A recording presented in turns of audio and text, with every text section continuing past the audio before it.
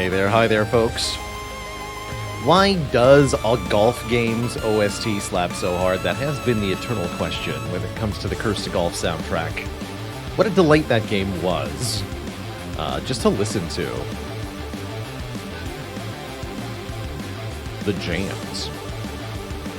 We're here a little late today, Twitch chat, but here indeed we are. How's it going, Noob Plays, Skeptic, Booty Hunter, Storm with a 50 months, yeah, Glarber Flurpist, Yosh with 25 months, that's half of 50. Golf's greatest contribution to mankind is the video games of it. Heck yeah. I've got some fond golf game memories from like the mid-90s. I was able to catch a bit of Zeknar's stream earlier, Road to the Horse. I did see the Defect run come to an end. 16-0 rotating is a very impressive streak. Came very close to the record there, and not even the first time this month that that's happened, or in the past month that that's happened for Zeknar. So I feel like Zeknar will probably build another huge win streak again in the near future. It's just a really, really fantastic and dedicated and consistent player. And those things combined are a triple threat to a Spire record. Terry Chimato with 2 years in the Prime sub. What are the most dangerous canoes? Vol canoes. I've not heard that one before, and I love it.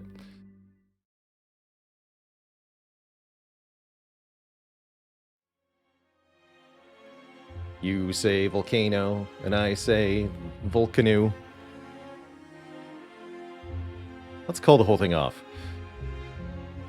Hi, Dry, thanks for the Prime sub. Welcome to the Cozy Sub Club.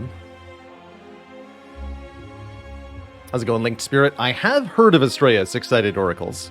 Haven't decided to play it, but I have heard of it. Watched a little bit of it. Let's see, did anyone sub before stream? No.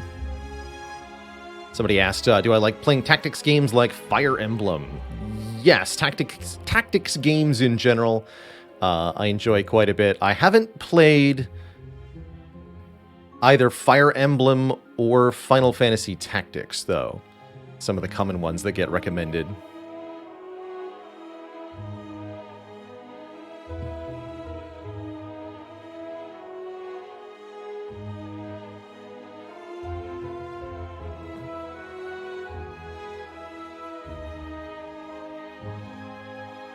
Oddly enough, nobody these days tries to recommend me Fallout Tactics. Wonder why that is. That one didn't survive.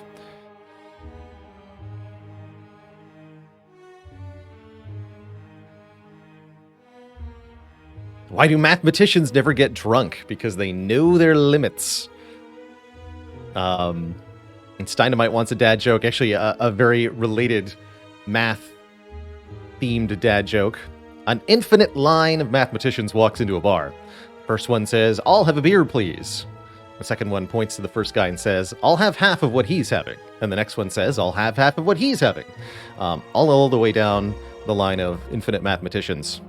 The bartender groans, rolls his eye, says, "Know your limits, boys," and pours 2 beers.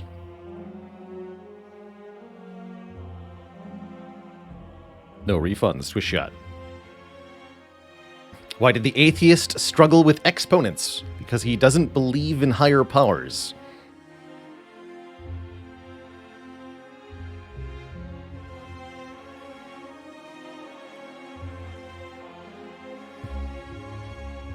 I like the version that just says, "Figure it out yourself."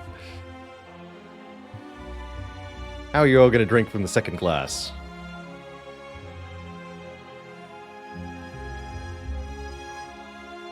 A termite walks into a bar and asks, "Is the bar tender here?" Dude Rally says, apparently Megacrit posted Spire 3 themed Christmas music on their channel, and it's really cozy. Spire themed Christmas music. Let's go take a look at that. Math and alcohol don't mix. Never drink and derive. Ho ho ho.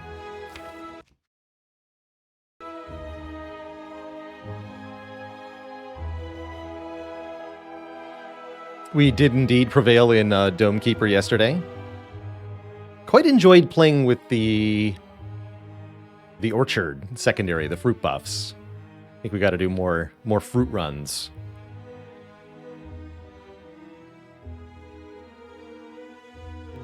Firebird Lover says, I don't recommend Fallout Tactics to others because I am not a sadist. Fair enough. Yeah, that one, I don't even think it was all that warmly received at the time, and it's certainly not a game that's aged well. Boom Shika Wow Wow. Thanks for converting from Prime to a Tier 1 sub, making it official. Thank you, thank you. Well, I don't want to spend too much time faffing about here. We've already got a late start to stream. Why don't we get into some runs here? Looking to restart our streak, essentially, or re-improve. We did perish with Ironclad 2 Bronze Automaton a couple runs ago, but we're beginning a new streak journey here.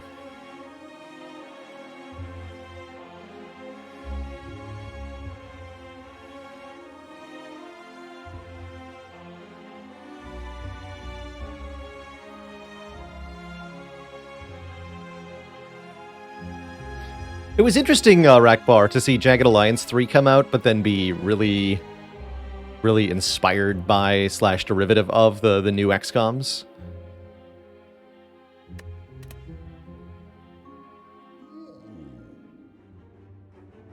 Because Jagged Alliance itself has been kind of held up as the pre-XCOM sort of really well-done tactics game. For the first two, specifically Jagged Alliance 2. And has sort of a legendary status online for that reason.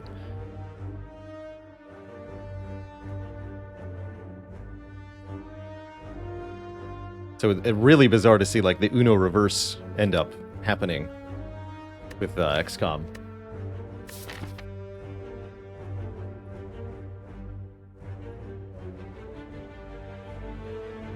So we got a Hexago stacked. Pretty abundant elites overall. Our starting options include Curse for 250 gold, Snipe 3 enemies, or Random Rare. No way to get the Burning Elite for 1 hit point. Or any elite for 1 hit point. We've got 3 guaranteed fights in every direction, so I don't really value Niao's Lament here.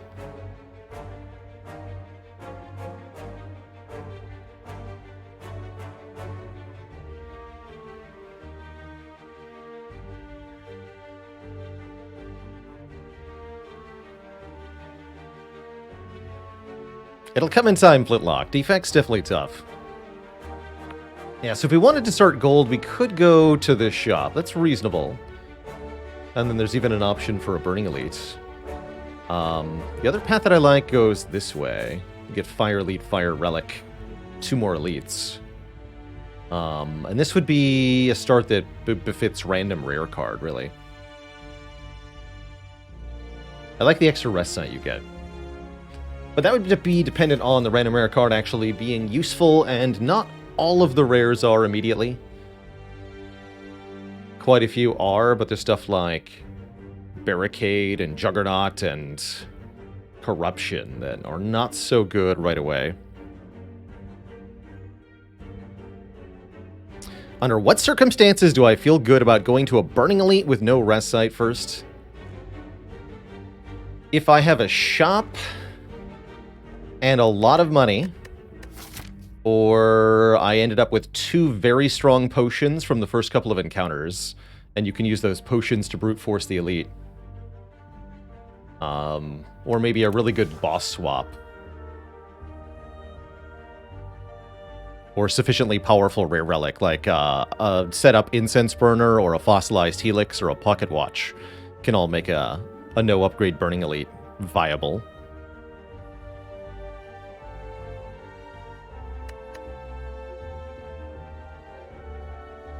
So I think here I'm torn between Random Rare and 250 gold. I wouldn't trust boss swap in this position.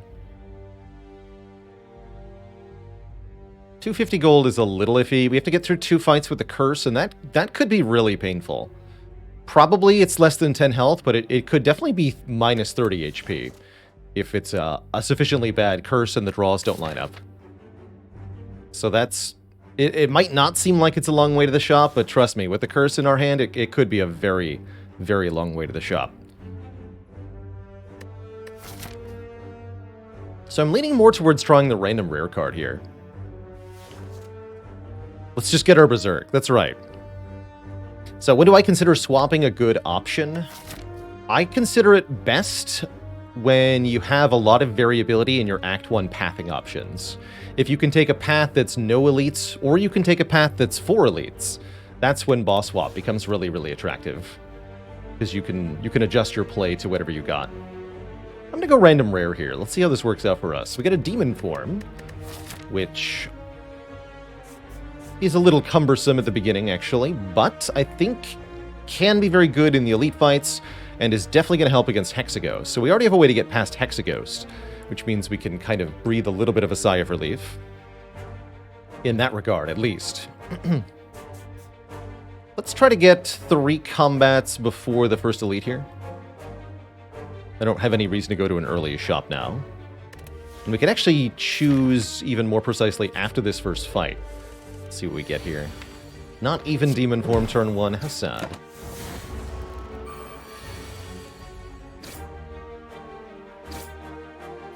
So 3 strikes will kill you. Bash Strike will also kill you.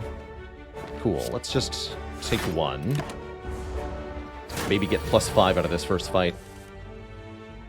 +4? Or is it triple defend? Always here. Is there a hand that doesn't kill? Triple strike kills, and we're guaranteed to get triple strike. So no, we can always kill next turn. We should play 3 defense here, save the 1 hit point.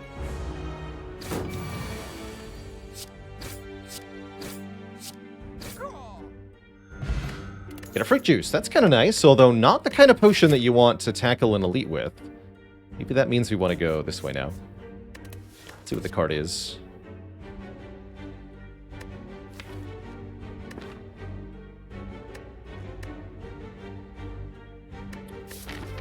I don't like it, but I'm not going to ignore first floor clothesline. Perfectly fine. Yeah, we're just getting set up for this Neko deck. I think that does mean that I want to take more combats. We got a bit more health to work with. We're effectively down a potion because this is not a real potion. It's a different kind of benefit. So let's take an extra combat here. We also got a mediocre card, so I'd like to look at another card reward. Let's go this way.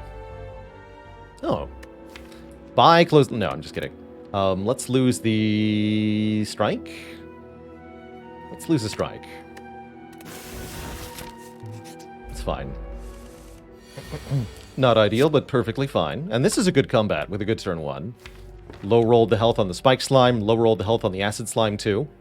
Might be able to go to full health here if we're lucky.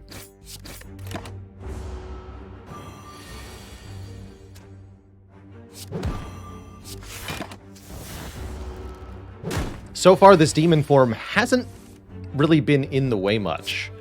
And we are at full HP. That's kind of cool.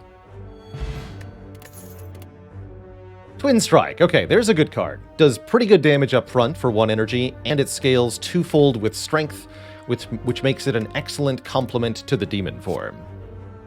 Excellent card. Excellent common. Good.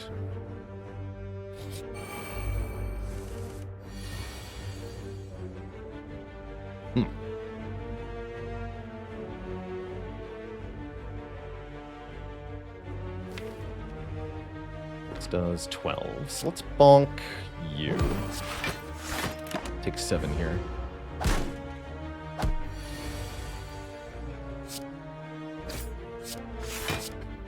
And then it won't attack next turn, so we can bash. Even better.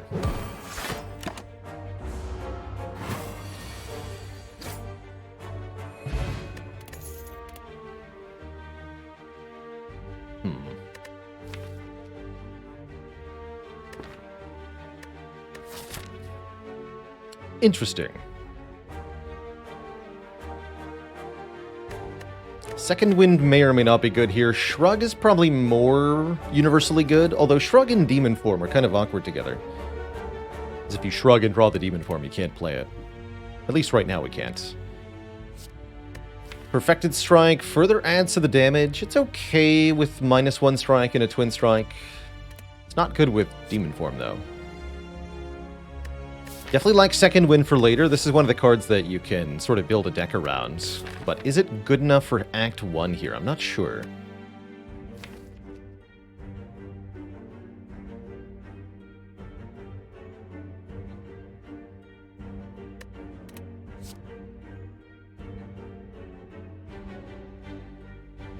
Yeah, we just need a Snecko Eye.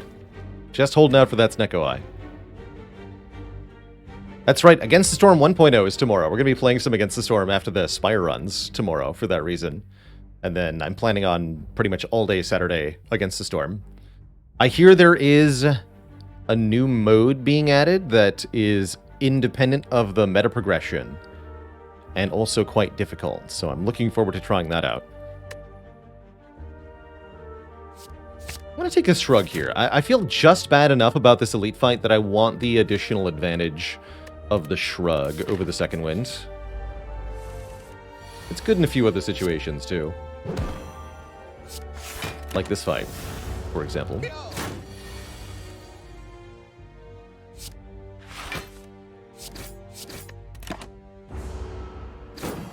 Don't think this is a fight where we need the demon form. Triple defend, or what? I'm gonna do it.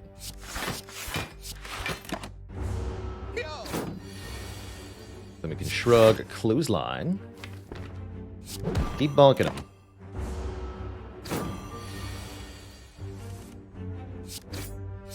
There we go. Now I can do 12 in one turn. We're at full health, I think. Next turn we are. Okay, Shrug definitely helping us get out of this fight with full HP. Good job, Shrug. Heavy Blade with Demon Form. Seems more reasonable to take Anger here, right? Also scales well with our Strength, but it's a zero-cost card we can play alongside Bash or Clothesline or Shrug. Goes well into the Hexagos fight, too.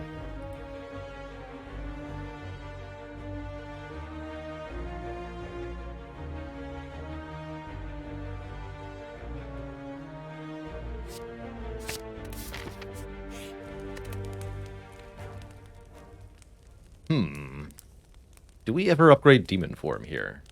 Feels like overkill. Going into either Lagavulin or Gremlin Knob, I like the Clothesline upgrade, as that allows us to wake up Lagavulin with a Clothesline to get 3 turns of weakness. Generally speaking, I prefer upgrading Clothesline over upgrading Bash in most situations. Partially because you can play Bash without waking up Lagavulin. And partially because I think this is the more valuable card later on, and an upgrade that's good even right into the hard fight. So I'll take the Clothesline upgrade here. You can view it as very analogous to Bash in that you upgrade a 2-cost card for +2 damage and +1 status. But the Clothesline has the higher base value, effectively. Bash? Demon Form, I'll take it. And then we can make up with Bash Strike. Although Clothesline into Shrug Defend next turn would have been pretty sweet, too. Wakey wakey.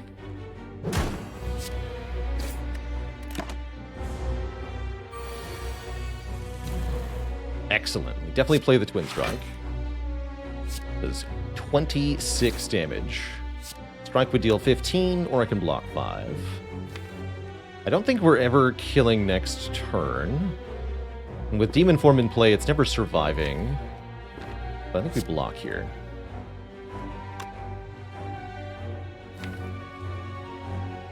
Let's see, we have 6 strength next turn, so these are 12. We can do 12... Up to 60, actually, with 3 strikes, 2 angers. Maybe we do kill sometimes. What about Clothesline, Strike, Anger? How much damage would that be? That would be 20, 12, 12. 44. That would not even come close. What about Bash Strike Anger. 14 plus 18, 18. 36, 50.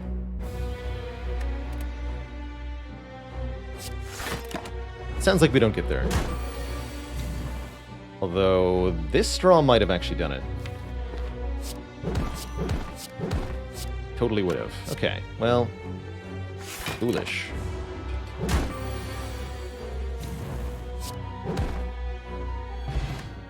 We do, however, get an excellent potion, a heal potion. We also get a letter opener, giving us damage for 3 skills played, and we get a freaking Fiend Fire, which is pretty sweet. This card does giga damage, has lots of cool synergies on Clad, and is a really good upgrade. Seems great to me. Alright, I think we're easily on track to take 2 more elites this act, no problem. Save all our money for next act, kill the boss, no problem. Sounds good to me. Let's go in Jacuzzi Diamonds. Oh, and a Molten Egg upgrades all attacks from here on out. We've only barely gotten started. So, show me the Pummel Strikes, the Feeds, and the Immolates, please. What are situations where Boot is good beyond Nemesis? Asks Twitch chat. It's good with certain cards, like Pummel on Ironclad. You can boost the 2 all the way up to 5, significantly improving the damage. It's also good against enemies that block repeatedly or have other forms of damage reduction. Bird nerds. I think it works really well on Snake Plant, actually. You can chip away at the block and still deal some damage per hit. Anytime you're breaking an enemy's block, there's some opportunity for boot value, but overall, it is kind of weak. Definitely one of the weaker relics in the game. Take 40, my friend. Do we ever do 26? Bash Strike Anger is exactly 26, is it not? So we have a 2/3 chance. We have to draw Bash and Anger, basically.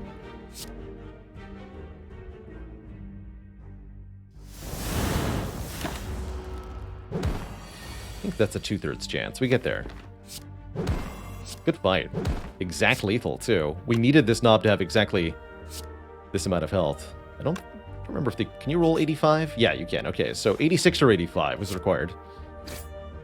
Troxel, thanks for the 8 months of support.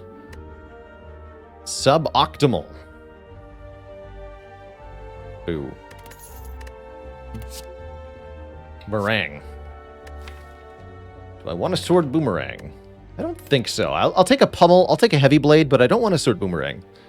Justin X, thanks for the 31 months of support. I also don't think that I need sword boomerang to kill Hexaghost, so I don't think I want to take it. Prayer wheel with a... Oh, I didn't even process that we now have prayer wheel plus an egg.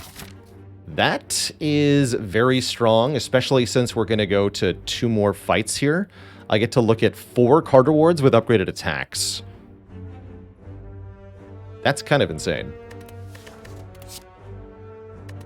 That's really good. Let's drink the fruit juice now. Pick up the flex pot. Keep going. Feels like we have more health than we need, so we should be able to take the minus current health option here to pick up the golden idol, giving us more money. I'm down for that. Take 28 damage. We can use the blood potion to recover that. Otherwise, we're losing 8 max health, which is a lot of max health. So just smash. Just smash. And face the Lagavulin. Once again.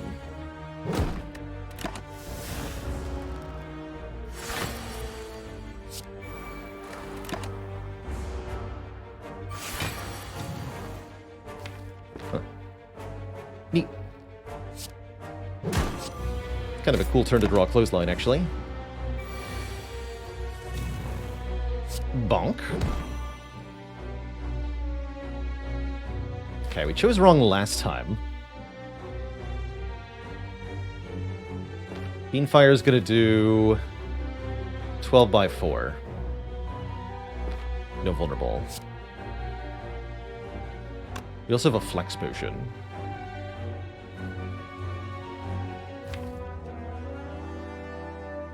There's also Anger, Twin Strike. So we have a couple ways to get a kill with Flex Potion next turn. Or yeah, 16 by 4. No, you're right. I can't calculate. 16 by 4. Which means that would actually kill even without using the Flex Potion. So let's play the strike instead of the defend this time. See if it works out this time. Or could we be wrong in both directions? No, we've saved the potion. Good for us. And I'll drink the Blood Pot so that I can pick up the Strength Potion. I think we're a little bit low on health currently. 43 feels a lot better. We get a Stone Calendar. That's actually quite good against Hexaghost. Also, Shockwave is a yes, please. I don't think I want a Body Slam, but Ironclad runs basically always want a Shockwave. Such a good card. Bearish.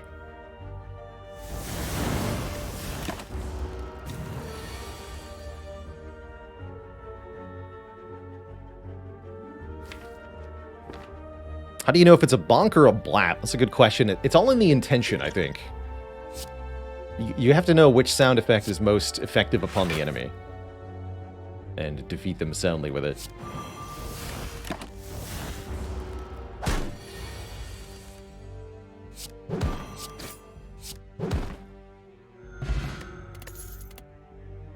Ooh. Toasty. I'll take a Flame Barrier. Snecko Eye is just around the corner, surely. It's one of my favorite block cards in Spire, especially on Ironclad.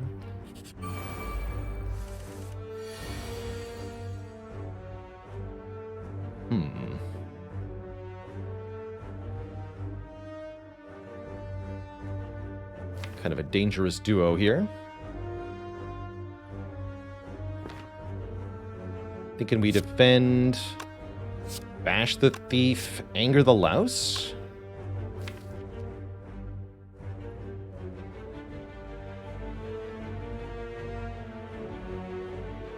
I think that's right. Might have been correct to Bash the Louse, Anger the Thief. I was hoping we'd get Twin Strike to kill the Louse, and we did. Okay, you're gone. Since Fiendfire does kill, I suppose we can get away with another defend here.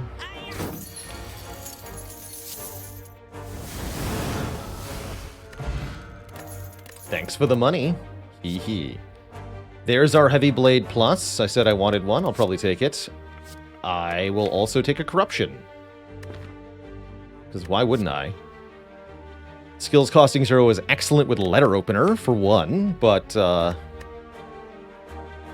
is also already great with Shockwave. Sometimes I've been asked, what do you need in order to be able to take Corruption and use it? And I think the minimum barrier to entry is just having any 2-cost skill that says Exhaust on it already. But maybe any 2-cost skill, period, actually, could be worth it. Either way, we have the necessary conditions for this Corruption to be good. Is there a time at all where you don't want to pick Corruption? Yeah, if you only have 4 defends for skills, it's not good. It will be quite bad. You still might want it for the long term, but it's certainly bad in the short term with just the starting deck.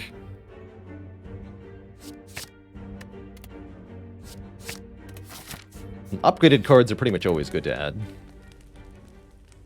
We actually have a couple different options for upgrade here. I'm thinking we upgrade Demon Form, but we could argue for Shockwave or Flame Barrier.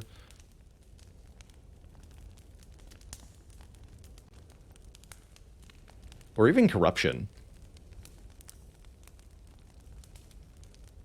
But I think it's going to be Demon Form here.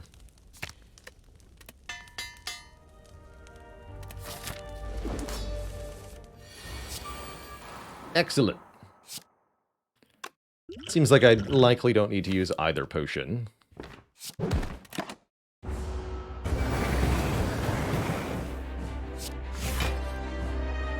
Bonk.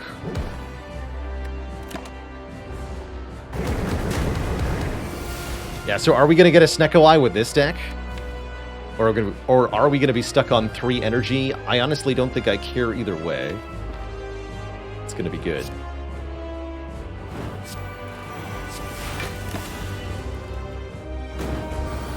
My only question right now is, does Stone Calendar get to do the thing? Or do we kill Hexaghost before it goes off? Boom! 111 damage from Heavy Blade. I think we kill one turn early. We do. But we don't have to. So, let's get some satisfying kabonkage here.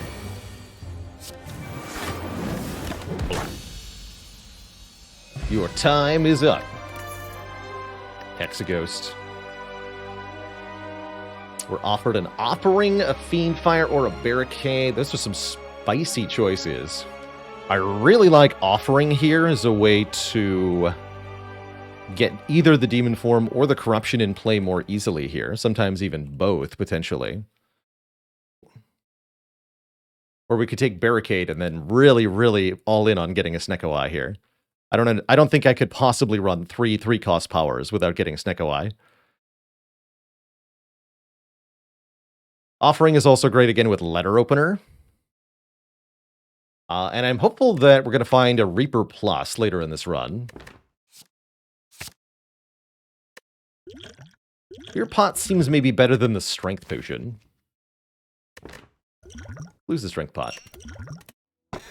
Your pot, Flex Pot. That's not energy. Oh lord, that's a bad Busted Crown. How's it going, Tommy? 2 takes. That is a really bad Busted Crown. Future card rewards have 2 fewer cards to choose from. It means we lose essentially 4 cards per regular combat that could have been upgraded, that we don't get to look at. We find way less rare cards that way as well. Other options are Runic Cube, giving us additional card draw whenever we lose health. Currently, this adds 1 draw to Offering, doesn't do a whole lot else. Or we can transform and upgrade 3 cards, turn 3 strikes into something else. Seems likely that transforms will be better, but given how many cards we're likely to add to the deck overall, it could be a pretty weak effect in some. So I'm not sure about Astrolabe.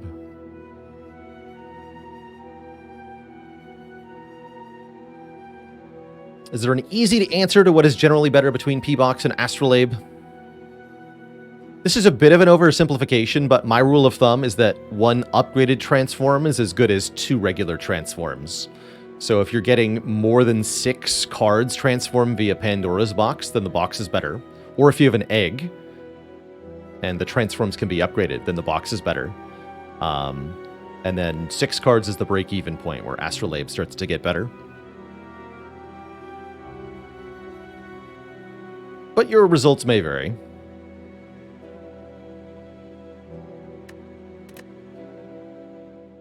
So here, for me, it's either Cube or Astrolabe. Cube is sort of weak right now, but does give us additional draw, especially if we start taking damage, which I like. And that makes the Fiendfire stronger, for 1.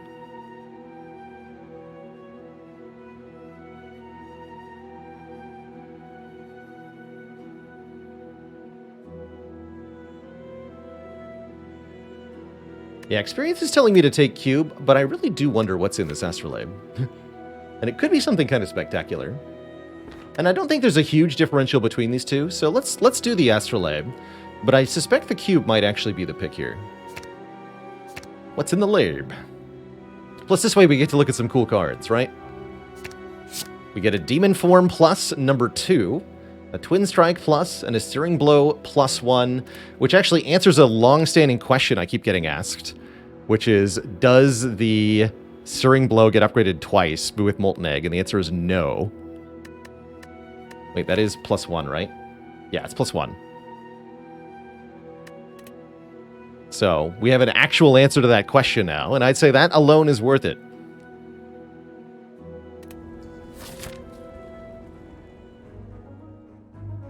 I'll probably remove that at a shop. We are loaded, and all the shops are very early, so we're super going to one of these 3. Which means we're not going to the Burning Elite. How do I feel about this Elite? I don't know about that. Oh, these 2 are easy. Okay, we'll do these 2. That's much easier. Let's buy a Gremlin Horn, and then I'll feel okay. Yeah, I think we want to go to this one. 4 regular fights actually sounds amazing. If this was upgraded another time, would I keep it? It would do 21 damage, right? Yeah, 21. That's a bit better. Still pretty weak. And yeah, that was not a great Astrolabe. That is a solidly telling me that Cube, I think, would have been the much better card over, much better relic overall. But that's okay.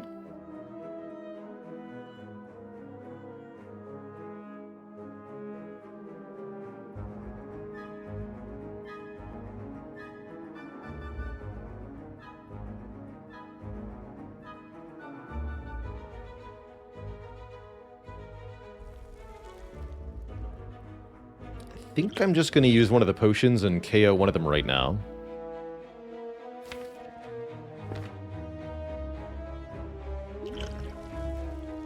Let's use the Fear Potion.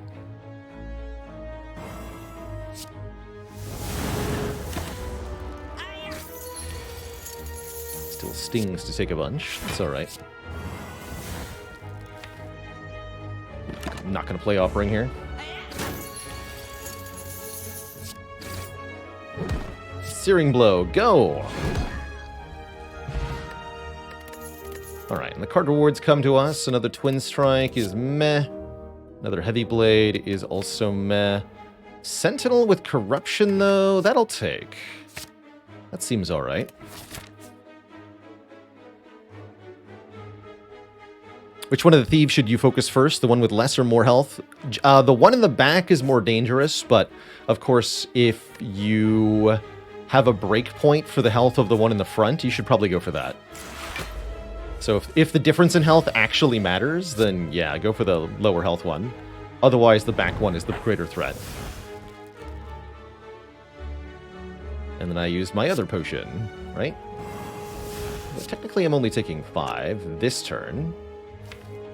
Seems like a seems like a crap time coming up. Let's see, we got 15 times 1, 2, 3, 4, 5. 75, right? I'm loaded. Why is the back one a greater threat? There are different enemies. I think the looter is in front and the mugger is in the back. On turn 1 and turn 2, they both attack for 11. On turn 3, the mugger has higher numbers on both the block that it can do and the attack that it can do. And the block increase is, like, substantial. Twice as much block, almost. 17 versus 9. Makes quite a difference.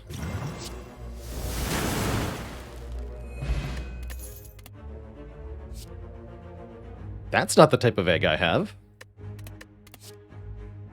Yoink. Add a Feel No Pain plus and a Pommel Strike plus. Don't mind if I do. Snake Plant, my friend. Does Demon Form even help me here? I guess it does with Heavy Blade. It's gonna hurt, though. This is gonna hurt.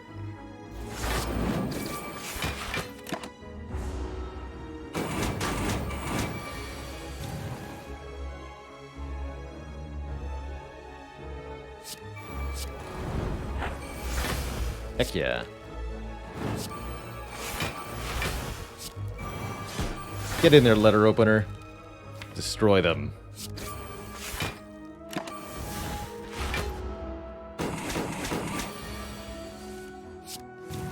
Bonk. I don't actually have AoE yet. I don't know if I care. I have letter opener, I have Stone Calendar. I have a few more floors to find a better AoE card than Cleave. We do have Collector coming up, though, so I should probably pick something that kills minions.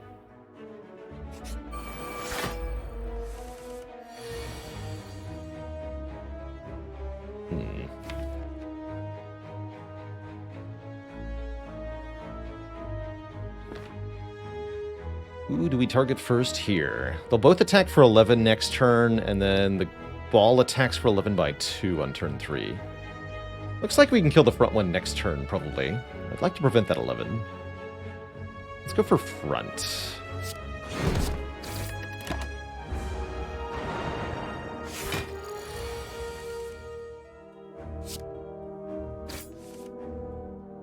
Okay, not too bad. Next turn could certainly be awkward. We're hoping to see either Fiendfire or Corruption. And a skill or two.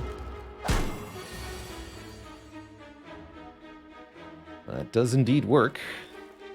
Fiendfire alone would be 5 times 4, 20 block. So just playing Fiendfire takes less damage than playing Offering does, currently. But then we don't kill it. So I think we want to play the Offering. Then I can play, what, Corruption Fiendfire? That sounds good.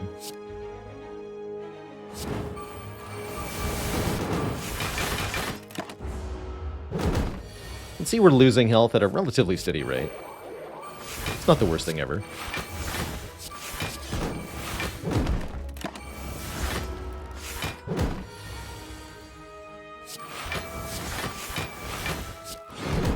Bummer. Couldn't quite block that. Lose a little bit more, but then we win. Almost came down to the calendar there. Get a lot more money. We're now at the shop, and we have a rest site, so we can just have a nap if we need to. That's a pretty good Intimidate. That's kind of cool. I don't mind Burning Pact either. Is there an earliest floor that an elite can spawn? Yes. The minimum is the 6th floor after the beginning of the act. So we got 1, 2, 3, 4, 5. You can see the elites start spawning on the 6th floor here. There's none before that. I am going to take Intimidate Plus. Seemed like a cool card. Shrug is also good with Corruption, of course, right? And I have a Shockwave and a Clothesline. Maybe I actually do just want Shrug. Is Double Demon form for redundancy or for power? It's by accident, so it's for neither of those things, but it will give both redundancy and power. Yeah, let's grab the Shrug and the Burning Pact. With the Feel No Pain Plus, we just want to add more skills now. And let's see what the shop has with 547 gold. There is a Waffle, there is a Barricade. Interesting. Well, Waffle seems like a no-brainer. We get a ton of health back. We could even put a Strawberry on top of that Waffle for 7 more max health. Dark Shackles looks pretty good. But yeah, let's go to full HP. Easy peasy. Nom nom nom. Now, where's the whipped cream? I'm gonna dunk the last strike. Card is hot garbage. I am gonna buy a Dark Shackles. Do we ever take Barricade? That is a pretty sweet Barricade, but I have no real way to play it. I'm gonna be honest. Seems like such a hopeful Barricade, and so much money to spend on it, too. I don't think so. I don't think so. I think that's ridiculous. I think I should take one of these potions, though. Is Searing Blow better than Strike? Actually, maybe it's not. It's probably our next move.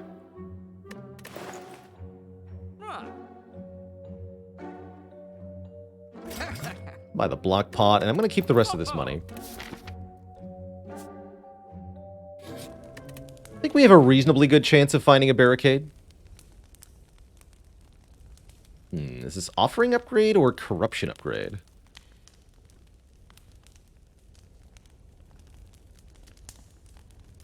Really like the Offering Upgrade. Get 10 cards in hand for Fiendfire is kind of a big deal.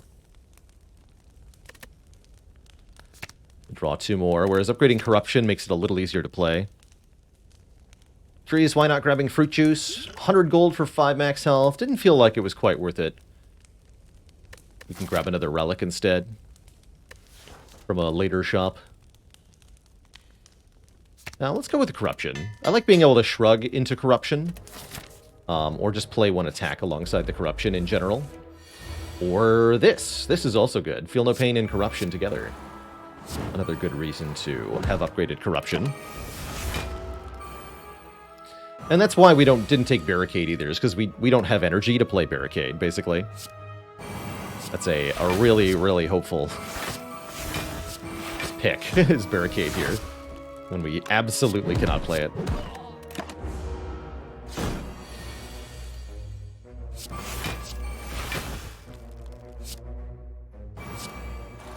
Don't mind me, I'll just be demon forming over here.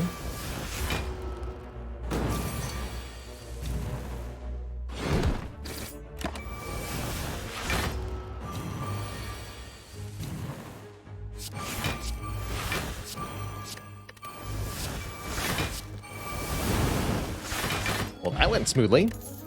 Now we have another potion. Could have had Barricade and Trench. Considering double tap here.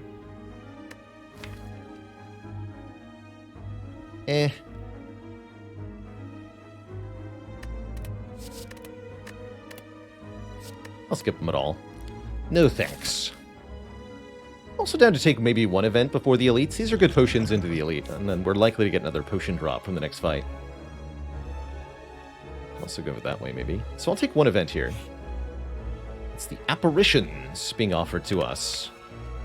3 turns of Intangible in the form of added skills, which are pretty cool with Corruption.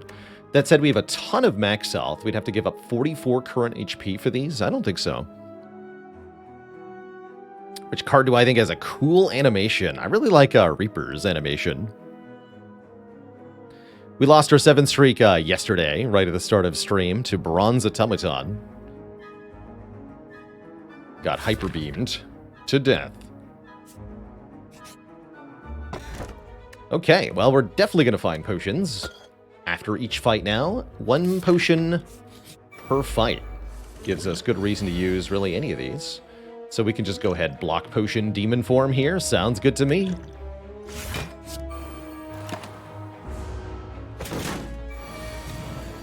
And once again, Feel No Pain, Corruption together. Makes me really glad we upgraded Corruption.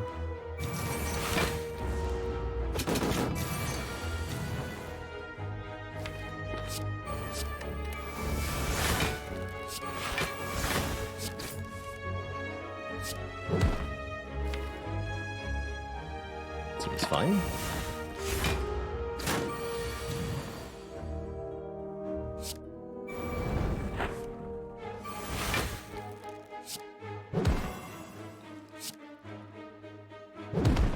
Oh, bam. Get toasted, nerd. Potion belt to go with our White Beast statue. Excellent. So very quickly we'll have 4 potions to choose from.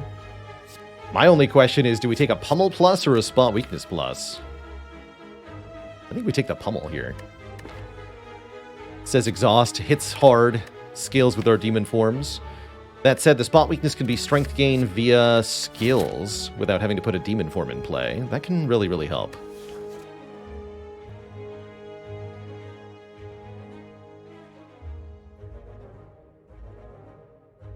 Why are we seeing so many upgrades? The secret is that we're just looking at a crapload of cards. That's the real answer. I mean, sure, we have the Molten Egg for the attacks, but we've seen a bunch of other upgraded cards, and the sheer answer is numbers. Lots of cards equals lots of upgrades. That's why I wouldn't even consider the Busted Crown. Being able to find a lot of upgraded cards is super valuable. Alright, I'll take the Pummel. Do I even want this rest site, actually? I do. We've got some really good upgrades still. But we could get 2 upgraded cards from a combat, just saying.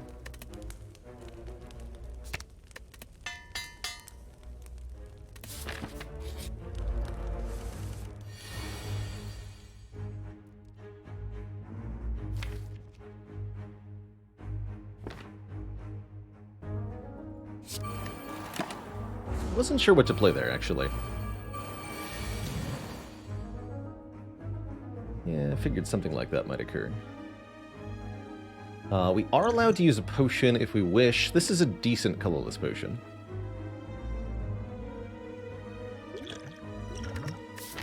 When else is colorless potion going to be any good?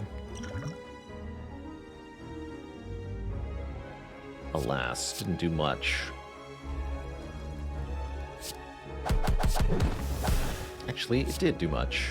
Means we can kill, although that would be not playing the corruption. It seems like a fool's errand.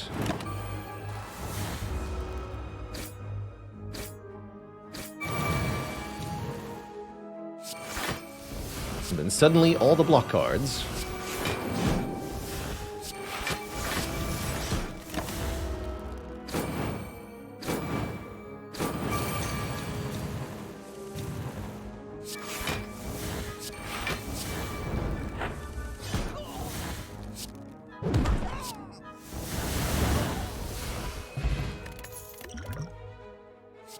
There's the AoE card we were missing. Whirlwind Plus.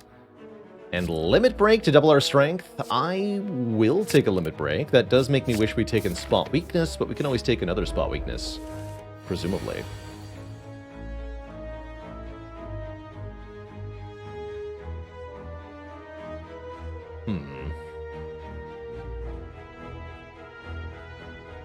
Much as I want to play Feel No Pain here, it feels like it's got to be Pummel Strike, Fiendfire.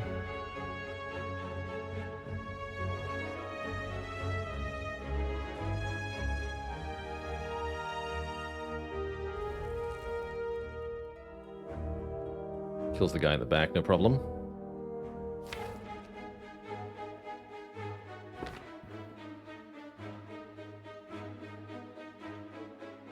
Could maybe look at the attack potion. Could maybe do that.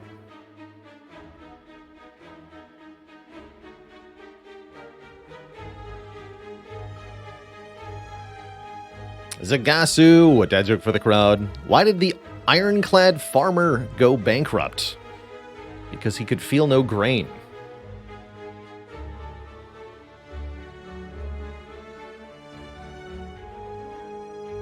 There's also a couple options for what we could draw here.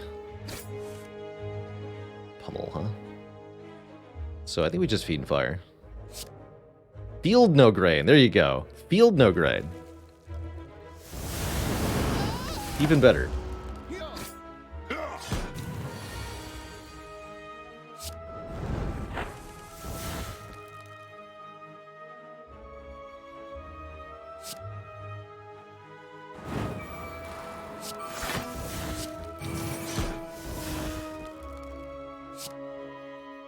You stay weak for a while.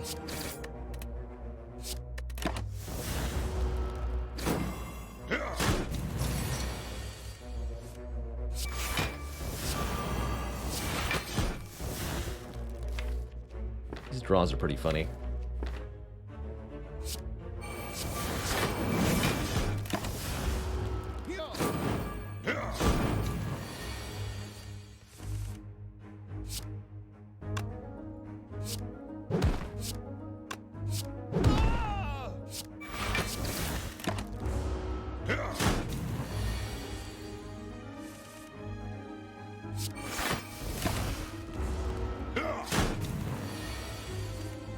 Okay. Not too bad. Get a Bottled Tornado. Okay. Dark Embrace. Dang it. I think I can afford Uppercut. So we can bottle one of our demon forms, or we can bottle Corruption or Feel No Pain.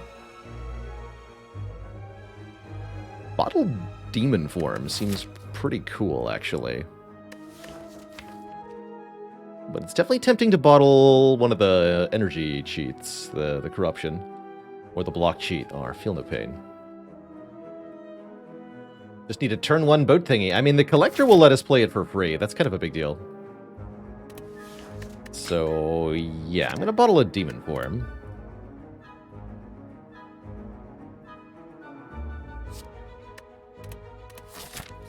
In part, again, because it makes collectors so much easier. And I'm going to go for another regular combat here to take advantage of our prayer wheel and to get the last potion slot filled. Surprise, it's the Snake Plant rematch.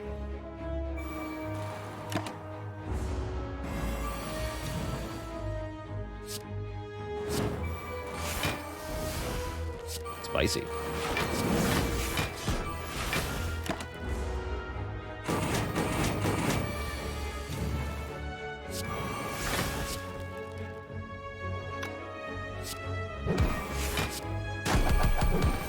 get destroyed. Our last potion slot is filled with a smoke bomb. But we do get another flame barrier, so I'll take it.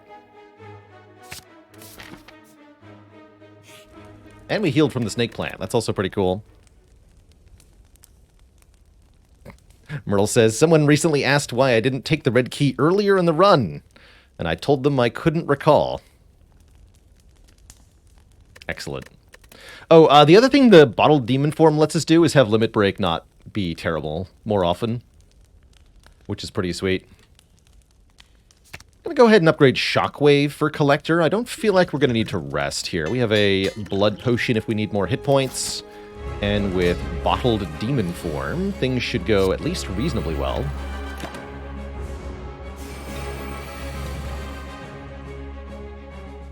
That said, 3 energy life is pretty tough sometimes. We just bonk here, yeah? Take a bunch of damage. Probably use anger on one of the minions so we can focus on killing at least one of them. This is probably our worst turn this fight. So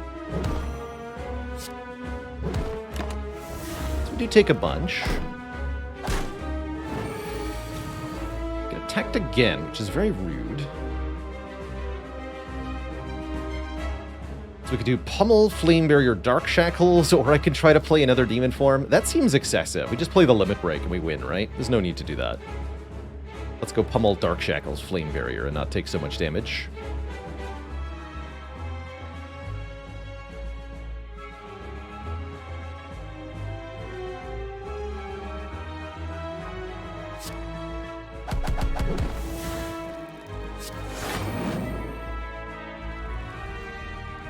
And then, who actually loses more damage from Dark Shackles? We take 7 off the Torch Head, take 9 strength off the Collector, but it's weakened, so it's going from a base of 21 down to 12. 12 weakens to 9, so it's losing 6 from the Dark Shackles. We saved 1 by Dark Shackling Torch Head here, not the Collector. Okay, now we should be fine.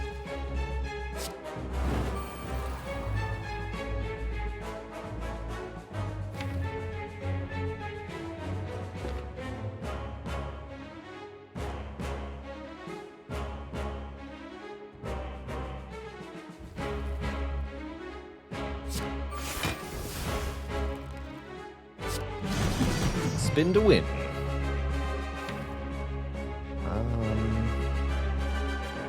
It's a little spooky, actually.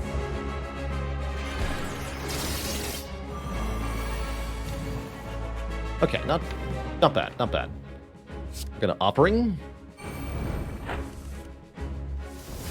And I think you're just dead. I'm gonna play the Feel No Pain, but I don't think we need to, actually, because I'm pretty sure this is super duper lethal. Bonk.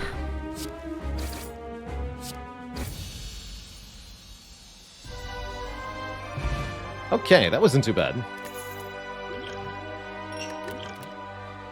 Second Offering is here. Or we could take a Juggernaut or Berserk. Juggernaut with Feel No Pain can definitely do work. Certainly feels to me like this deck wants another Offering, though. Berserk is energy, but Offering is also energy.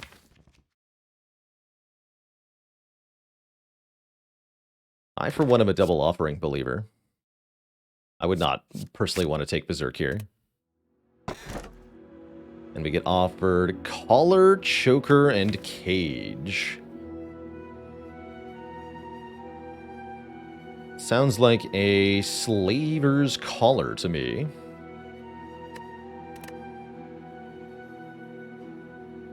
During Boston Elite fights, we'll gain 1 extra energy per turn, helping us play the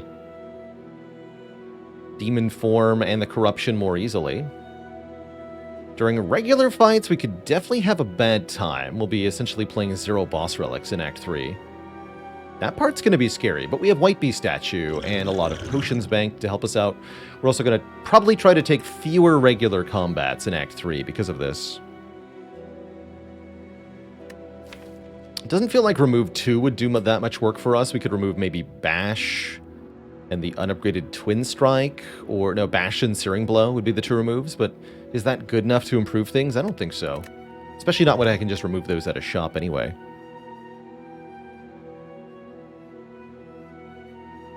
Slaver's Collar it is.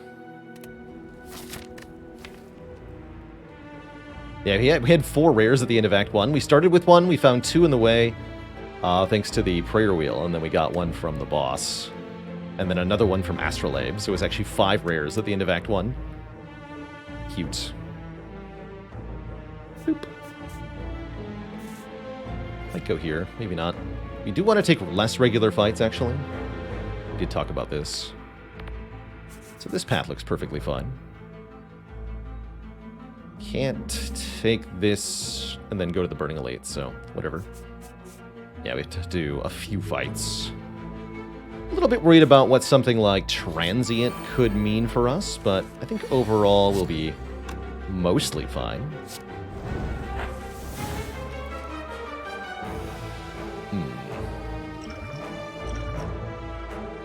And then another limit break.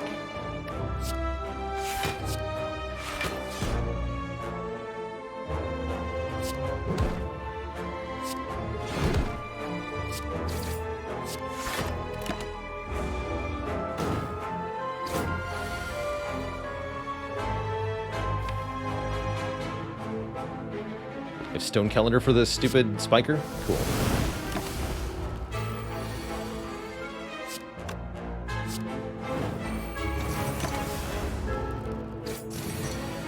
Buff your spikes. Have fun.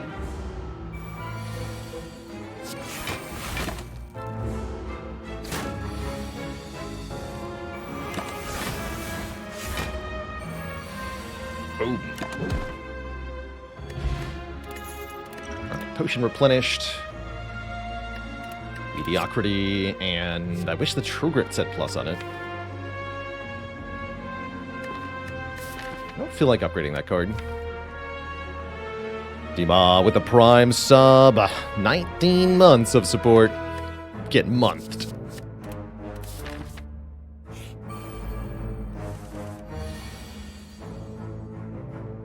Okay, so playing turn 1 Demon Form might not be on the menu here.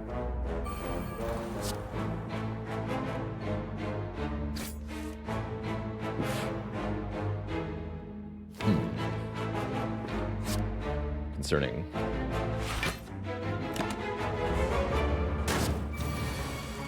Let's maybe pummel first. Double concerning. This is bad.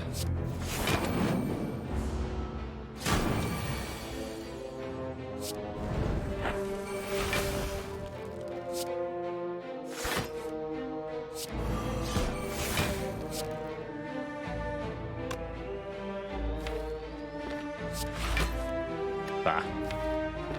Shoot.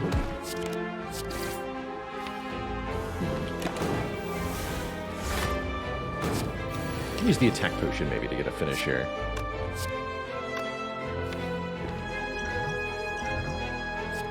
That'll do.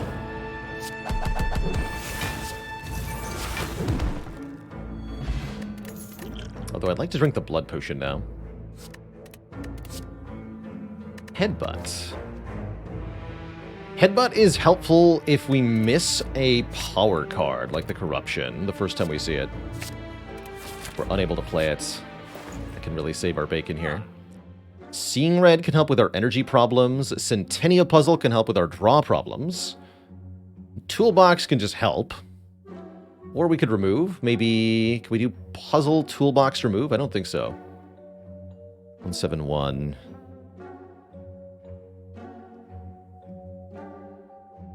Plus 164.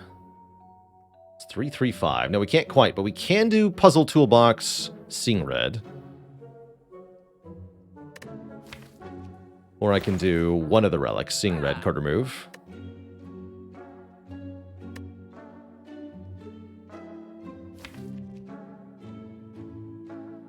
Definitely want to cash in some power here as we're about to go into a hard pool fight.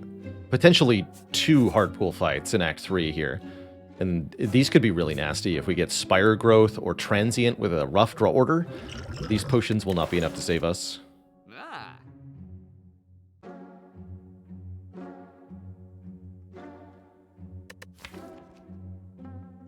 But the puzzle will definitely help.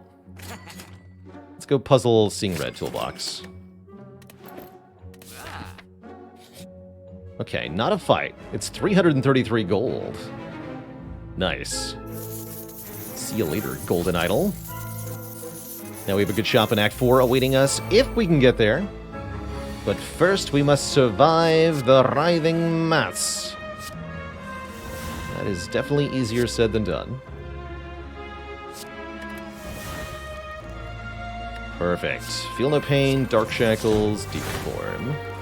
Now that's a turn one I can get behind.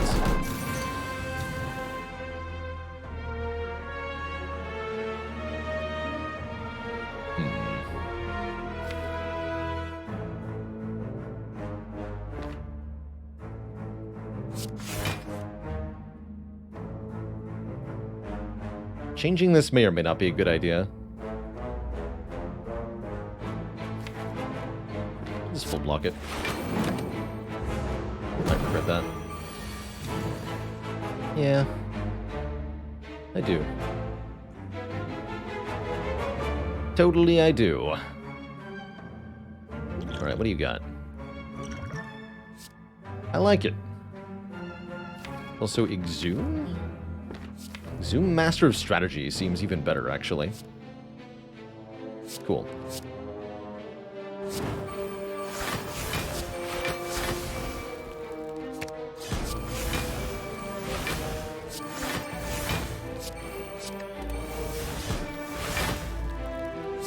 Yeah. Perfect.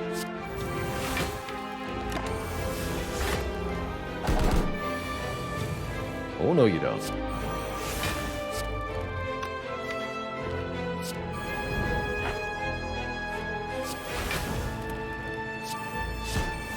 Spin to win.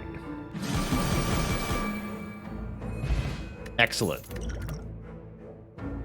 Excellent. Second Wind is back. Get in here, Second Wind. And I think I recall now?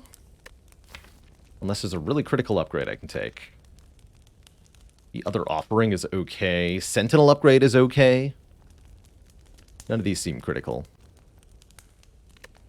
I'll recall. But where the Dark Embrace at? It's an important question. Where indeed?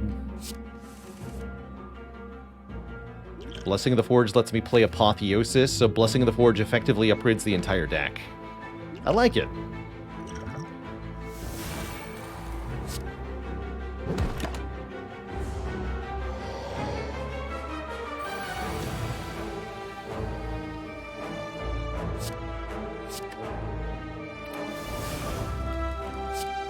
Ow.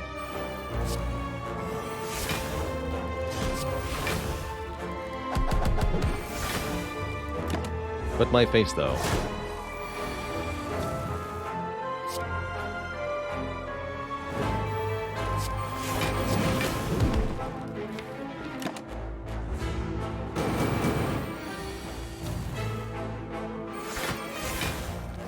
Just headbutt the heavy blade and we kill.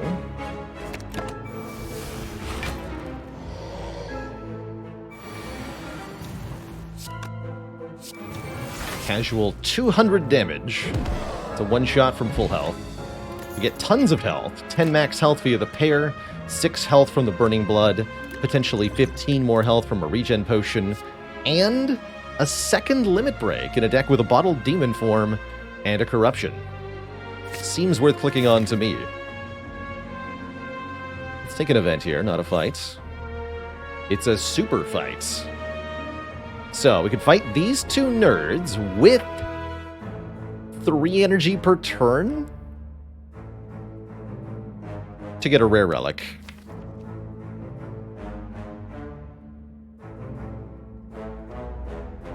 We can do this fight. Note that the Burning Elite is the next task. So can we do this? Probably. Can we do this back-to-back with the Burning Elite? Very unlikely. I'm out of here. That's way too scary. There's no way. There's no way.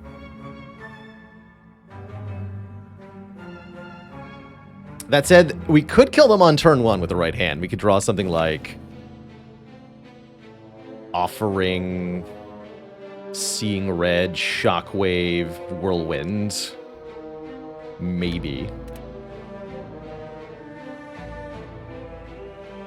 We will get a potion back. I also don't think these potions are very good for this fight. How often do I take this fight when it appears? Probably about 70 to 80% of the time. No, I'm not sufficiently convinced that we can handle that with the Burning Elite coming up. Seems like too much of an ask into what could have been Super Reptomancer on the follow-up there.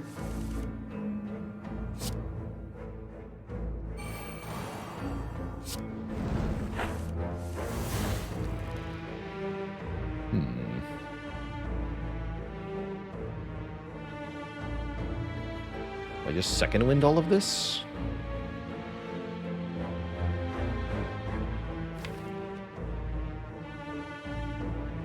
Just gunning for a kill really quick, right?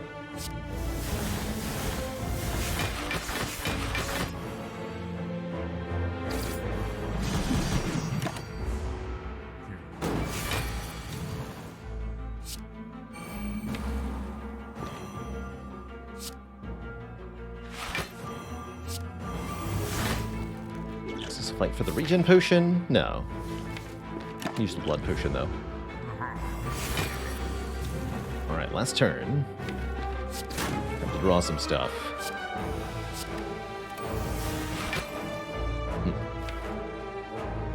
That's not ideal.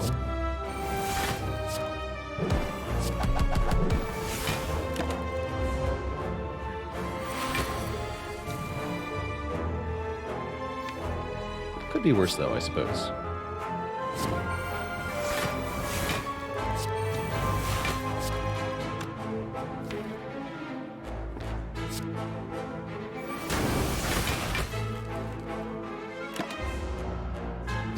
Goodbye.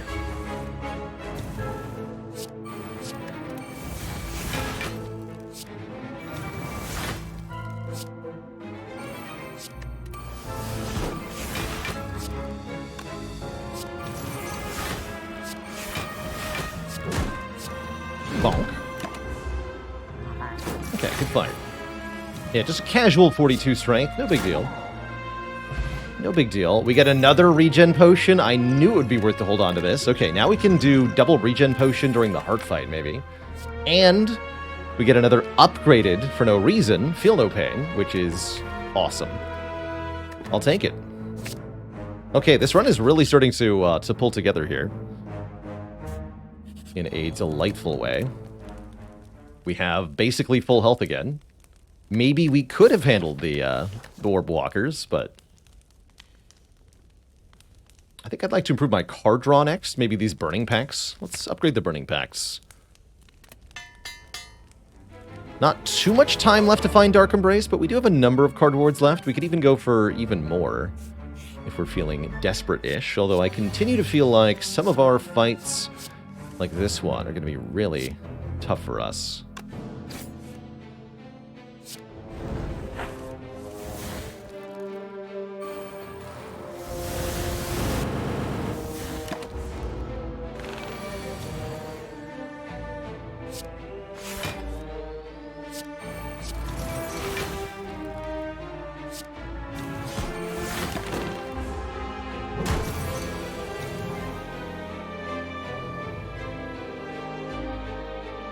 Spooky. I think Flame Barrier, Second Wind, Heavy Blade. Maybe we use the Dexterity Potion. We should probably use one of the potions. Dex Potion, Flame Barrier, Second Wind.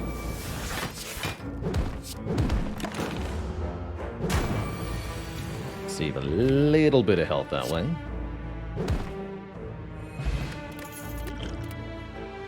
Searing Blow +1. Feel No Pain number 3. I'll take one more. How are we feeling here? I don't really have that many good upgrades. I could upgrade the third Feel No Pain, I guess. I'm going to take more combats, actually. Got enough healing, I'm feeling sufficiently convinced here.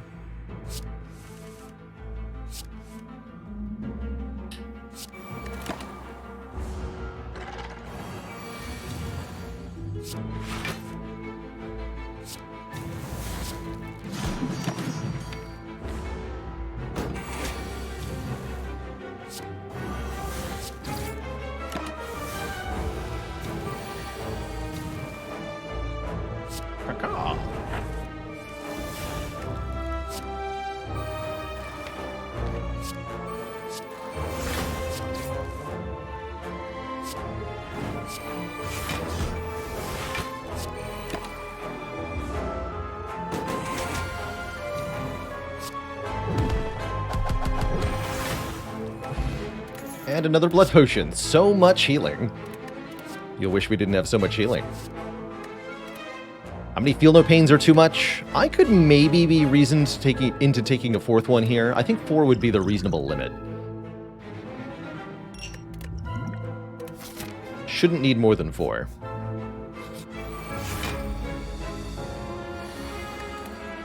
Bomb is kind of funny in this fight.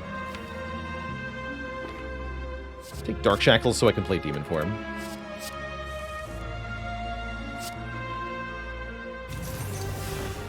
No Corruption?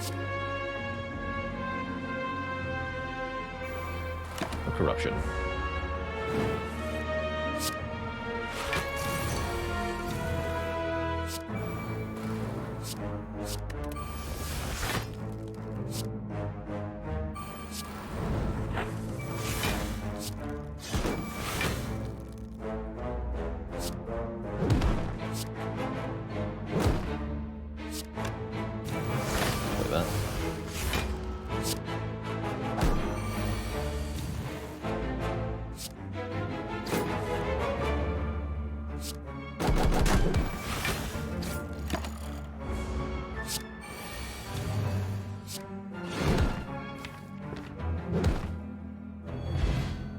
Potions. We can drink the blood potion, pick up the block potion, and we have full health as we go into the bosses.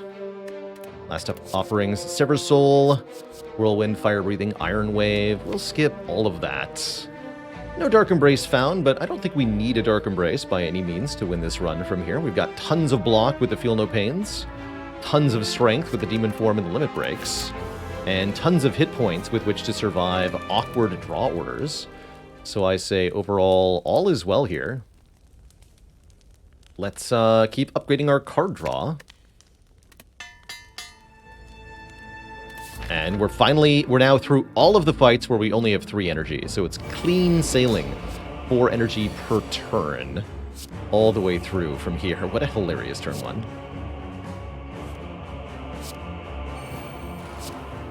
That's not where the limit breaks belong, pro tip. But we can headbutt these, so that's fine.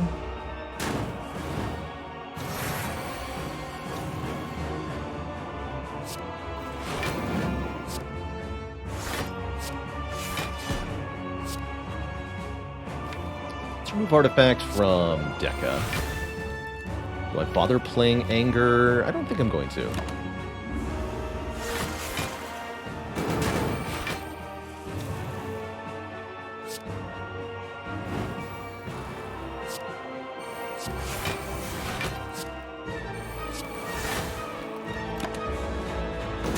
Could have exhausted that Demon Form for a bunch more block, but I figured having a second Demon Form in play would pay dividends.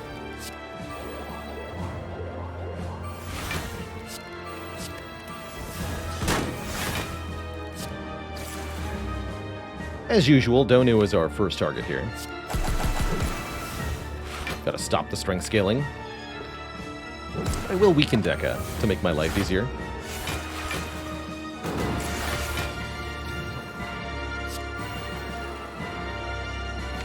Spin to win.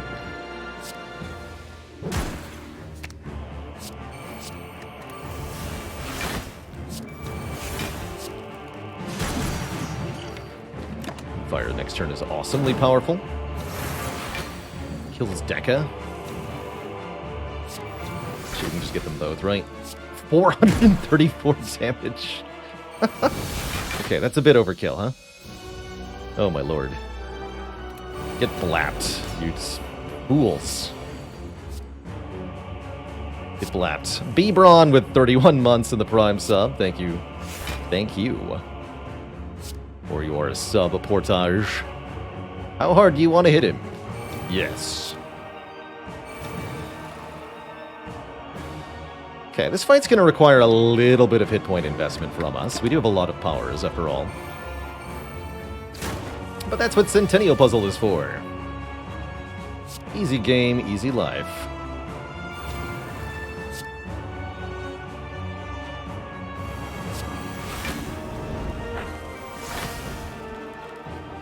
Guess one demon form is fine, yeah?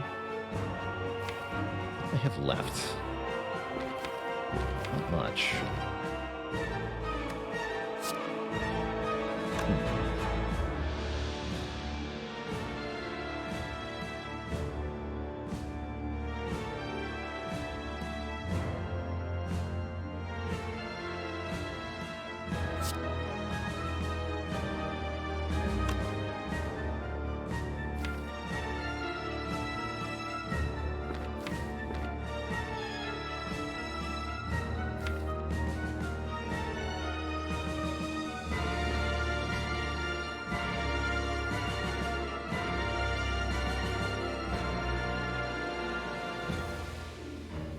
I think I want to get rid of some of these cards.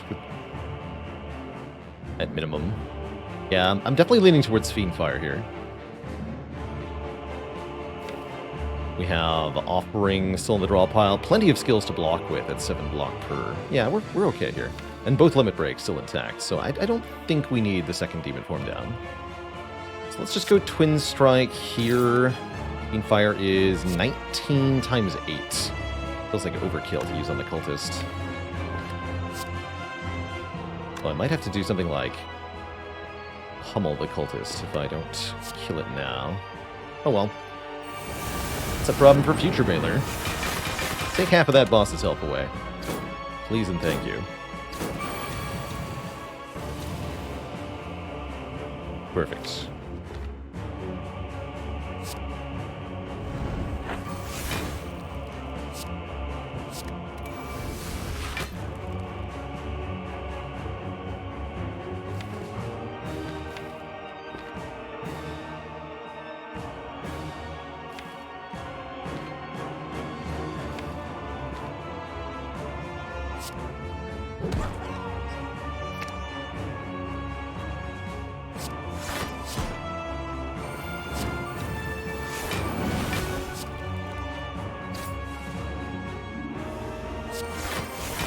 Keep Dark Shackles.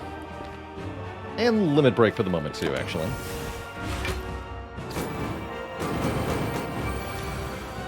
Want the end of this fight to be a bit more decisive, let's call it.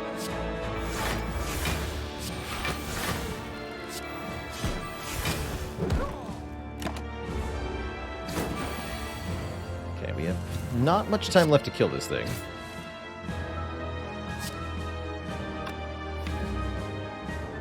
The limit breaks down now. There's one. We can keep this, we can keep this. Go for a next turn kill. Maximum strength. And the stone calendar helping out next turn. We can also do the Dark Shackles thing. That sounds kind of funny. No strength for you. Also, I think you're dead. Yeah, this is super lethal. We have 57 strength. 88 times 5. Destroyed. Okay, so no Dark Embrace needed. Two thump, two thump, two thump. A deep pulsing dread could be felt throughout the room as this. The heart of the Spire, the source of all these potions. You ready your potions. Deal 1981 damage. Good year. Have I been here before? Maybe. Should be a full heal from the Eternal Feather. Sure is, meaning we can upgrade a card here. Yeah, hoping we get a third regeneration potion for funsies. I like that. Offering upgrade seems okay.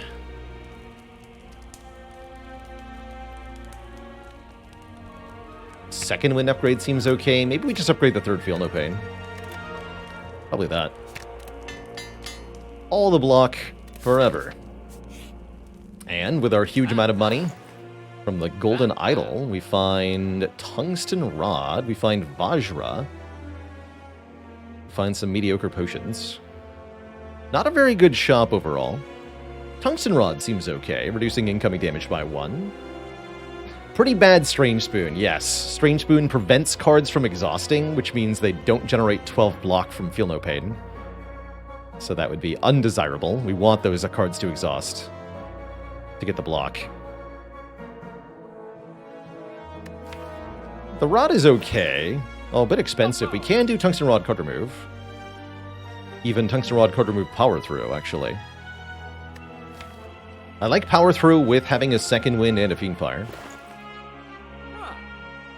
Spoon better with no Dark Embrace? A little bit.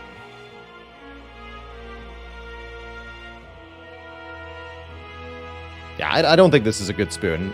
It's ultimately at 38 cards here. The deck has so many one-time use cards that we can just thrive off of having so much fuel that we won't exhaust at all.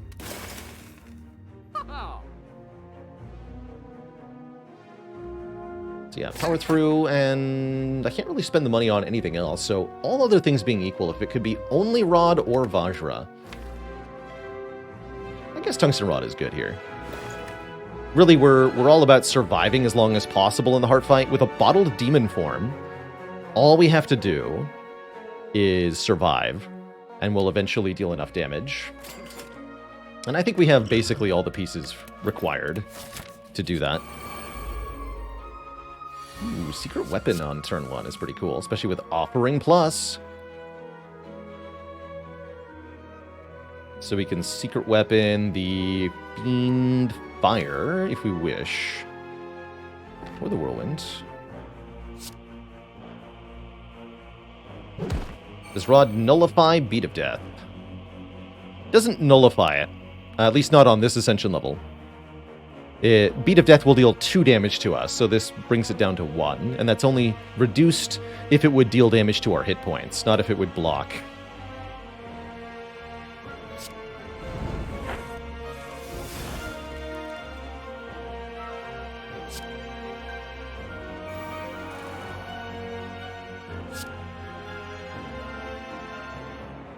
So I can Secret Weapon for Fiendfire, Demon Form, and then Fiendfire.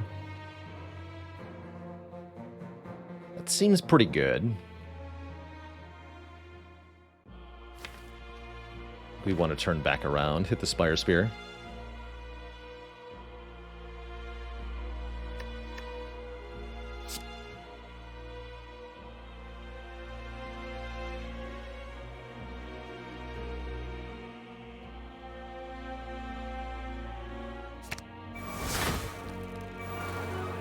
This is 70 damage.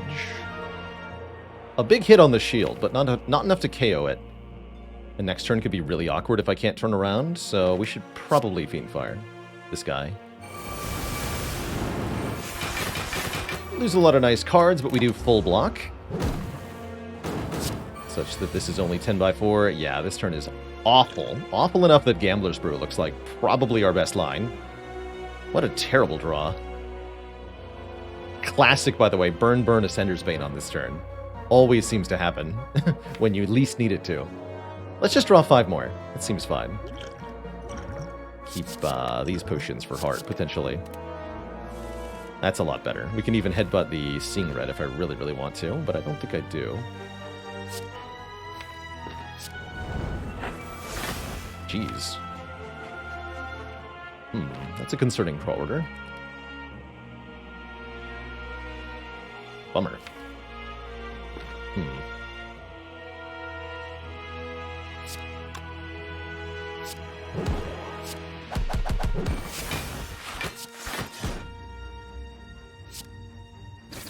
Still better than the turn we were going to have, I guess. For any reason... No, we want to have lower health into hearts so that the regen potions can do work. Let's keep the block pot. We also get tungsten rod value off this multi-hit. Here we go, a decent block draw. Well, it's not a full block, right? No, we still take another bunch. Ow.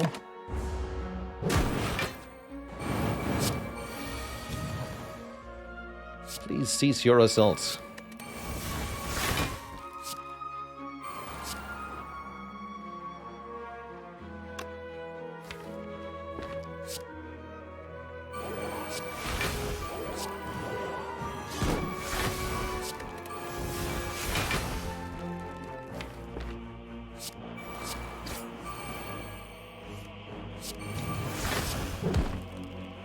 There we are.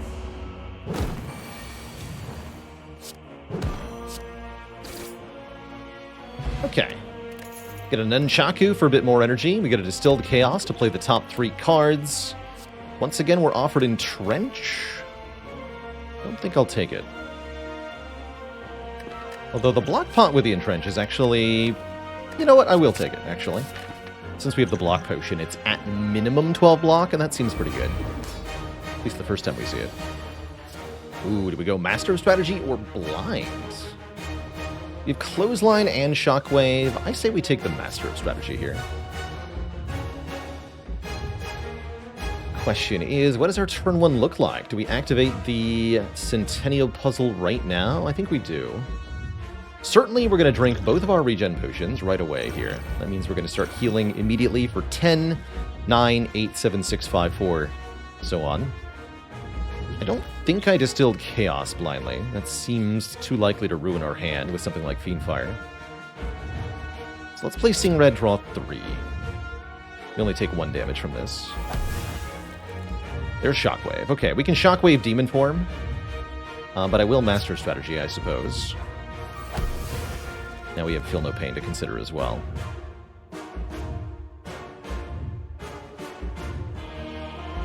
Still seems like a pretty good Shockwave Demon Form. Weakening the heart means the multi-attack can only deal 1 times 15 to us.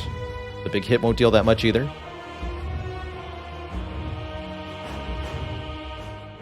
And yeah, Fiendfire, had we distilled Chaos, we would have deleted our hand. So yeah, I gotta be careful with that. I think it's most effective with Headbutt. Is it now safe to yellow? Depends on what you mean by safe.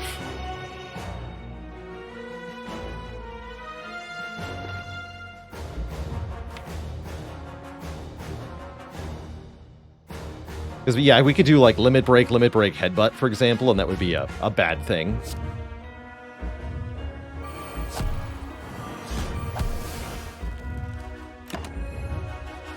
Or double offering would be kind of weak there. Not the worst thing in the world, actually. This seems fine. Tungsten Rod putting in real work here.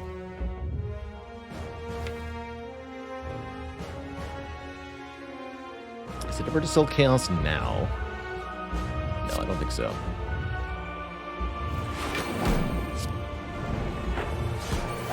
Okay, got both limit breaks.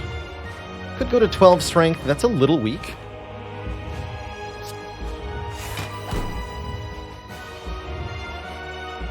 Honestly.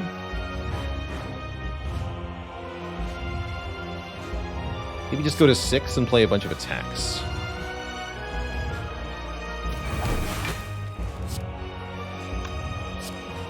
Let's do Entrench, Heavy Blade, Anger.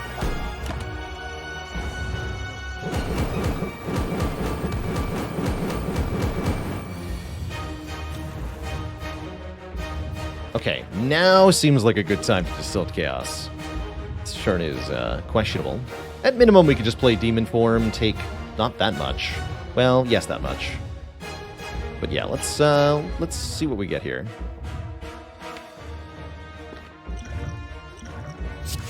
Power through Corruption Bash. Now that's a good turn. Excellent. Keep the block pot still. Looks like we're in the clear here. I expect this to be an easy win.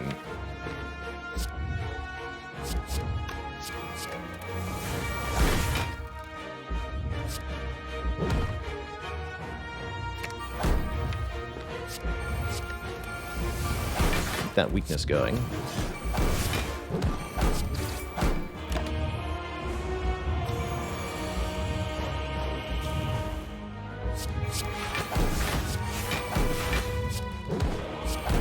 Bonk.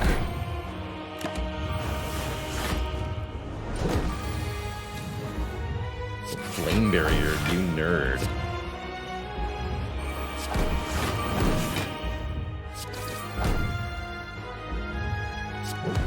GG. Mr. Hard.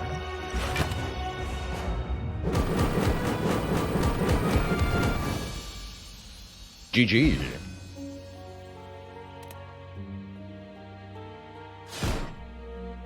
Mark that as win number 3. GG. Rares galore takes the victory there. I do feel like we should have taken the Runic Cube over the Astrolabe, but the Astrolabe did work out just fine. We did use the Double Demon form in some fights.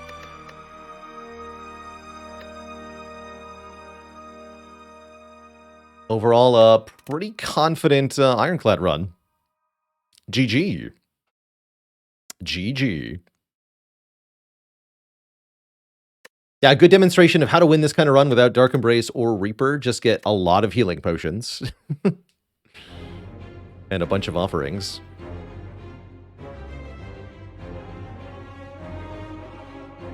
Hey there, Koan. I have not played Griftlands in quite a long time. I didn't find it all that replayable, unfortunately.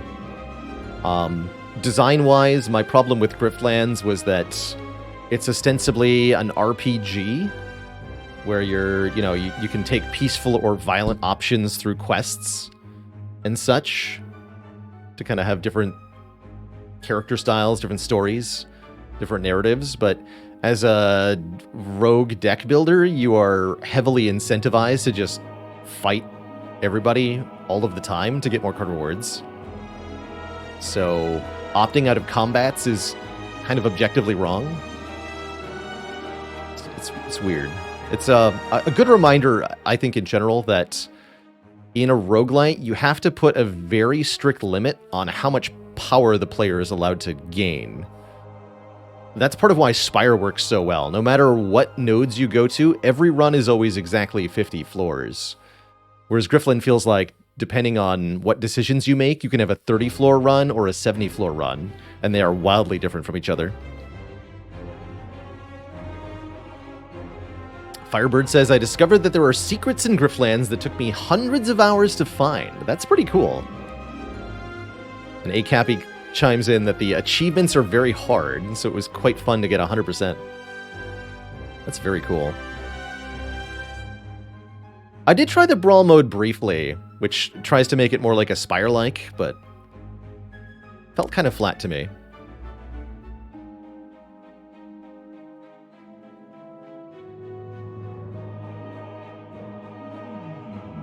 Now, what has it been done? The Spire sleepeth, but I shall not. That was only our first run of the day, Twitch chat, and that means, my friends, that there is another one headed your way in a moment. So we're going to go again with the Clad, see if we can get 4-0 here. Before that happens, I'm going to take my first break today, refill the legs, stretch the water, get some tea, and when I return, it's going to be more Spire. BRB.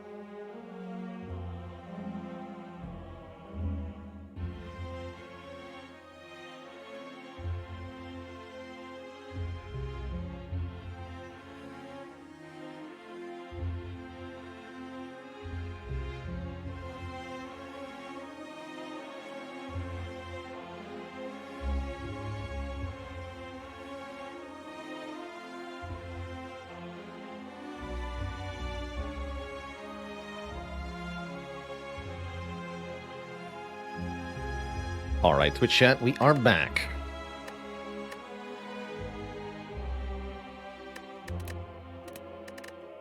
Let's slay the Spire. Once again.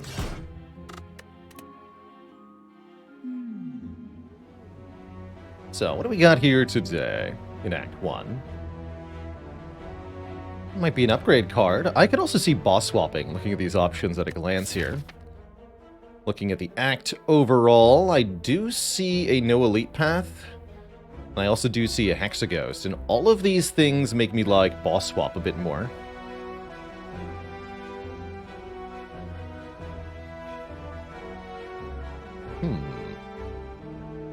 Curious.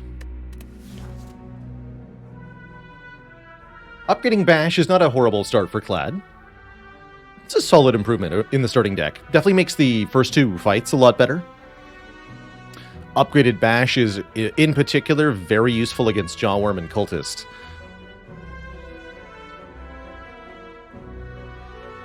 Boss swap into Tiny House, let's go. Max health is fine. Doesn't feel that good, but it's fine. I value a bit less in Hexaghost. Take 18 damage for Transform 2, simply too risky. If the transforms are bad, you're going to end up losing health, so you're stacking health loss on top of health loss, and that results in a very swift death. Boss swap is also somewhat high risk, high reward. You get an extra heckin' boss relic. Although we lose the 6 hit points per combat. I think overall it's a pretty powerful option, especially when your other starting options aren't that good. And you have high versatility in your act, and this definitely feels like a good example of it. So let's do the boss swap. And start with a Snekawai again, 2 for 2. Chunt with the Prime sub and the 26 months of support. This is the second time we've gotten a Snecko start from the boss swap. Very recently. And that's great news. What path do we want? I could always opt into the Burning Out Elite after this shop. So I'm thinking we go here. This is the green option, and there's also Fight the Burning Elite option. With Snekawai, we want to get some high-cost cards, get them upgraded, and then just use those really strong cards to sort of crush the game. There is a 3 Elite path on the left that we could maybe take, but... Actually, what about this one? Ooh, I like this one. And then we get a shop. Relatively early, we can buy an expensive attack if we see one. And if we don't, that's okay. We can also buy a potion if we didn't get one from the first 2 combats going into this first elite. We get pretty much the same number of rest sites, unless we're wanting this one. We get 1 more elite, and we get the Burning Elite. I like this red path a lot. Snecko's start should be very good against Act 1 elites in general. So let's go red here.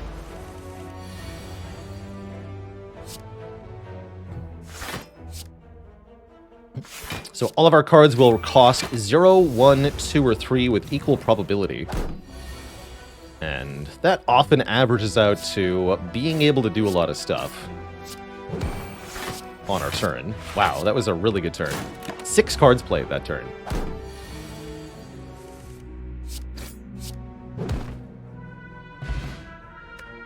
Not too lousy of a first combat. Although I'm not in love with the Twin Strike with Snekawai, as a first pick, it's just good enough that I think we shouldn't skip it here.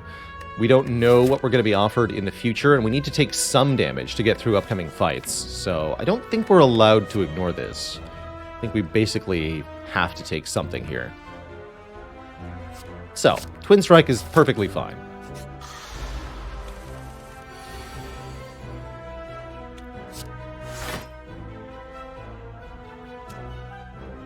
Probably just Bash Strike the Spike Slime, take 2.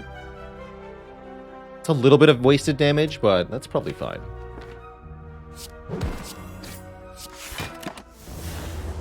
Should you always take something first fight? I would say almost always. There are situations where you're going to want to skip all 3 of your first choices. For example, if all 3 of the first choices make the starting deck worse, then you should probably skip.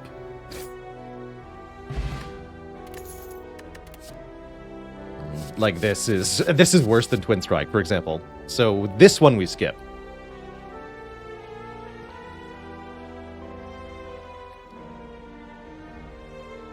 In general, skipping puts you behind pretty quickly in the first card awards. Your starting deck alone will not be enough to do all that well in the later combats and elites of the acts. So you must get some cards at it quickly, or you'll have a hard time. No love for Iron Wave here. Not with Snecko Eye. I'm looking for stuff that says 2 cost. For the most part.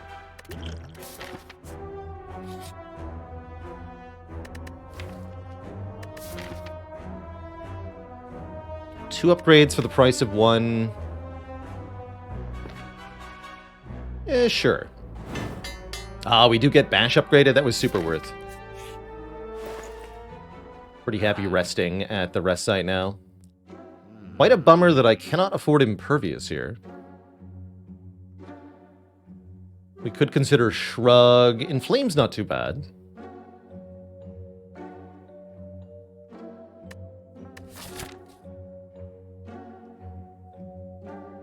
It would be nice to have a potion for this elite.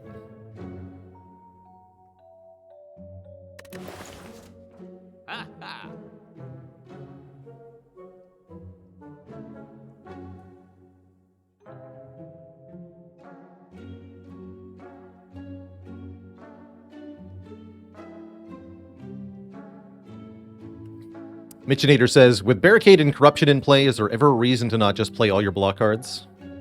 I don't think so. Not unless you can get more block by waiting. For example, if all your Feel No Pains aren't in play, then you'd want to wait until they are and then play all the block cards for the maximum total amount of block.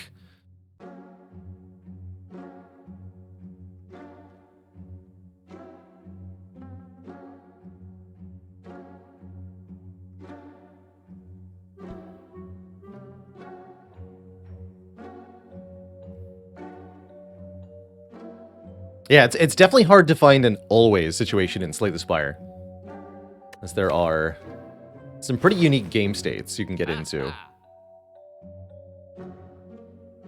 Let's see, we don't have enough for Remove Potion, huh? But we do have enough for Potion Shrug. Potion Shrug seems okay. Okay, let's do that. It's really basic, but it's not too bad.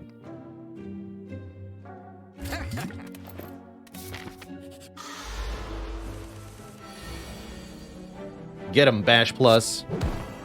So we only got to play 1 card that turn. That's okay, because on average we'll see turns where we get 4 or 5 cards played.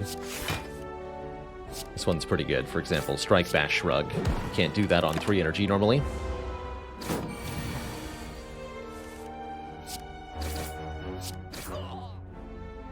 Okay, good. We didn't get a potion here.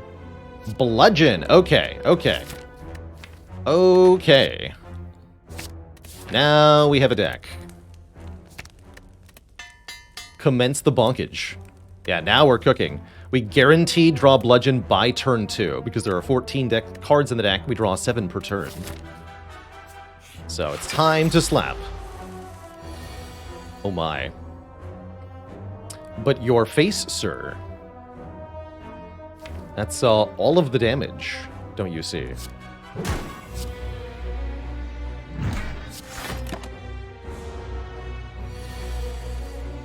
Hey, it's too expensive.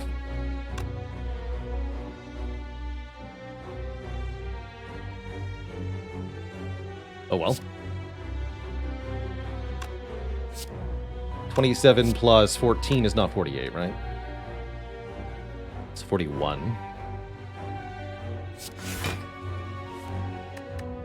Okay, take 12 is not the best, but not the worst either. Neither of these potions could have changed the outcome of this fight in any way.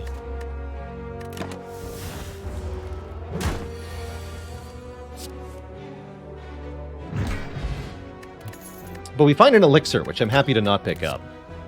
We also get an oddly smooth stone, meaning our blocks are now a little bit blockier. And I'm wondering if a Sever Soul is okay. It's decent damage, and it will delete all non-attack cards in our hand, which can get rid of burns or other nonsense. Yeah, at least we heal 6, right? Now, it's okay if we rest one time. I have an upgraded Bludgeon. I am perfectly happy to just snooze here, so that we can fight the Burning Elite without worrying. Let's take the Sever Soul. Skip the Elixir. And sleep.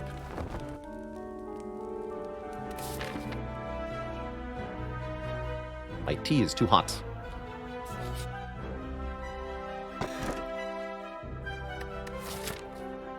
Bottled Bludgeon?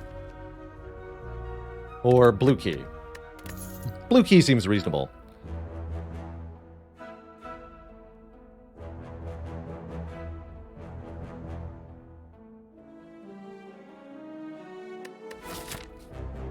Bottled Bludgeon is kind of fun, though.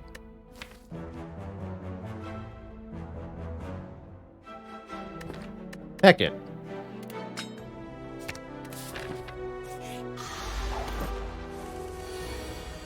Give him the bonk. That's right.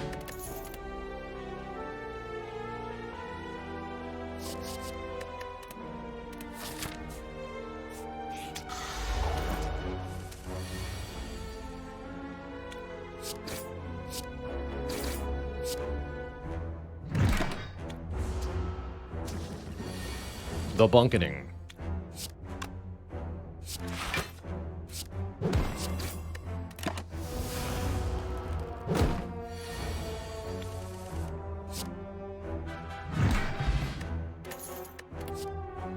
Oh my. Now these are some amazing choices. Uppercut, clothesline, shockwave. Clothesline's not going to happen here. It's either shockwave or uppercut. Uppercut does damage and does weak frail, or weak vuln, rather. Shockwave does it to everyone, and it lasts longer. Probably Shockwave. Shockwave also becomes free if we can find Corruption. Shockwave. That's what I've decided. I think I'm going to use the Cultist Potion on the Hexaghost, although with Bludgeon, we probably don't even need it. I think we're fine.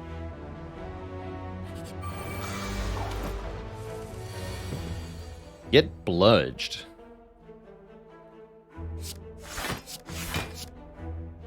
Exact lethal. I like it.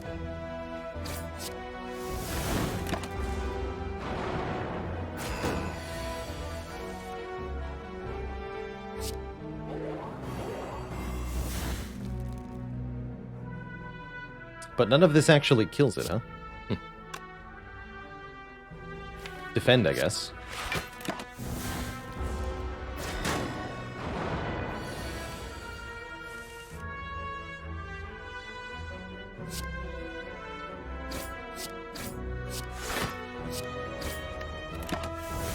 Not too bad.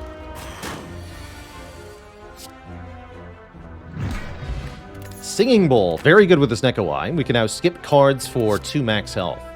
And we're often going to do that. Although I am going to click on Whirlwind so that we have a way to deal with multi-enemy fights in Act 2.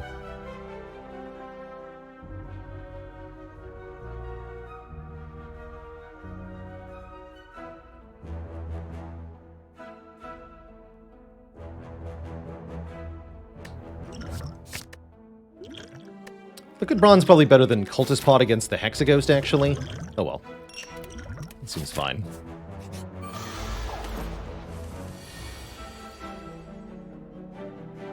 A bonk. Heart of Iron's even better. Armaments with Sneko-Eye can be okay if we upgrade it, upgrade all the other cards in our hand. Or we can just gain 2 max health here, which is I think what I'll do.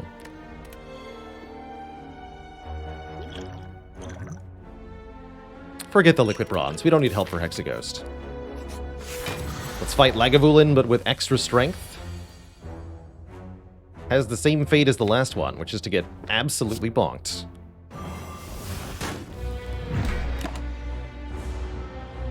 think resting was actually unnecessary. Well, then we draw this. And I don't feel that way anymore.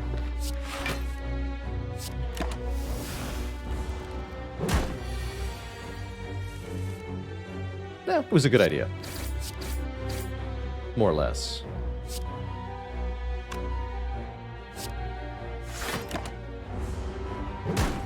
That's a good amount of health for the boss. Perfectly safe penguin. Thanks for the Prime sub. Welcome to the Cozy Sub Club. Ceramic fish ain't a whole lot. That's alright. Unupgraded True Grid, huh? What's my upgrade? Shockwave? Shockwave. Or Whirlwind. Actually, we should probably upgrade Whirlwind going into next act. We've got Bash Plus for Hexaghost. And a Fear Pot, too. Am I ever upgrading this True Grit? I think I'll just skip it. Since we have the Singing Bowl.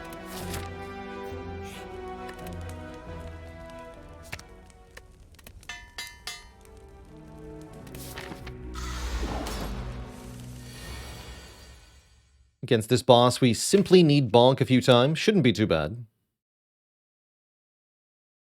Could consider using the Fear Potion to get vulnerable on this first one. It feels like overkill. I think we're fine. Hey there, Timmy Tama. Congrats on reaching 820 with the Clad. It's definitely a tricky time, those high ascensions, no matter what character you're playing. There's no kill like overkill. That's right. Alright, we'll never miss a super bonk again. It's even free.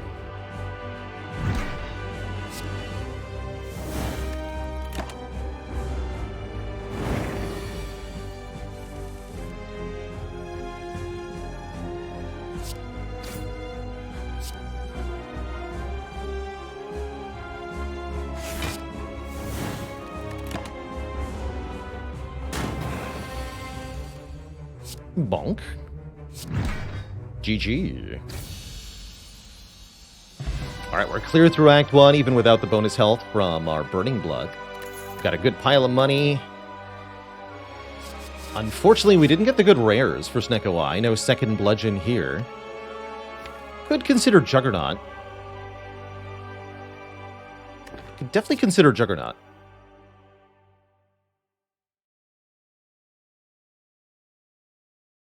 But I'm also pretty happy with 2 max health here. How does the Street Command outputs what I tell it to output, Struggle Muffin?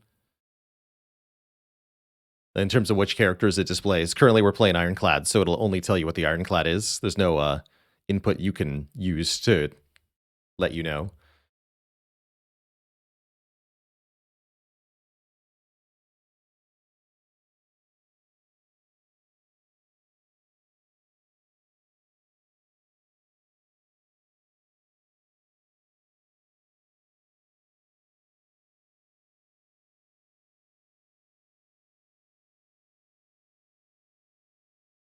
So, if you take the Juggernaut, we're going to expect to lean more into the Smooth Stone, hoping to find blocks, Feel No Pain especially.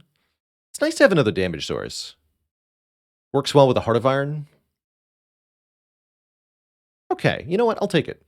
I see enough use for this. It's a good way to get some damage scaling, which currently the deck has none of. Just a big bonk scaling. So in the absence of anything else to take, I'll take it in the 9 gold, sure.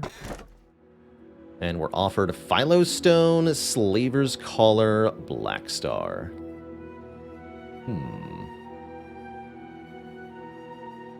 I think the deck does want more energy. Snecko Eye decks often do.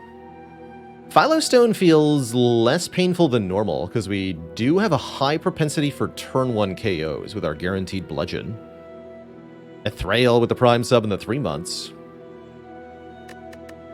Blackstar might be tempting, but I'm not sure we do all that well in Act 2 if we only have 3 energy for this Whirlwind.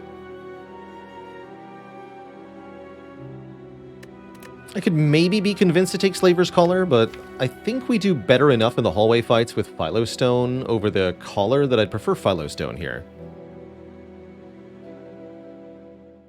What would a balanced relic be that provides Metallicize? Be like... I think the Hermit modded character gives you a relic. I think it's a common relic for 2 Metallicize. Maybe an uncommon or rare could provide 3. I think that'd be balanced, Abigail is. 2 or 3.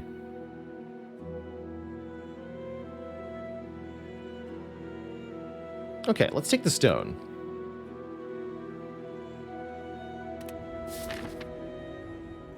Yeah, brass tacks, that's what it's called from Downfall.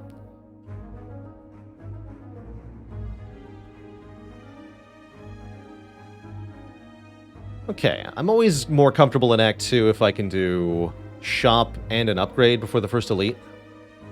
So I'm liking something like this. And then we can maybe fight 2 more here. Get 2 rest sites. Which is the best we can do. There's also a path up the left here. We get the shop in the middle.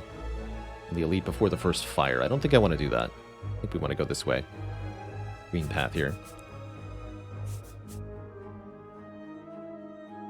And that means 3 combats to begin the act. That shouldn't be too bad. I think we do very well at fights. Overall. Bonk. Good rule of thumb in Act 2 is 100 damage in 3 turns. Can you kill the Chosen before it does a super nasty attack? On turn 3.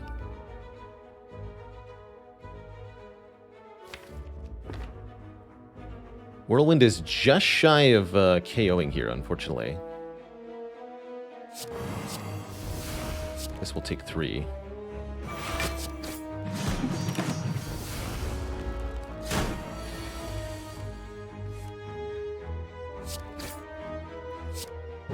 Having 4 energy means we're way less likely to be stuck playing only 1 3 energy card on our turn. Rather, we're much more likely to be able to play at least 2 cards that are important to us. Alright, this is another tough one. Can we get the turn 1 that looks good here? Yes, we can Shockwave. Then bonk your face in, which is almost a kill. And then we can block for a full block. Well, -1, actually. Take 1 damage from the Shelled Parasite, and then just crush it. That's a great fight. 1 damage Shelled Parasite. It's definitely hard to do. Do we ever take a Perfected Strike? It's a lot worse than Bludgeon is. I think we just take 2 max health here. Doesn't seem to be that good of a reason to not...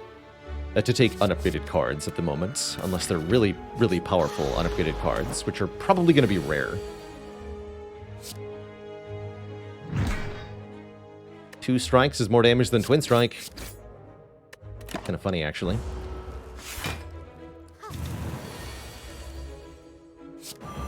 Get him.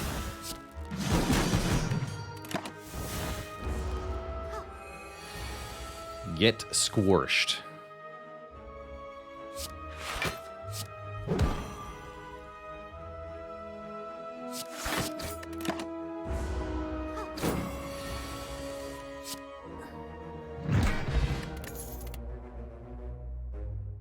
Heavy Blade is back.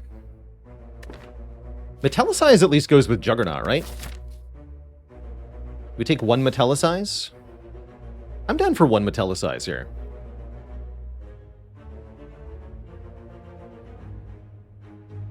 We are going to want an answer to the Collector at the end of the act.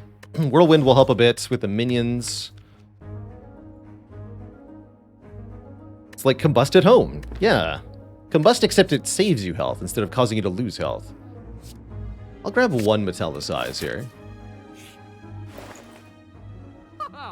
Do we transition into a Snecko Pellet Stack? With Bottled Bludgeon? I love that, actually. Question Card is also quite powerful with Snecko Eyes. It helps us find bigger, more powerful cards.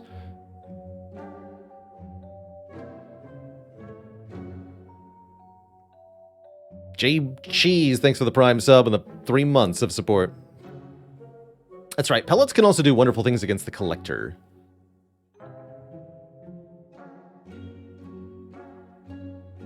So sure, I'll take the orange pellets. Definitely transforms how you play a deck with Snecko Eye, as we can now remove the confuse effect, and that is substantial. Might want to consider the flex here to go with the pellets. I'll go with Whirlwind just fine. Seems like a cool way to gain strength, and it's cheap. Sure, let's give that a try.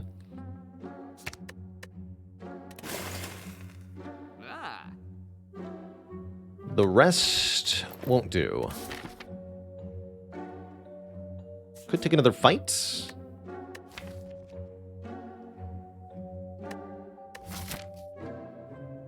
Seems better than an event. Seems better than an event. Get 2 more max health. There is a bird nerd, but there's also a whirlwind. Also just go Shockwave Bludgeon, huh?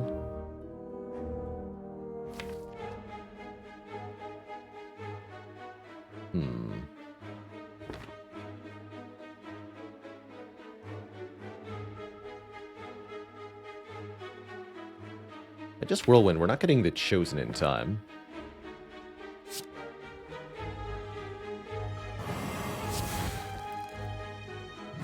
The Chosen to die.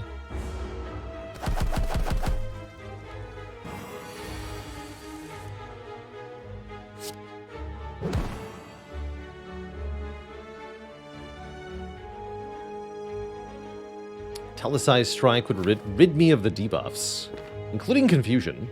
So I'd know what I was being able to do next turn. Actually, no, we could play Shrug Metallicize to do that. Or better yet, Defend Metallicize. That's a full block. Yes, and gets rid of the debuff.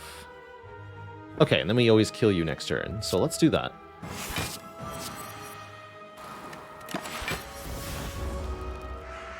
Oh.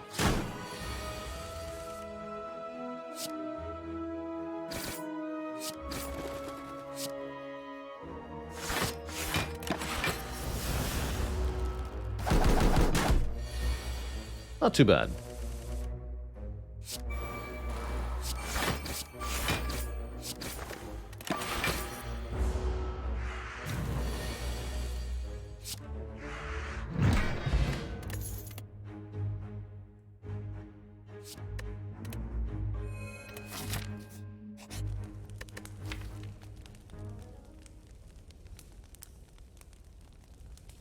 And if Flex is a part of this deck, it feels like we want to upgrade the Flex. Especially alongside this Whirlwind. Root Reducer with the Prime sub in the 16 months. Mr. Gregor with 4 months. Thank you both. So again, a power, an attack, and a skill in the same turn causes our debuff to be removed. Power, attack, skill. Cute.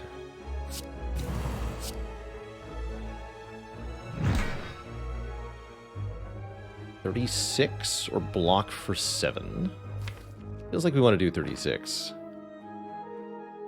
If I was going to skill potion, I should have done it already this turn. Let's just commit.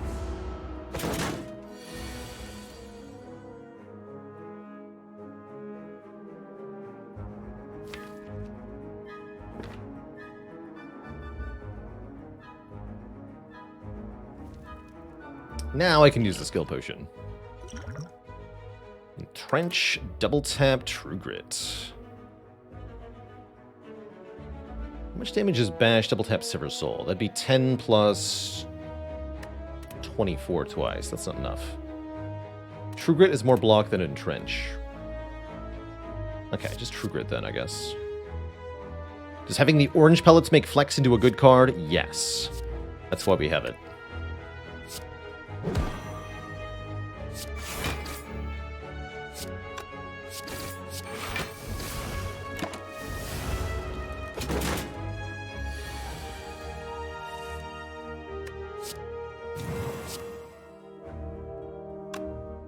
Oh, we're 1 short. I can do Strike, Strike, Defend, Metallicize. We deal 15, 15, 5, 5. 40 total damage. Bummer.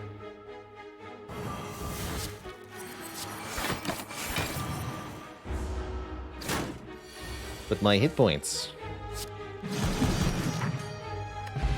Peace Pipe. I can now remove cards at rest sites. That's okay.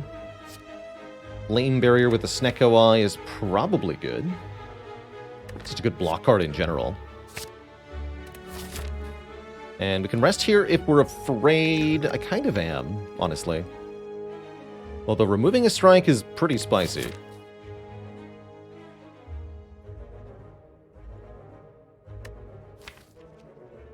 I'm going to do the old preemptive rest in Act 2.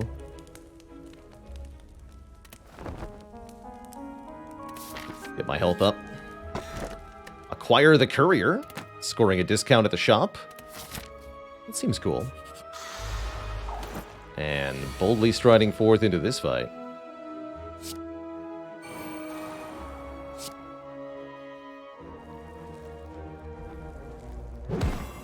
Bash and bludgeon different bird nerds here.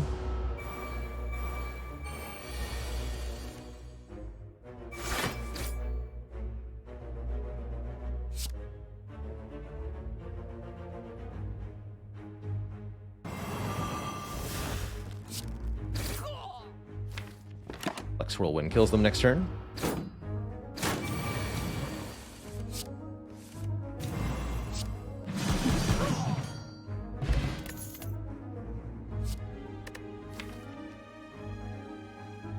Yeah, we want more powers in general. Feel No Pain is always a nice one to have. Offer Snecko Eye, huh? Give up the Courier to gain an increased chance of finding rare cards. Rare cards are pretty strong with Snecko Eye on Ironclad. This is higher chance to find Corruption, higher chance to find Demon Form, higher chance to find Barricade.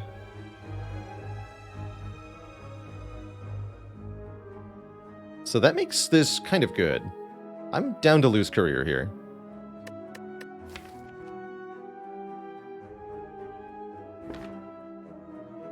Let's do it. Now we get a gift. So we're dramatically more likely to find rares from this elite fight, for example.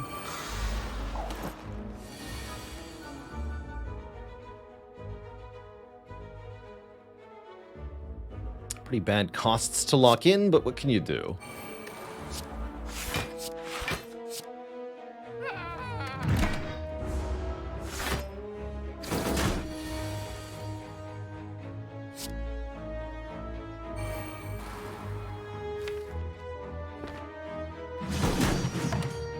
This is not going well.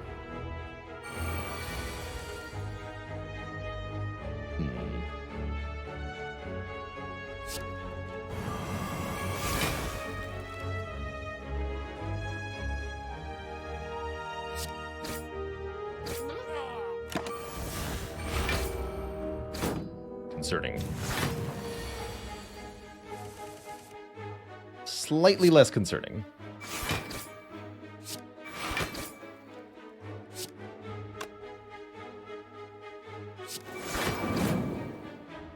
Very angry, apparently.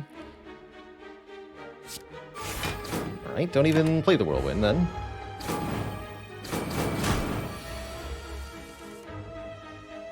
Be that way.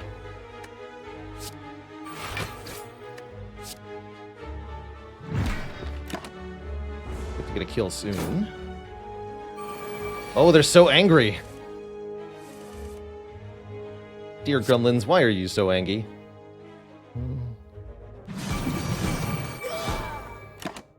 Alright, we're through the fight. That could have been spooky had we gotten attacked on that penultimate turn there, but it worked out. But let's see what the rare chance says. Where's that displayed? Here.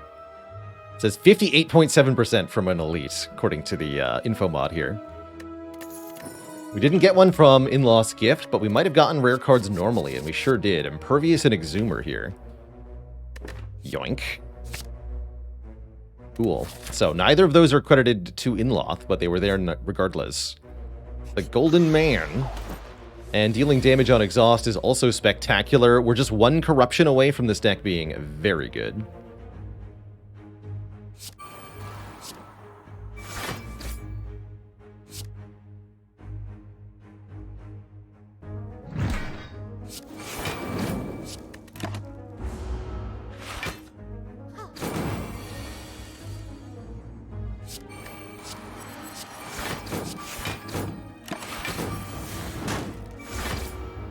lots of supplementary damage now for this deck.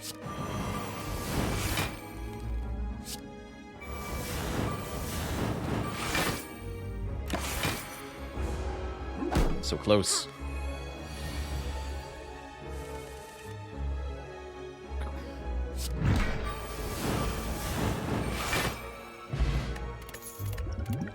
Not bad. 2 more hit points, please. And 1 more elite. It's the Book of Stabbing again. This time, it's personnel.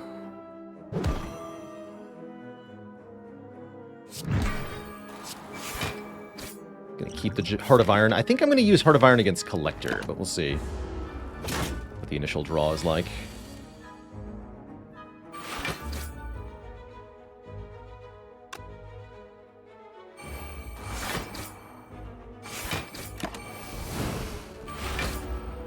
We should upgrade the Juggernaut for Collector.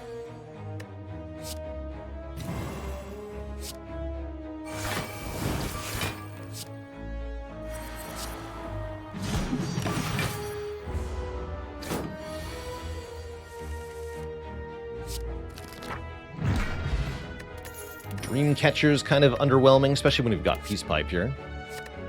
No rares. 3 commons, huh?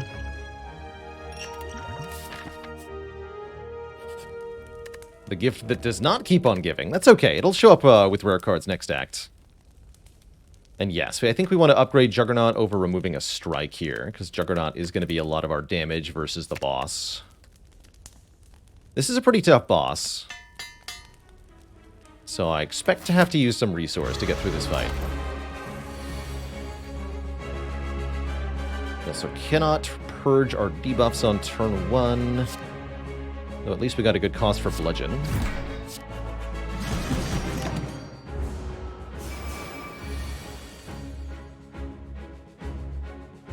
Okay. This is fine. We can even lock in 4 points of strength here by paying 3 to flex. Still worth flexing for 3 energy if it gives you 4 strength, I suppose. And you can full block for 0 energy with the Impervious. We want to save a power to clear mega debuff? Very likely. Yes, very likely. So we're going to go skill, power, and I guess I attack Collector with the bash. Remove debuffs here, so we're no longer confused, and we no longer lose that strength. I block for 34. There is 38 incoming. Do I want to use the Heart of Iron now? Again, do I think I'm going to need it with this initial draw? Seems like we're okay.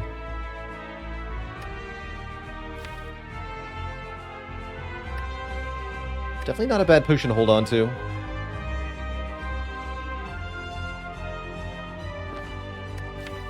There's no longer any randomness in our costs. We've got a 1-cost Bludgeon. I think we're okay.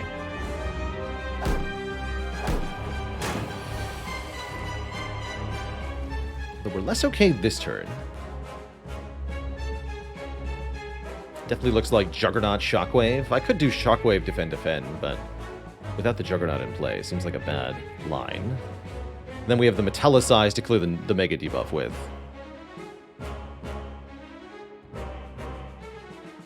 That's right, card prices in the discard pile are locked in, because we are no longer confused, so we're no longer re-randomizing.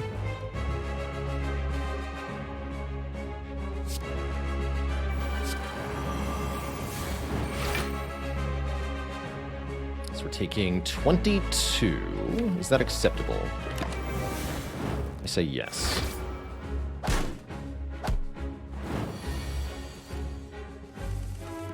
Okay, did not draw Metallicize is the most important thing this turn.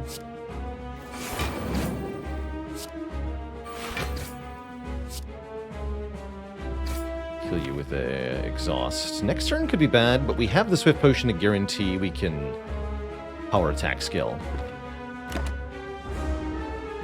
We also did the Flame Barrier, so there might be a resummon here. Just a buff, that's good. We did not get the Metallicize, but we're also not being attacked, so I don't know that I care.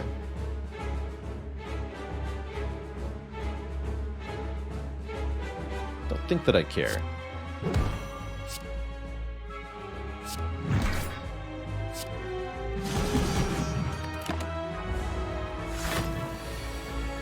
And we get a resummon. So, power, attack, skill. All of our debuffs are removed.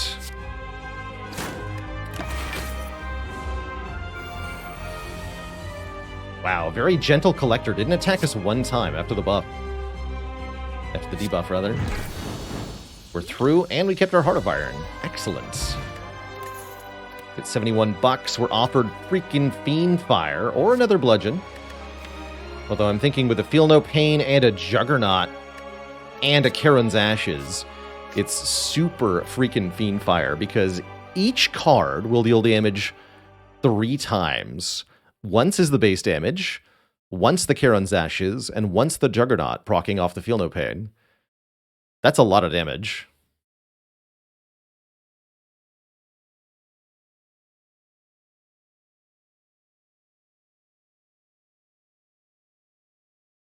Fiendfire does scale with strength, and yes, it's per card as well. Very strong card. We can also use Fiendfire to delete high-cost cards that have been locked in. Am I taking a Pandora's Box? Pandora's Box also gives... we're transforming 8 cards here, so it would give an additional 8 times 9, 72 gold. It's pretty sweet.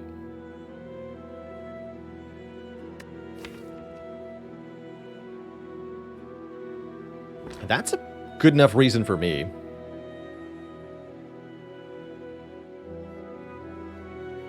And our other options are Busted Crown, which is not that bad, I suppose, with the Singing Bowl. But does make the In-Laws Gift kind of ridiculous. Let's take the... What's in the box? Put it back in the box, please. These are not really any better than the cards we used to have. In fact, the defense were definitely better than those cards. That's a pile of garbage, although Evolve could at least do stuff. Maybe. There's another Flex, too, which is somewhat noteworthy. Positive news, we can go to 4 elites this act if we want to. Is that positive? Not sure, actually. Let's frame it as 1. At least we have free pathing this act. Yeah, now we can happily Fiendfire. Please Fiendfire, for the love of heck. What have I done to my own deck? Alright, nerds. Prepare to get fired. You're all fired up.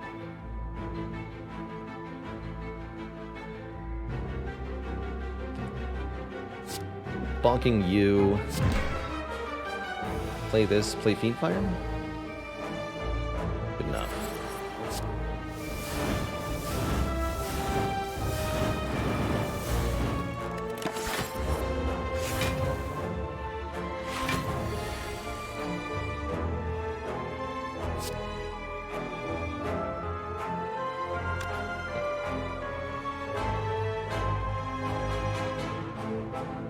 It's not enough block, you say?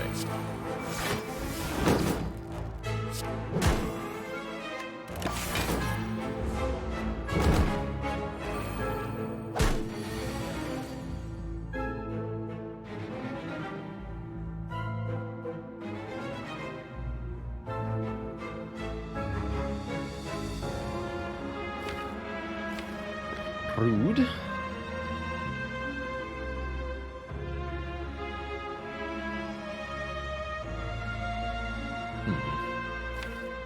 I guess I Swift Pot here? I guess so.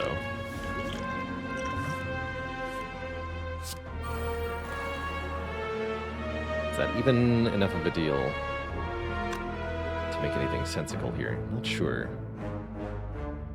This exhausts 4 cards currently, so we get decent block. Decent AoE too. By Shockwave, it goes to 9/2.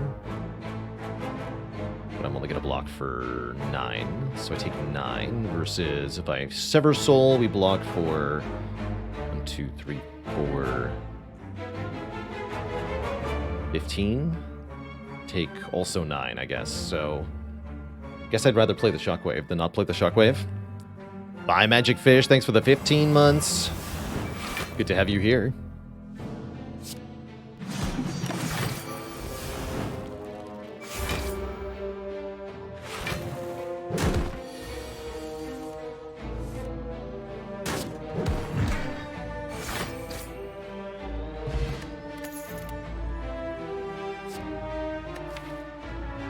We do have one, but it's not a good enough reason to add another one. No thanks. Alright, how about you? Will you die swiftly and willingly? You will, thank you. At least I assume so. Wait, Fiendfire Bludgeon's not a kill, right? This does 42, bringing you to 50. Fiendfire would do 1, 2, 3, 4, 5. No, that would do 50. Right, this is 53.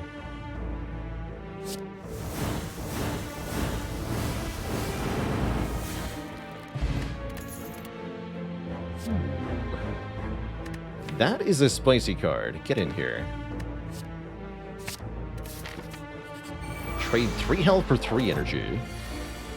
Oftentimes it is 0 cost. What in the ungodly heck is this? Hello? Help? It'll attack you 22, 34, 48 damage. 48 damage. You thought turn 1 Darklings was bad. If you thought turn 1 Jawworms was bad, look out for the shapes. Good lord.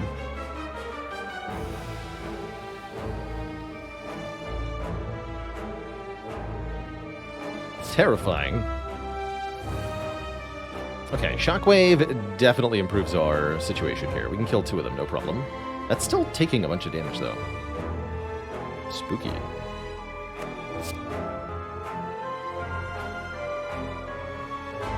Unless it's Feel No Pain Sever Soul. Hold on. That's only going to get 1 of them, right? Get 1, 2, 3, 4, 5 cards exhaust. We get 15 block doing that. And deal 15 AoE. Which means Sever Soul will kill the front one. But we can't Perfected Strike to kill this one. So we block 15, take a whole bunch. Better to just kill 2 of them and have them all weak, right? Shockwave, Bludgeon, Perfected Strike, Sever Soul. Seems better here. Unless you're telling me I can get even more kills than I think here. This will exhaust again. 1, 2, 3, 4, 5 cards. It's actually off by 1. So yeah, we can kill that. We actually get 3 of them, right? Okay, that's not so bad. Just take 7. 7 out of 48 ain't bad, as they say.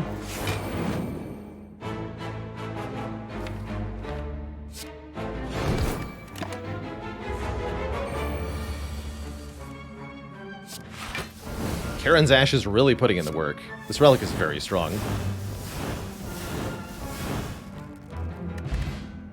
There's our first rare card from the gift. It's an Offering.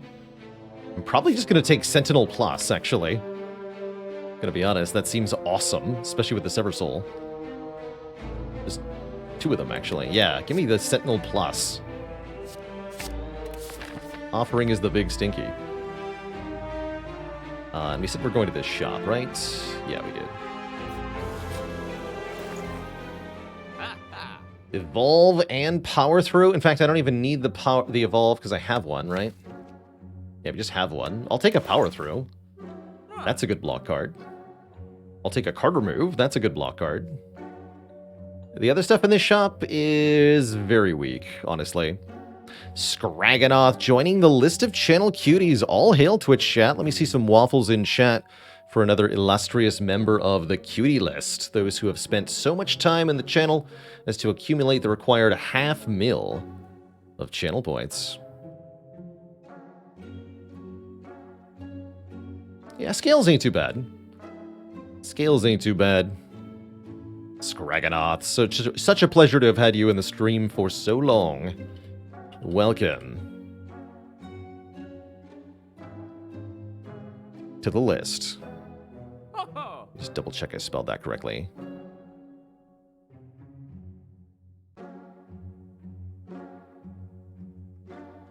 Here we are. And Duragan with the Prime sub and the 7 months of support. Thank you, thank you.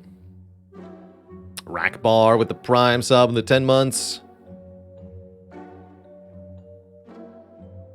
And BK, thanks for the Prime. Welcome, welcome.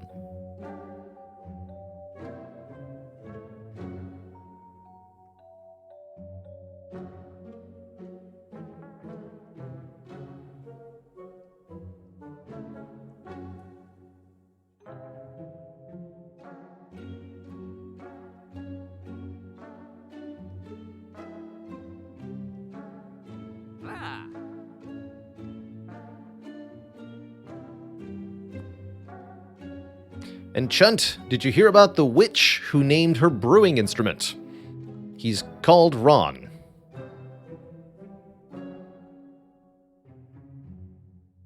Should also be able to get in by buying 50 dad jokes. I do kind of like that route.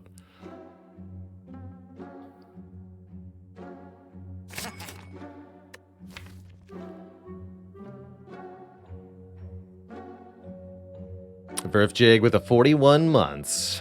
Let's lose that Searing Blow. Actually, Perfected Strike is worse than Searing Blow, huh? That's sad. It's a sad state of affairs. Is it worth buying Bronze Scales? I mean, it really hurts the heart. That's kind of valuable. Good enough for me, I suppose. It's also one of our common relics that's most highly correlated with winning. So surely it must be a good sign. Oh no, they're back. Not again. Ah! Why do you do this to me, game? Let's see. Jerks. Sever Soul would exhaust 3, maybe 2. So Sever Soul will just delete the base block. So I can bludgeon.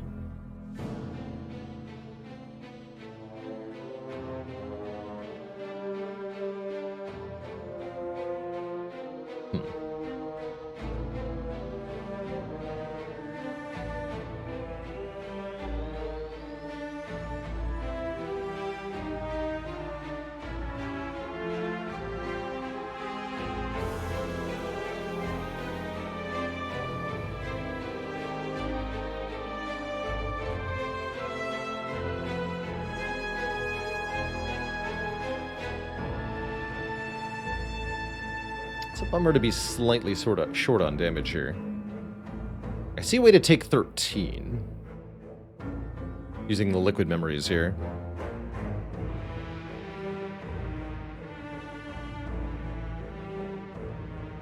Don't feel like I have any better options.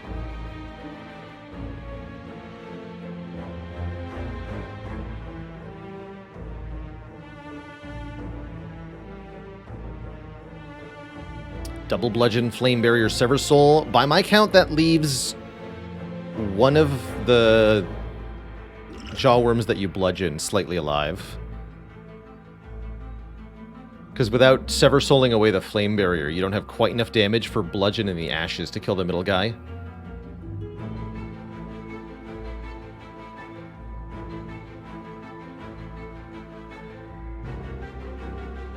If we use Liquid Memories on the Flame Barrier... Actually, that does take less, right? We bludgeon here. Flame Barrier, Liquid Memories, Flame Barrier again, block 26, kill the middle guy with Sever Soul.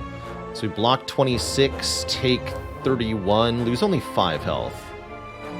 We deal 8 damage back to these nerds. Then there's 2 of them alive next turn, though, instead of 1. But I think with Fiendfire and Impervious in the draw pile, I'm not too afraid, I suppose. Okay, so liquid memory on flame barriers sounds better. Sounds better.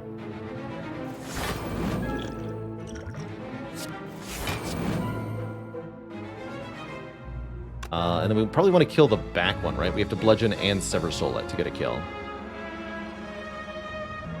So we sever soul first. This does 22. Yeah, kill you.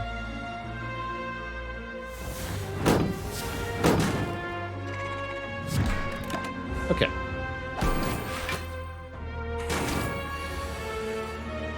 Yeah, we got both the Impervious and the Fiend Fire. Excellent.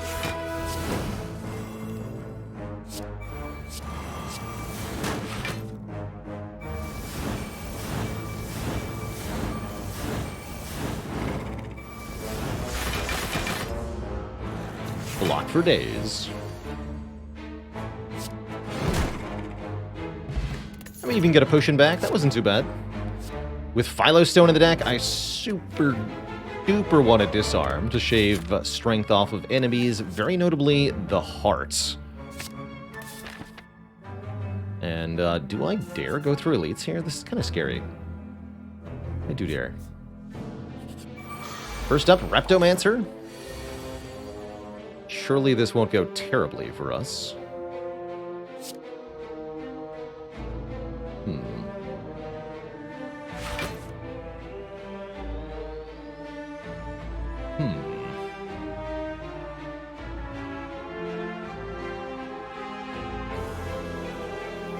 Adra Taines, thanks for the Prime sub in the 4 months of support. Feels like we definitely want to use a power energy potion here so that I can do Flex, Metallicize, Bludgeon. I guess kill this one.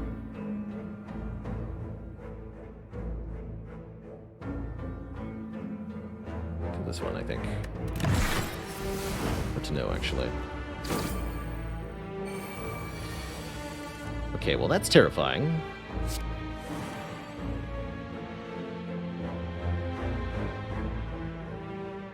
Whirlwind for 2. And Impervious. That still takes a bunch of damage. Crypto, thanks for the 20 months of fun and counting. You're heckin' welcome. Fiend Fire seems like a next turn kind of thing. We don't get to put Feel No Pain in play, though. That's really scary. Bummer. We could also maybe do Twin Strike, Feel No Pain, Impervious, or Twin Strike, Impervious, Power Through.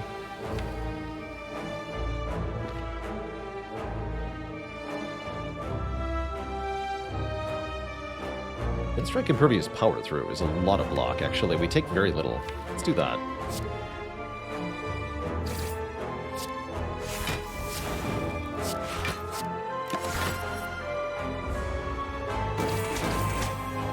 How do we get rid of the daggers next turn? With Charon's Ashes, hopefully. Yeah, or with Whirlwinds. Unfortunately, though, we do get bodied by Repto. She chose to attack again. Bummer.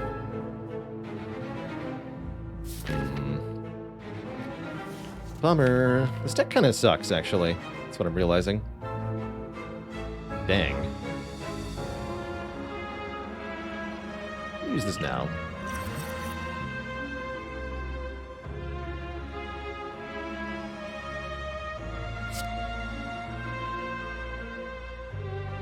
Needs to be at least 6 cards.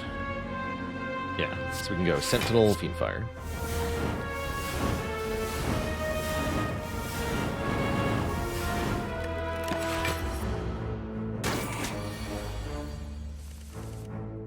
Ooh.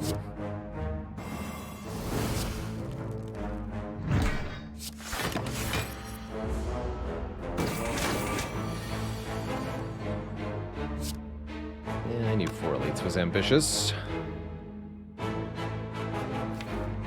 Guess 1 elite was ambitious.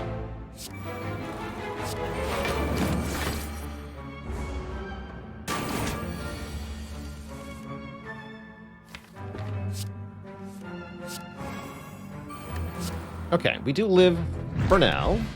And we get a lot of health back immediately in the form of a lizard tail. So that investment could well be worth. Do we want a demon form? Sorta, kinda. Sorta, kinda. We could find a Reaper because of the in-loss gift, so I'm gonna risk it here. Take a demon form. Okay, let's keep going. Snake demon thing.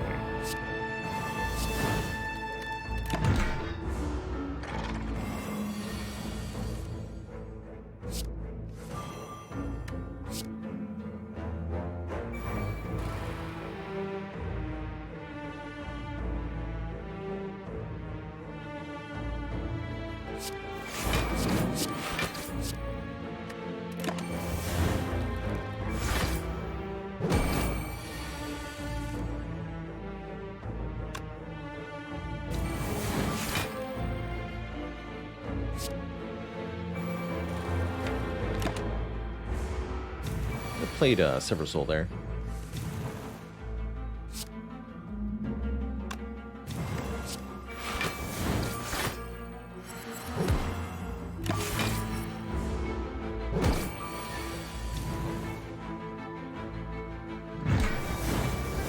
Yeah, very good Maw fight. Got through that with no trouble. So we can pick up 2 more hit points. And we know this is at very minimum not a Reptomancer. It's a giant head. That should at least buy us enough time to do some stuff, such as turn 1 demon form and purge the confusion, which is pretty good.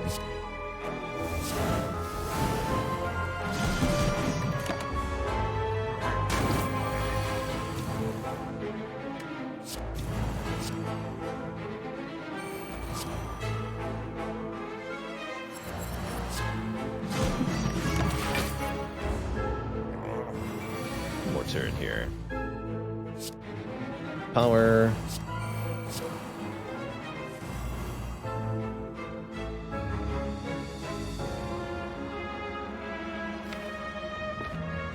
Previous next turn is a really nice guarantee.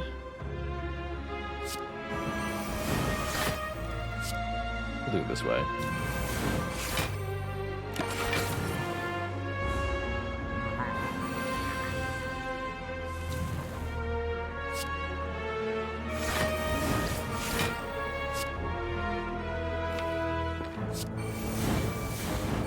Get him. The full wrath of the Fiendfire. Juggernaut chipping in there too. 150 damage from that Fiendfire. You're wrecked, sir.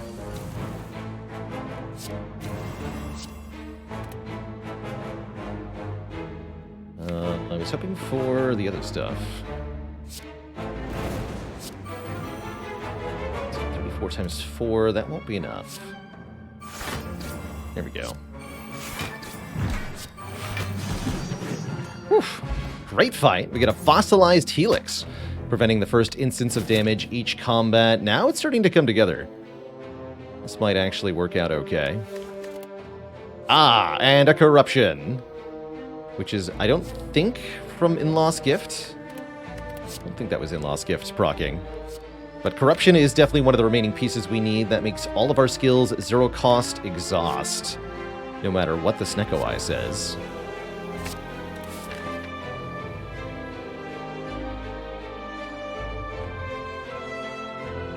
Might go to this rest site. I don't want to lose the Lizard Tail. Tempting to go to this shop, but I think in practice we may just want to stop taking elites so we don't have to fight Reptomancer again. See how this fight goes. Not again. No, it's fine. Okay.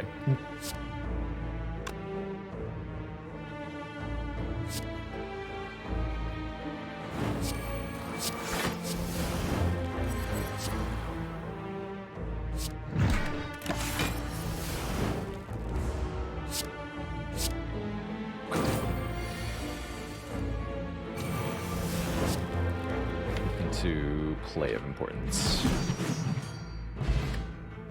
Another rare card. This one is Double Tap. No.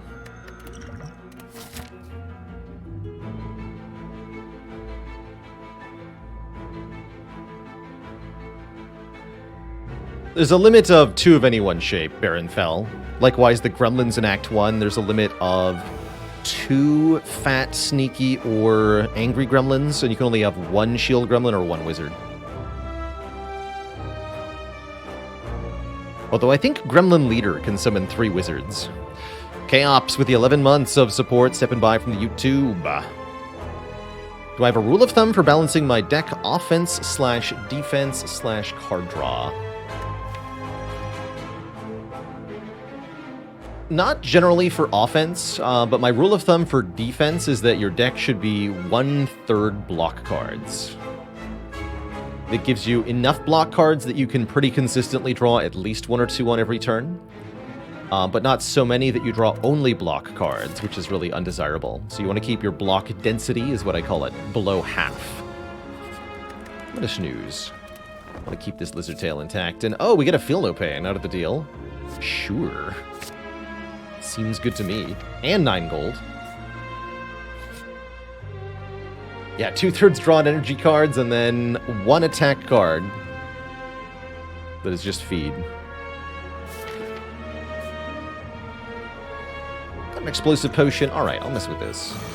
Let's fight, Rupto. I'm no longer as afraid of you as I was.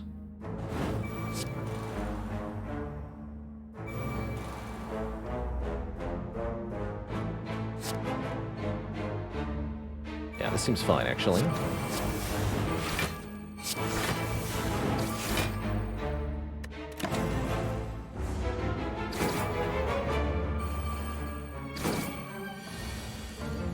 Perfect.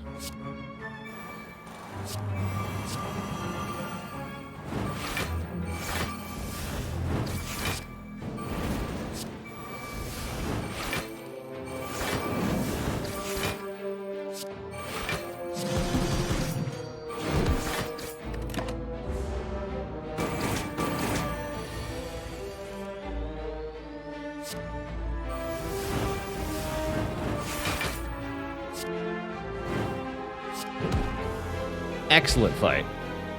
Get a letter opener, further adding to the AoE damage nonsense. And a limit break? We don't need that. Ultor with a full year, our first anniversary, it's true. Thank you, thank you. Begin to fall. Lose Sentinel, lose Metallicize, or lose our very first added card, Twin Strike. I'm sorry, Twin Strike. The powers are our damage now. And here we have to recall. Okay. We might have some trouble against the Awakened one. Other than that, I think we're very good at boss fighting in general. I don't expect to have too much trouble against these two.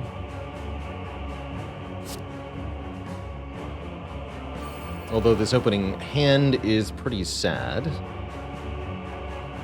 Sad enough that I might want to colorless potion here. Happy to spend potions to get through these boss fights. We just want to get to Act 4 here with the lizard tail intact. Yeah, currently we're taking 13. Can't play a lot. I think I'm going to use this.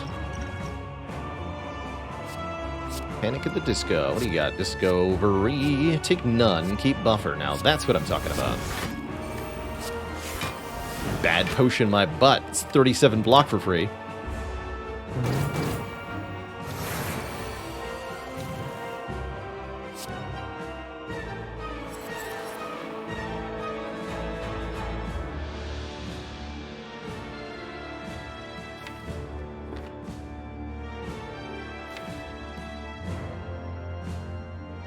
I'm cool with everything being random cost, actually.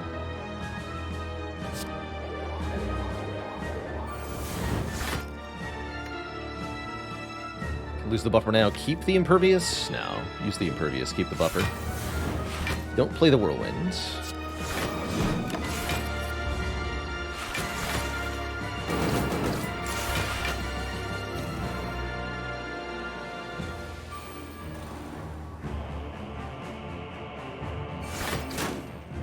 Destroy all these. Now we use the buffer.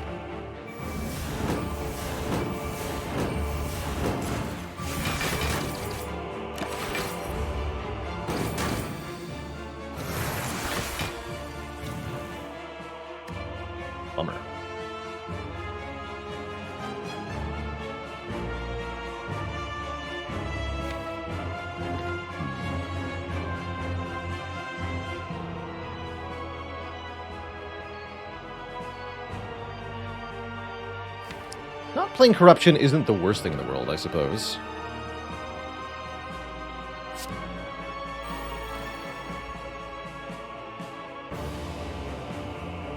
I do want Evolve in play. Go feel the pain of Vol, Fiendfire.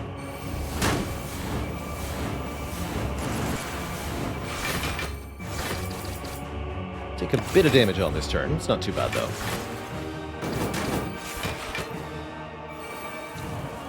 And that's why we had to play the Evolve.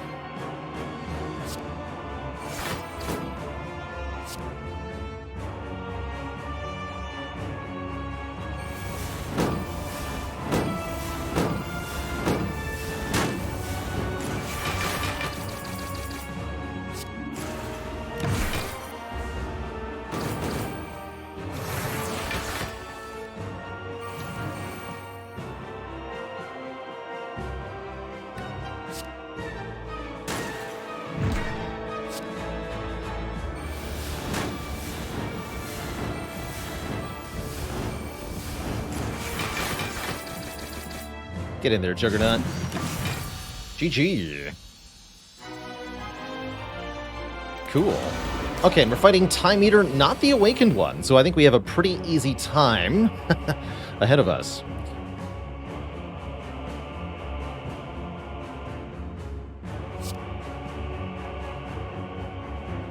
Power, skill,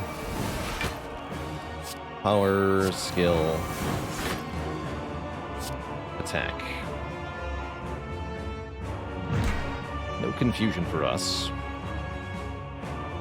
Let's see, 33 incoming. This blocks 6, goes to 15. This gets another 22. So we can full block, keep the buffer, or use the buffer on this.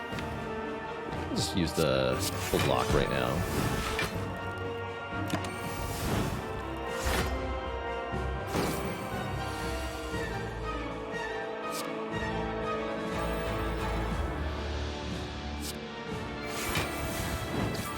Remove the drawdown by playing another attack here. Actually, you have to lose the Impervious to play 2 more cards. That's a bit of a bummer. I'll just leave it on 10. Got buffer intact. Yeah, we can just buffer this. That's fine. No problemo.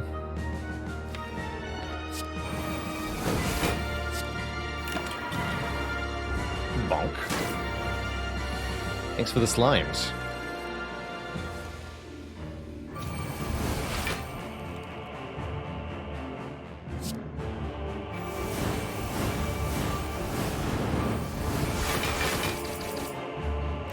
Not quite below half there, unfortunately.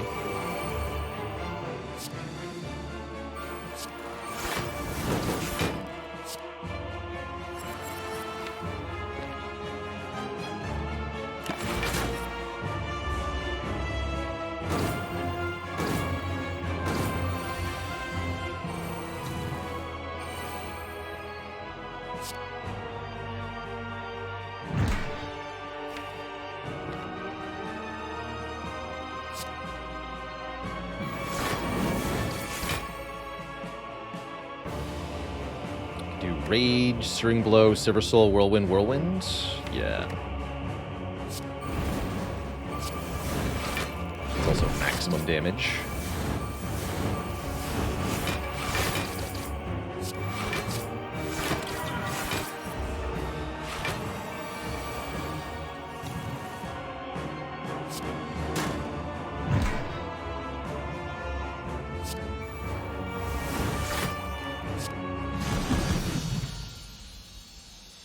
Good riddance, Time Eater. All right, we're on to Act 4. Two thump, two thump, two thump. A deep pulsing dread can be felt throughout the room. I gotta say, this one became a little sketchy towards the end of Act 2, early Act 3, but I think we've pulled it together. And we now have a very strong run in Act 4 with Lizard Tail intact, lots of money, and lots of health, which I'll probably be resting for a bit more of. We're missing 13 hit points. If I rest, we get a card reward with a boosted rare chance, and we can gain 2 max health. So I'm resting.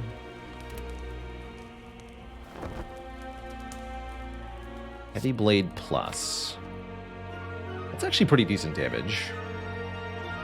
Yeah, and 9 gold if we take it. That's right. Yeah, 2 max health or 9 gold, and I'm thinking we're going to take 9 gold. We did not toke any cards with the Peace Pipe. We used the Dreamcatcher instead. Dark Embrace, my beloved. Brimstone, my beloved? Anyone for Brimstone, Philostone, Heart? Anyone? Anyone at all? Even having taken the Heavy Blade, that's really, really spooky. Nothing could possibly go wrong. Yeah, meanwhile, Tori is here. Tori looks pretty sweet. Tori can negate the additional damage from Philosopher's Stone in the Heart fight. We could also consider Ancient Potion. I don't know about that. Heart of Iron, maybe. Tori's not bad. Anchor could save our Helix. That's true.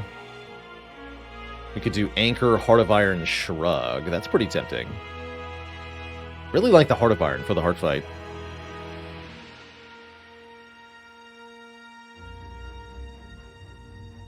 Okay, I think I'm sufficiently convinced.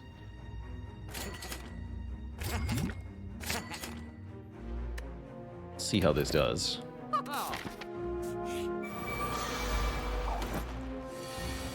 Heart's first multi-attack with Philostone is 4/15.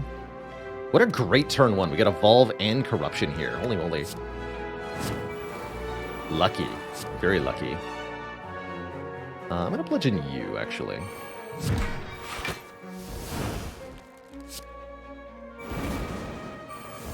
This does 8 to all, but I think I'd rather keep it.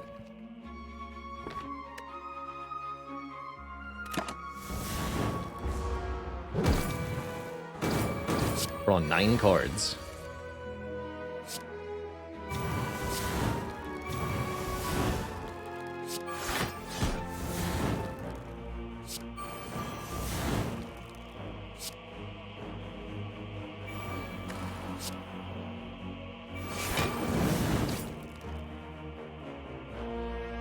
I don't want to bloodletting because of buffer, so I guess we just turn around, huh?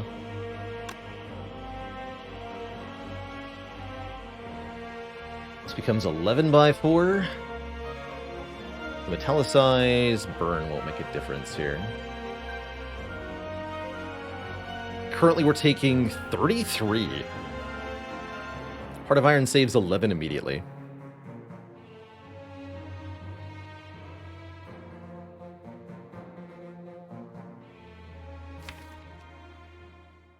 I think the Heart of Iron is better in the next fight, though. Could use the energy pot to kill the Spire shield here. Probably also better in the hard fight.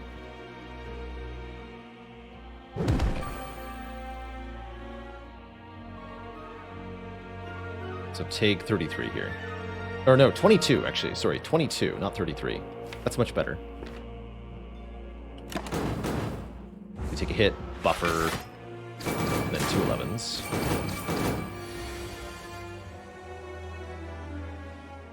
And we can do Feel No Pain, Power Through, Fiend Fire. That's going to be lethal, surely.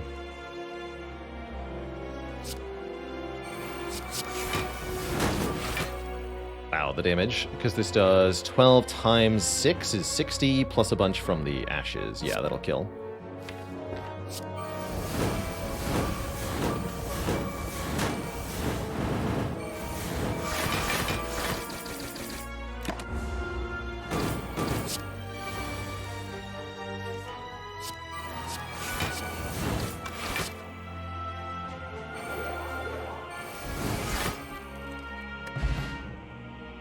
Calipers could be good here, letting us retain some block from turn to turn. And Lost Gift gives us one more gift. It's a limit break. I'll take the second Shockwave instead, thank you. And even though we weren't able to perfect that fight, I think 75 health and a Lizard Tail for 50 more health is probably more than sufficient to defeat the heart here.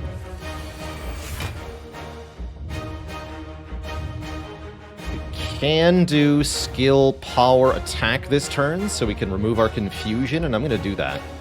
to avoid an awkward draw coming up. We also get to...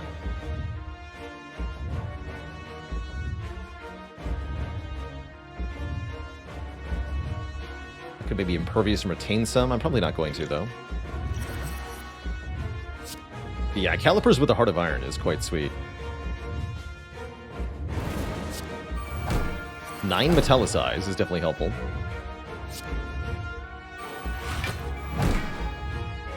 Could do Power Through into Fiend Fire. Could just do Power Through. That lets us retain at least some block, right? We should at least Power Through. We'll have Evolve in play. So this keeps enough block that we can block a Beat of Death, or we can just delete these cards, but I think Impervious is worth keeping around here. So let's not. Retain 15 block in the next turn is pretty cool. Big hit is indeed first. Buffer looking very, very nice right now. And we can disarm to stop the multi-attack from being so bad next turn.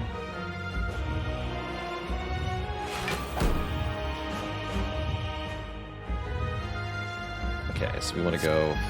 That was skill, another skill, power.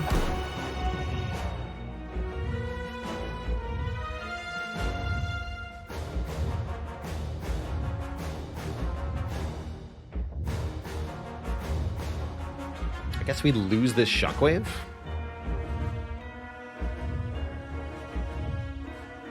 We're buffering this anyway. Next turn, you have no strength anyway. So yes, this looks like our Energy Potion turn. We can play Disarm, then Sentinel, then Sever Soul. So we destroy Shockwave Burn here. And yeah, we do have one more Shockwave in the draw pile. Although it's not going to be that much weak and vulnerable if we just play it in isolation. It ought to be enough. I think we're fine here.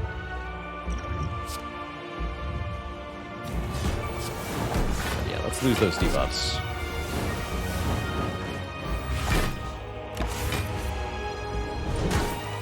It is a mere 1/15.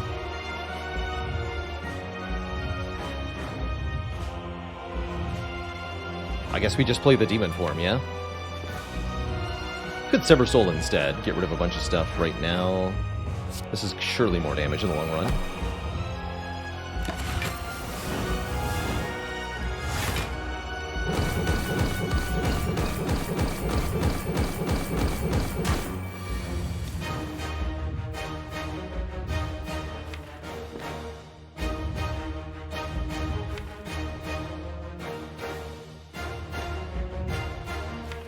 And I don't want to miss playing Evolve or Juggernauts, so let's just play Corruption, Feel No Pain, and nothing else here. We missed the Shockwave.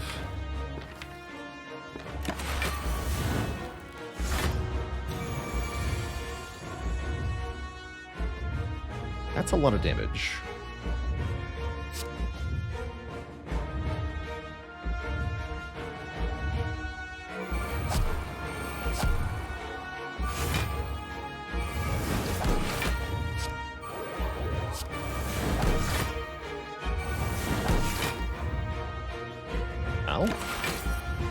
Take 30. We also deal a bunch back with the Bronze Scales. And we still have a Lizard Tail, after all. Amongst other things.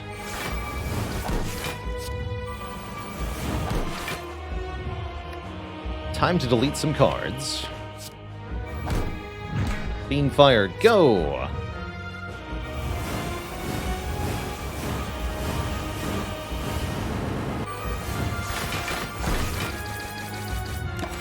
Keep some of that. Let's do all of the block cards then.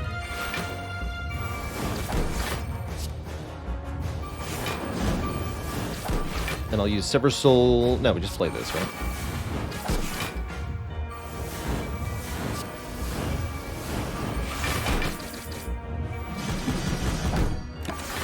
Retain over 100 block. Still have Lizard Tail. Seems good. Bonk. Get destroyed, sir. GG. Be free, my lizard tail friend. Be free.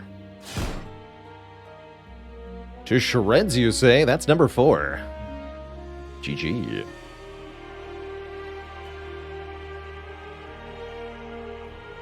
GG, everybody.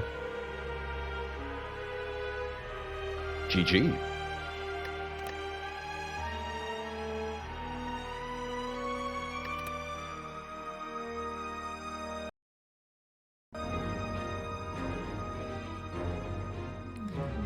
Now what?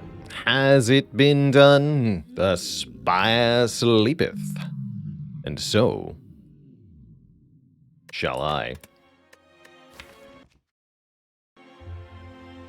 This definitely was a tough run. Almost got snecked a couple of times here.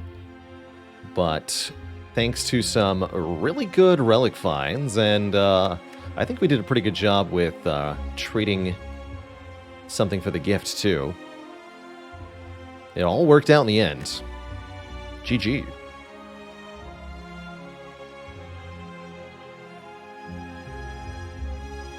Another good example of boss swap working out well on the Clad, too, which I have been enjoying. Greuters, one thanks for the Prime sub in the 2 months. Yeah, this P-box was kind of a hot mess. Thankfully, Fiend Fire solves all problems that include cards that you don't want. So you just delete the bad cards and then no problem. Easy peasy.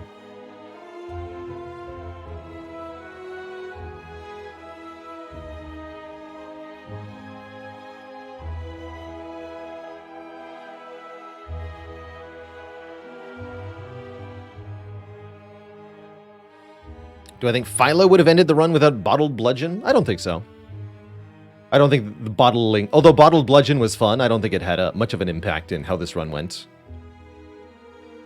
Maybe this first Repto would have been less bad, but I'm not sure.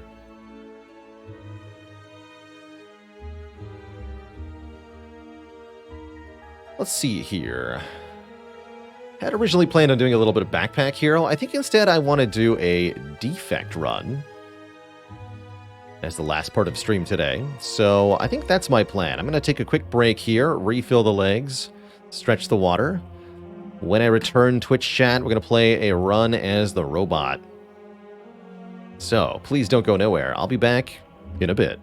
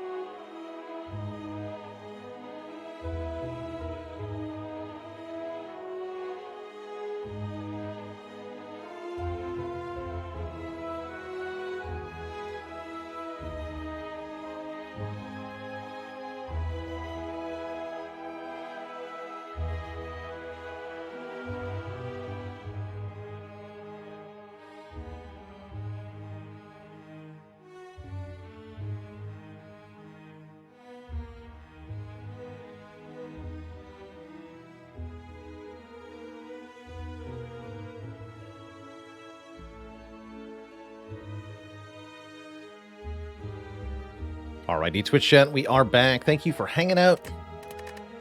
Let's play some Defect here. Don't expect to give my all to this one. We're pretty late in the day, but I do want to have some funsies. So, let's do that. Does that mean choosing a rare colorless card to start? Maybe. The Revan, did I thank you for 37 months? If not, let it be so. There's also this option. Late shop is kind of juicy, actually. Ooh, I like that. 100 gold start, or choose a rare colorless card. Honestly, just remove a card on Defect might be the spiciest thing ever. What if it's just remove a card?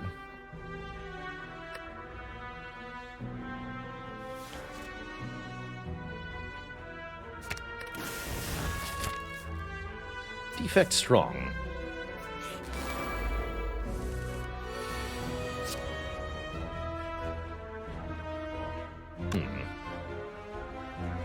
This could go badly. Thanks for not doing that.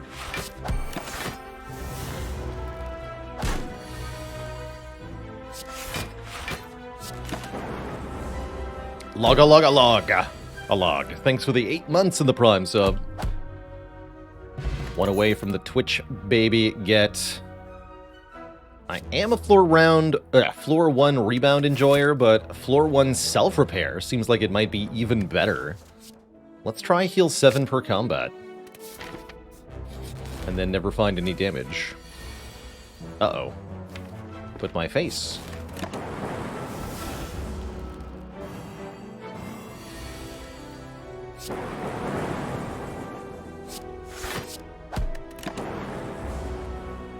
The Iron Defect. That's right.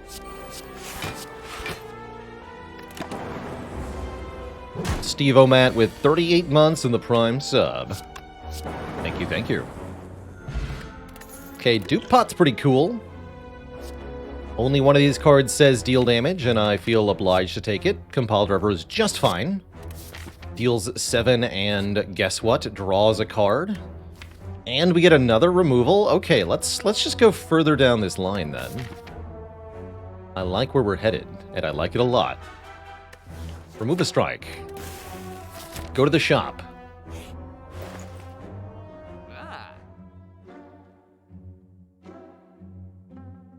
Don't get suckered into defrag. Remove a strike.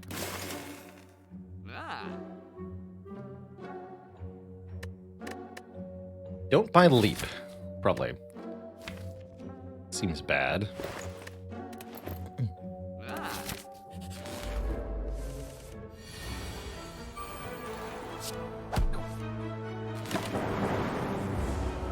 You may not like it, but this is what peak Defect looks like.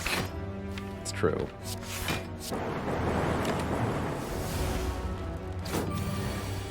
Absolutely true.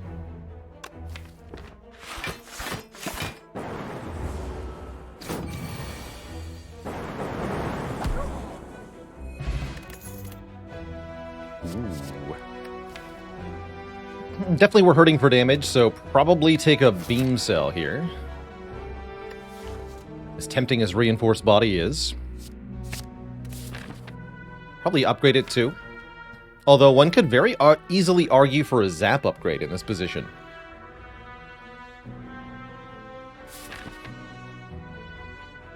I think I'll upgrade the beam cell. Yeah, for our many attacks. Just you wait. There'll be more. They're coming. Let's take one more fight at minimum here, then we can evaluate, are we ready for Elite, or do we just upgrade stuff? We can choose after we see what this gives.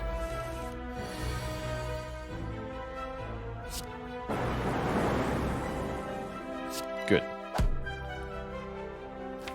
I'll be back for self-repair. We can leave this fight at full health, that would be excellent. Although we can't, because your block is not broken, actually. No. But my face, though.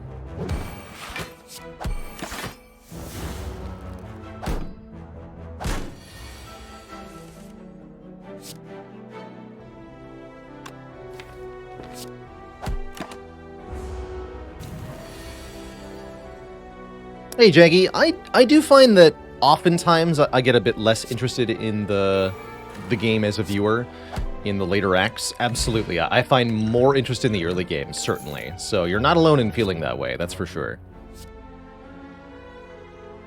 Okay, we find a streamline, we can fight the elite. Let's do it. Gremlin Bob. What a great turn one hand.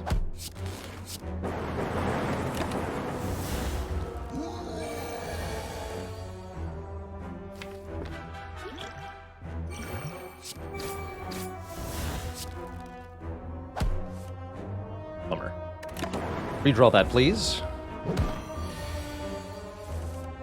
Dang. Aha! For all the attacks we have, Twitch chat, another Molten Egg run today, and we have basically no damage in the deck, so excellent. So for example, we could take this Compile Driver Plus, which is fantastic. Clicks on Equilibrium. Potion Bell, excellent as well. Let us hold a bunch of potions. Seems pretty decent. Probably going to upgrade this Streamline, huh?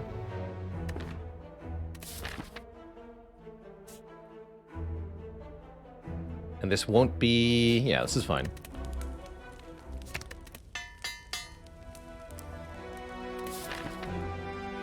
Could also opt out of the Knob rematch, maybe?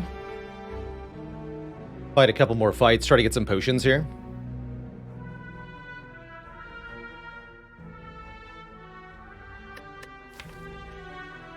Kind of like that idea. Let's do this path. Oh, good lord, what have I chosen for myself? Terrifying.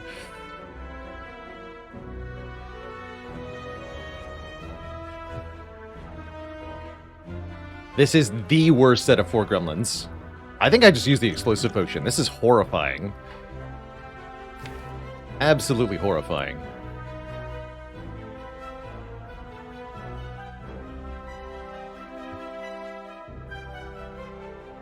$25 damage on turn 1.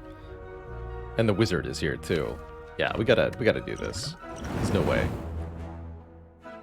There's no way that goes anything other than terribly. I guess see what this hits. Cool. With the explosive potion, it's an easy +7 health at least.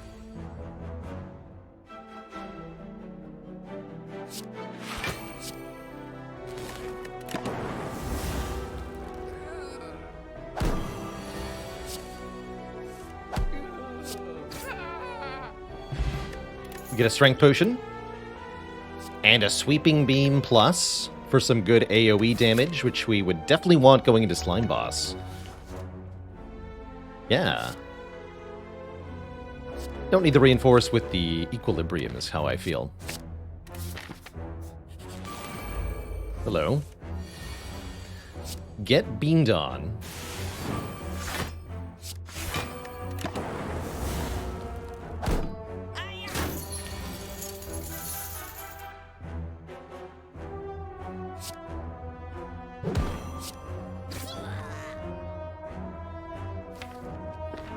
And we can play self-repair, heal 7, take 6. We can also defend, and then we get 2 draws to try to redraw a self-repair. Take only 1. I think that's on average better.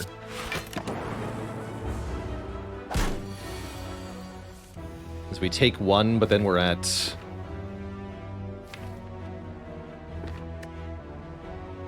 5 out of 8 to see self-repair next turn.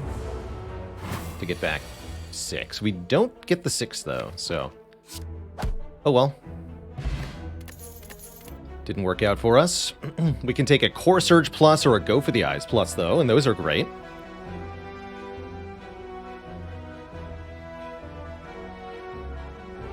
I think the Core Surge here.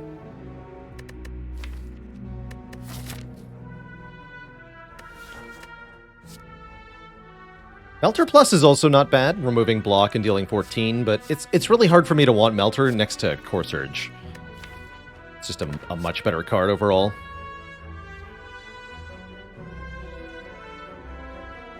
Very hard not to want an upgraded rare card, in general. Alright, and the next elite is the Sentries. Get beamed on.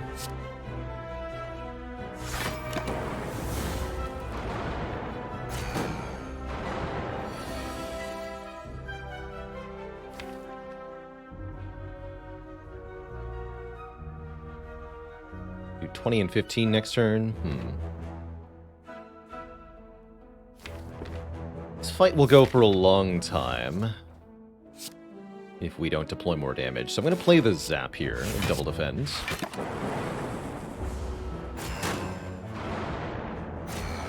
So we're outputting more damage per turn. Kind of unfortunate draws here, though.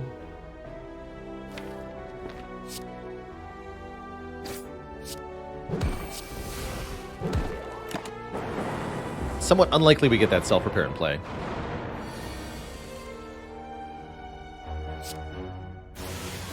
Drawing 2 blocks on this turn is fine, though. I'm pretty happy.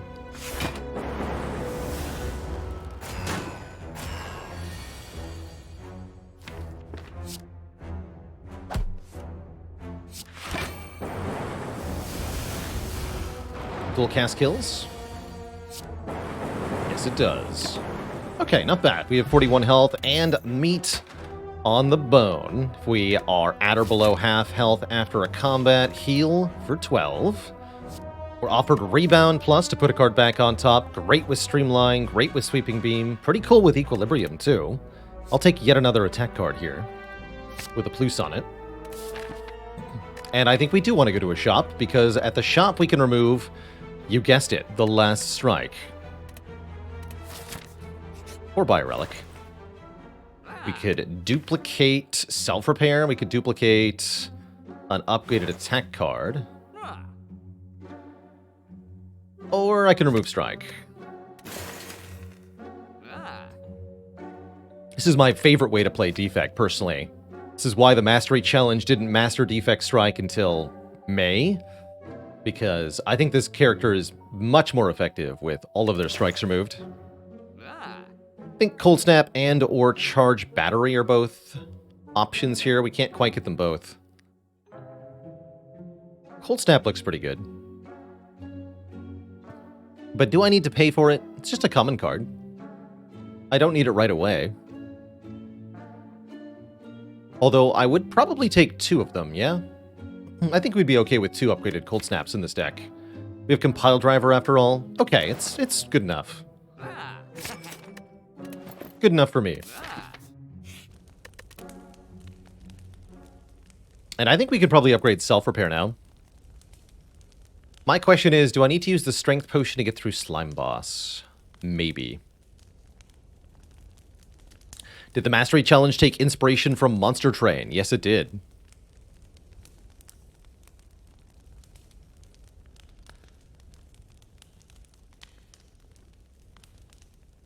Could also consider upgrading Zap to make it 0 cost. With Equilibrium, that's a bit better, actually. Does help a lot in the Slime Boss fight, actually. Looks like our deck is pretty good overall, though. I really like the upgraded Self-Repair for healing our way through Act 2. Although, as we saw, sometimes we couldn't even play the Self-Repair. Sure. We'll do Zap.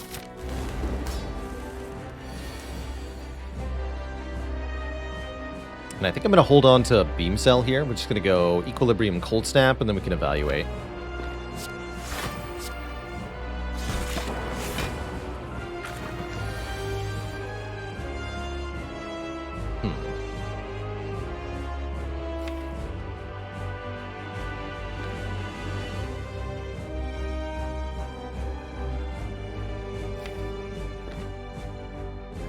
I'm going to try to do this without using my potion. Don't know if that's dumb. We can rebound Streamline next turn. That seems good. In order to avoid messing that up, I think I want to play the dual cast over the Sweeping Beam here. So we can always, with Vulnerable, zap, rebound, Streamline next turn. That seems good. That seems like we don't need to use the Strength Potion then. Wow, we even got Compiled River. That's cute. So we split at 35, and then we immediately resplit one of the other two. I think we're good. You. Or I can full block that, sort of. Preventing Weaken anyway with Artifact. Let's just stop this. Got Sweeping Beam coming up, although it's a lot of slimes.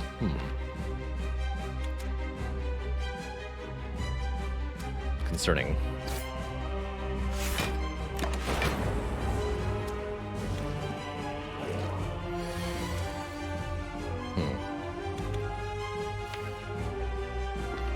Well, at least I'm not weak next turn. This is fine.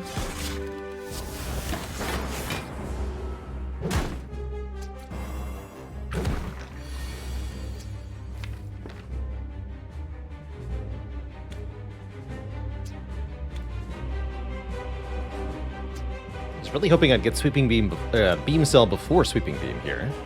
It's less than ideal. Might want to Equilibrium. Just block for one more turn so we can do Beam Cell into Sweeping Beam next turn. Play Equilibrium defend here. That means we can't redraw into Sweeping Beam again, though. That's less than desirable.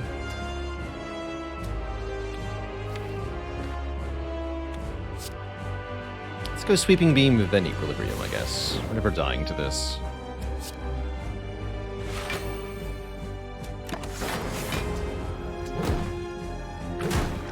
Get a lot of slime data, unfortunately. But we also get the Streamline. Okay, we're out of here. Whew. Potion preserved. We also get a nice generous heal from the Meat on the Bone and the Self-Repair. That's before the mid-act heal, so we get to keep effectively some of that health going into next act. What do you think? Do we take a Seek or a Hyper Beam Plus?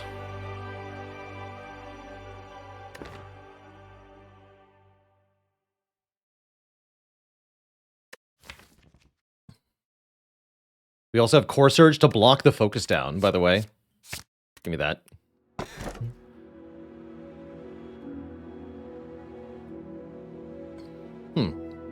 Oddly decent tiny house. Cursed Key gives us energy, but curses us upon opening a non-boss chest. Or there's the Nuclear Battery, giving us a Plasma orb at the start of each combat. That's not affected by focus, and it works with Compile Drivers, so I think that's actually a pretty good Nuclear Battery, because we don't have that much orb generation yet.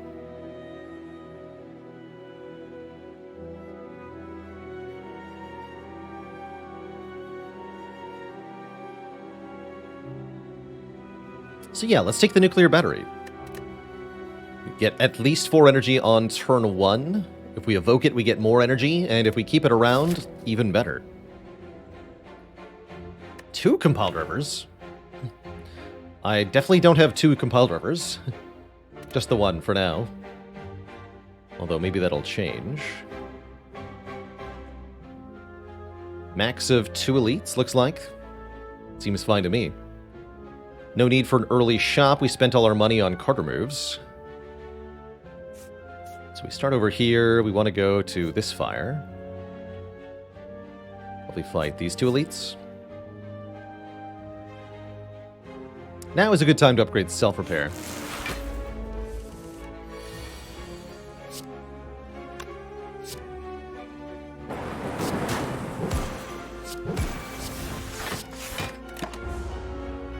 We also have Meat on the Bone, so we can heal for currently up to 19 per fight.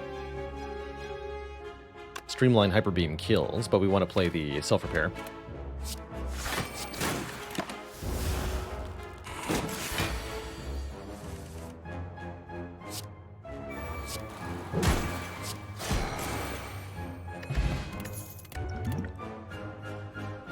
I am a white noise enjoyer. Make a random free power. Sure.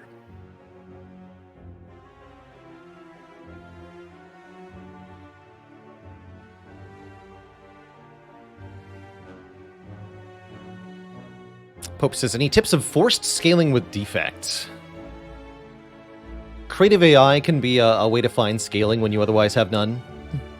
Another way that Defect in particular can scale is with energy scaling. Other characters really can't do this, but Defect is allowed to use cards like Aggregate or Turbo or Double Energy to make double-digit quantities of energy, and then you can play Reinforced Body or Loop Holograms to block large amounts from that.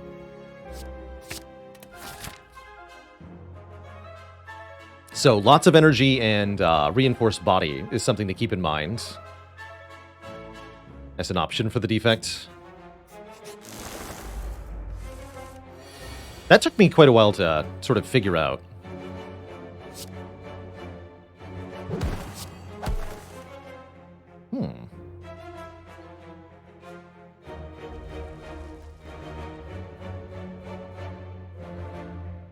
This will deal 17 to all. Kills this one outright. So we can Hyper Beam and defend here. Guess I'll do that. No Core Surge, no Core Surge.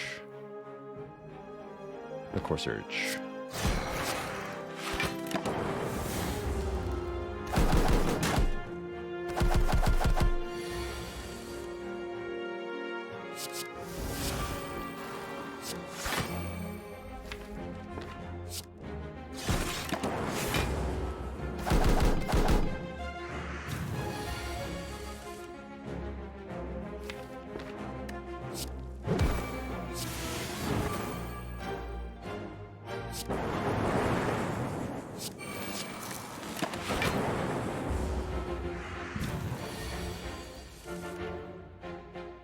Or multicast Plasma. Yeah, that's another way to get lots of energy. Good recommendation there. Focus Potion. That can help out probably in an elite fight, I think. Book of Stabbing is good for Focus Potion. And every Defect loves Hologram. The more energy you have, the more you like the Hologram. I'll take it. Great for doing stuff like getting Hyper Beam out of the discard pile. Bites, but I have no strikes. Refuse. Guess more combats is more better. Yeah, keep taking fights. Easy turn 1 Core Surge.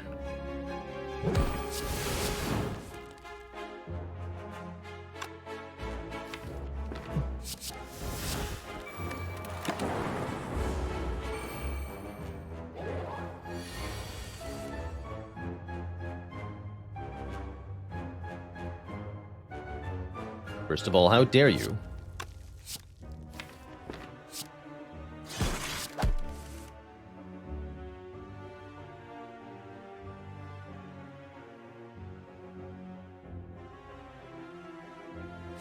So we go Zap.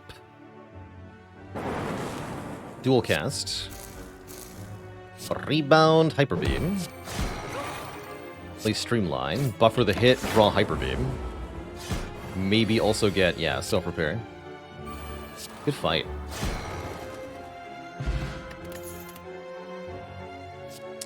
This is the sort of deck that would love another Beam Cell. We could also take Turbo as an energy generator. Let's take one more Beam Cell. Make sure we're busting through Artifact when applicable, which is coming up for bonus damage. Looks like we probably want some card draw soon. We have the one Compile Driver, but that alone is not enough. A Skim or another Compile Driver would be good. No plans to go to a shop immediately? Give me a Relic, sir. A bag of marbles, even more Vuln. Excellent. Good. Don't think I'm going here. Although this is a situation we could consider Act 2 Burning Elite. We kind of stomp Slavers, in particular. Okay, let's see how the first Elite goes. Alright, we're not getting Super Slavers, then. Is this a situation that merits a potion? Let's Strength pot looking pretty good here. Same with Colorless Potion.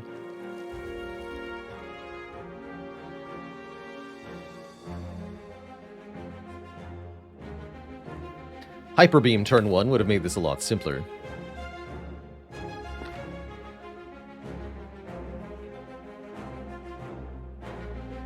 I guess I'll Colorless Potion. I don't feel like we need Strength, because I can just draw into Hyper Beam. Ah, there we go. Seems good. Find out if this draws Self-Repair first. Giga Brain. Alright, let's go. Take another Polygrab. You love to see it. Love moments like that. This is too good. It's way too good. Incense Burner makes both the Elite a lot easier, the Burning Elite that is, and the Bronze Automaton. The Bronze Automaton. Burner turn for Automaton is 6, so you want the burner on 0 going into Automaton.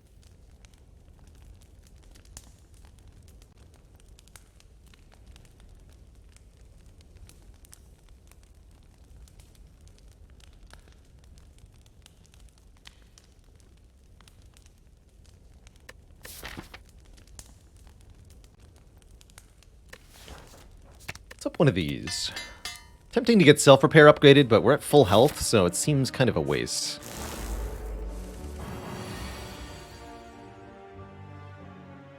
Prepare to die.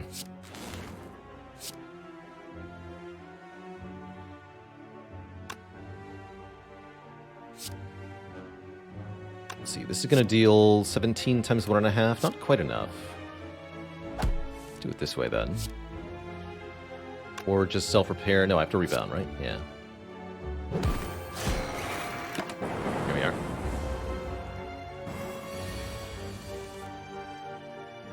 Oh, and I can hollow self-repair if it mattered, but it doesn't because I'm at full health.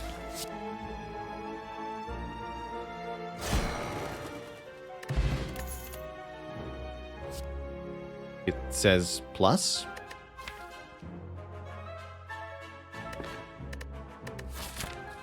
Don't think so.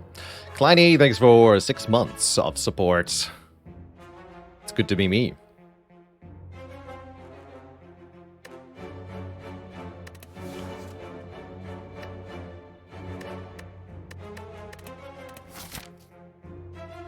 Let's go for this Burning Elite. Duvu Doll. Gain 1 strength. +1 if we get any curses, but realistically just 1 strength. Given how many attacks we're doing, that is definitely an improvement to the deck. So I'll take it. We will face down the Snake Plant. What a monstrosity of a creation.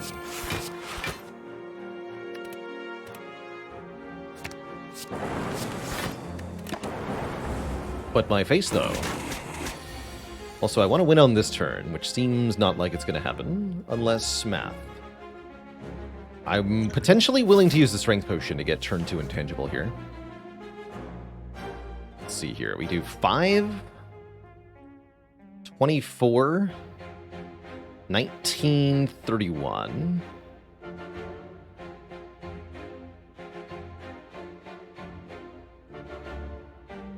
$79 damage. The enemy has 68 health. They also gain 3 block, plus 4 block, plus 5 block.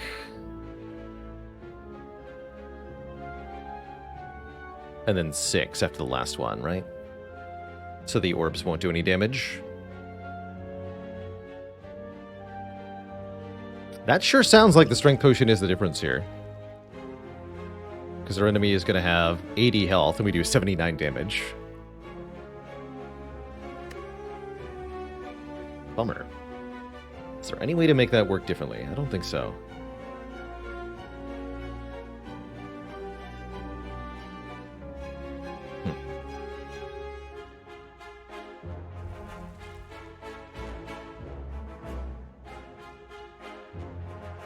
So why turn 2? Mostly because of Gremlin Leader. It means if we're facing Gremlin Leader, we can avoid having to kill any minions turn 1, and we can just be intangible turn 2 for an attack. Against Book of Stabbing, turn 2 is a reasonable turn to be intangible. Although we'd probably prefer turn 3. We don't want to be turn 1 intangible for either of those fights. So I think I am going to use the Strength Potion here and just kill the Snake Plant right now.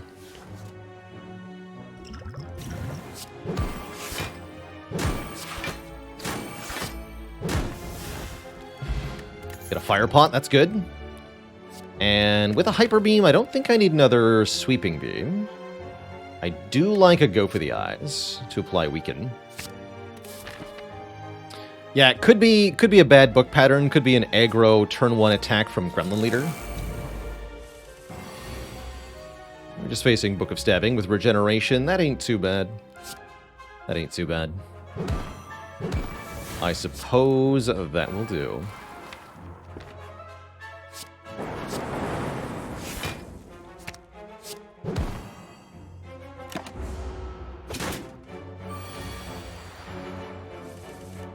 Yeah, perfectly great turn to be intangible for. Do we EQ White Noise here? I think it's just Hyper Beam Defend.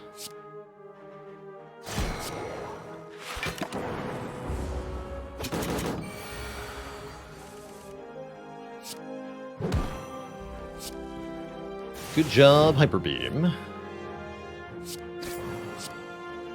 This works too, I guess. Already played Self-Repair. Good fight then. Do I need to set up Incense Burner at this moment? I don't think so. Ooh, I like gold-plated cables. Our rightmost orb triggers its passive an additional time. It's like having a bonus orb. There's the first claw. This deck has 2 holograms and a Hyper Beam and a Compile Driver. This deck wants a reprogram. This deck definitely wants a reprogram. We even upgraded the hologram. With 2 holograms, this... Oh, actually, speaking of 4 scaling mechanisms, this card is an unusual one that can really, really work on Defect. For reprogram to work well, you need to be able to play it a lot of times. So you need to be able to upgrade that reprogram to be +2/+2. And you need to be able to get it back into your hand with effects like hologram. Haven't given up on Ironclad. We played 2 Ironclad runs in a row just before this run. I just wanted to do one non-clad run for fun today. All is well. Fear not.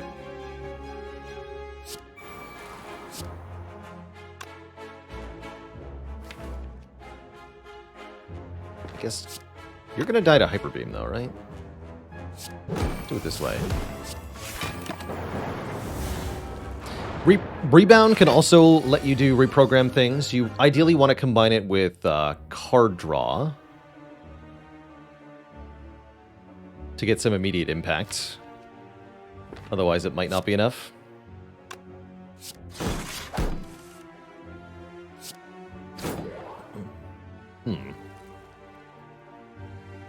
Somewhat committed to playing this now. Oh well.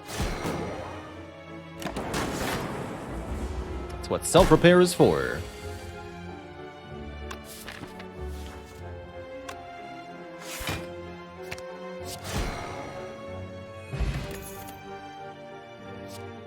And with reprograms in the deck, I'm going to love another Equilibrium. This deck is headed in a very powerful direction, and I love it.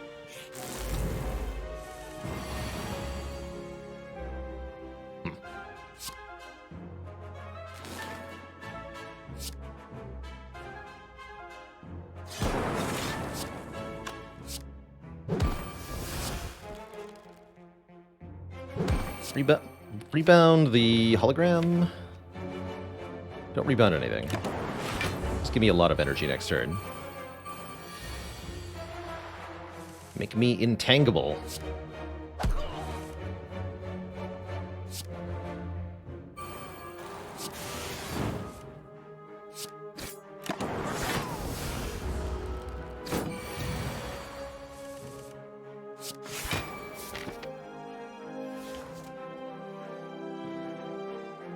How long is our average hallway fight? Let's try 3 turns.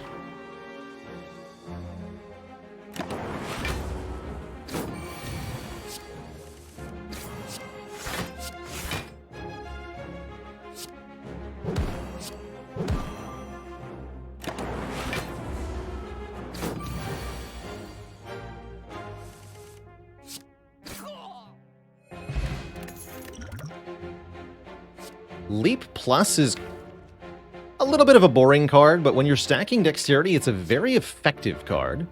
I suppose FTL is similarly pretty good, a zero-cost attack that can draw 1, scaling with our Strength. I feel like we want the attack more than the block, is that true? I think so. Cool to see 3 different card types all upgraded here, by the way. Skill, attack, and power. Or rather, attack, skill, power. Snake Plant, okay. Let's see if we can make this a 3-turn Snake Plant.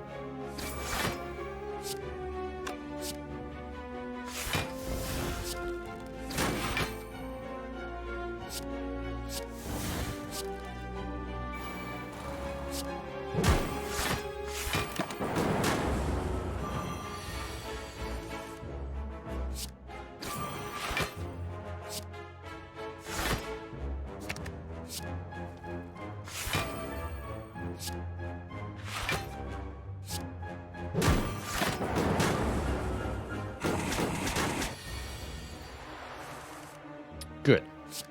If we kill on this turn, then we should have Incense Burner set up for the Bronze Automaton.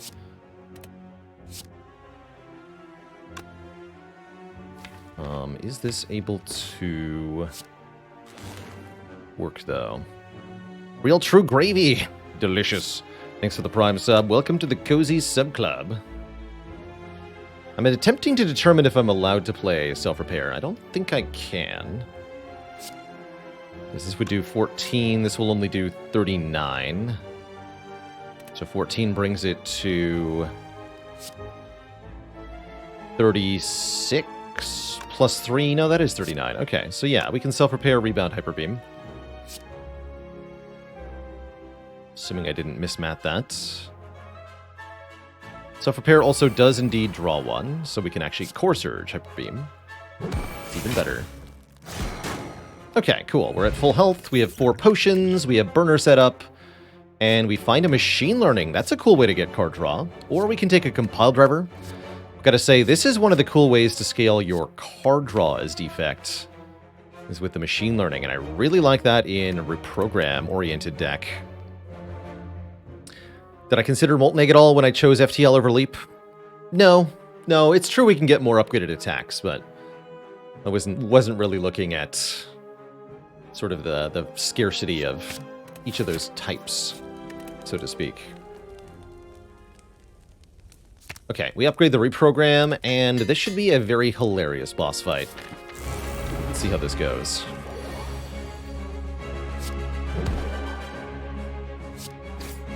Guess we'll make Streamline free. That means not playing Self-Repair. Let's play the Self-Repair and Beam Cell again. We want to get a Plasma Orb into the front slot here. That just means playing both the Zap and the Dual Cast. Or actually, just playing the Dual Cast is enough. Excuse me. And then we're getting more energy each turn. Steal my rares if you must.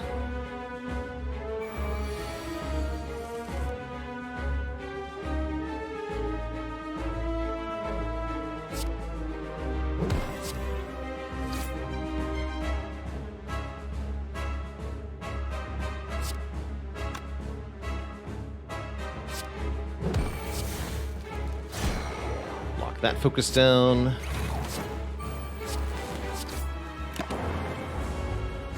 So we're getting 5 energy per turn, 6 cards per turn. As a general rule.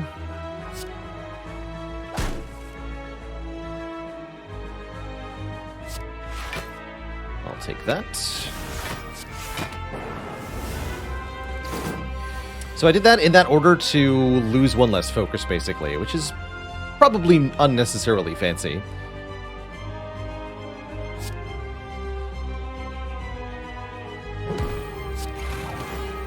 But was pretty cool, so it's all good. I'm intangible next turn.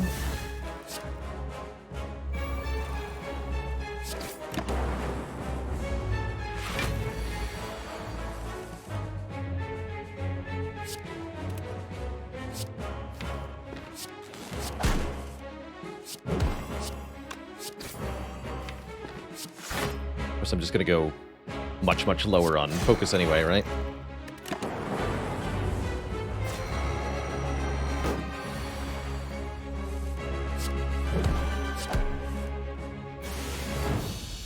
GG. Get a fairy in a bottle, a nice thing to hold on to with the potion belt. We're offered another hyper beam. Actually, no. I think this is a really good situation for double machine learning. The more cards we draw, the quicker we can get back to reprogram, the faster we can scale. And if we can combine this with energy generating cards, it's going to be real juicy.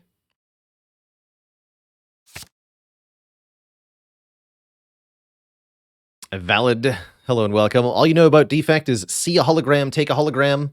It's not a bad start. Hologram is real good. Runic Pyramid.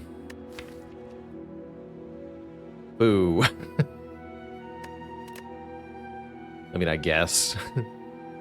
I guess I'll take a Pyramid over Velvet Joker here. It's actually not a very good Runic Pyramid. I would much prefer a Coffee Dripper here, or even Fusion Hammer. Baton with the Prime sub. Welcome to the Cozy Sub Club. Oh, actually, yeah, you're right. If we take Frozen Core, we start with the Plasma Orb in front. So we get 5 energy per turn from turn 1. And then we can remove Dual Cast. And yeah, it's never skip. That's a really cool reason to take Frozen Core. Frozen Core is an energy relic? Like, what? Yeah, Pyramid's also quite bad because we have 2 Equilibriums, right? So I can just retain my hand anyway. It's very rare that I say this about my favorite relic in the game, Runic Pyramid here. I love this relic. It's very powerful. It's complete crap here. It does not do much of anything for this deck, and it, in fact, sometimes prevents us from drawing cards. So, yes. Take Frozen Core over Runic Pyramid with the negative focus deck. What? What does this run? It doesn't make any sense.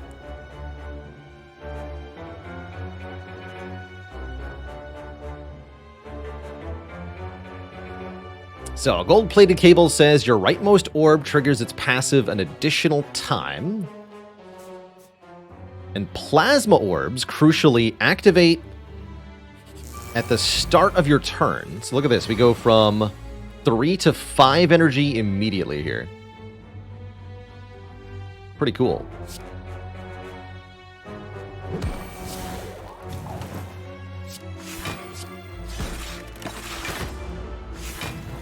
And now I am a Frost Orb.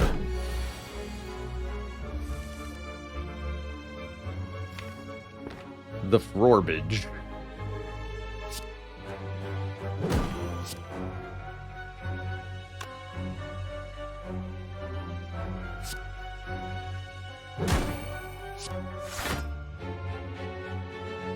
So I'll just do this again.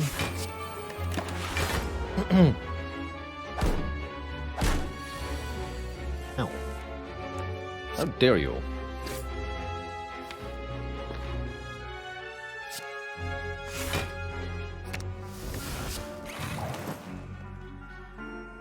Can evoke it for more right away if we feel the need to.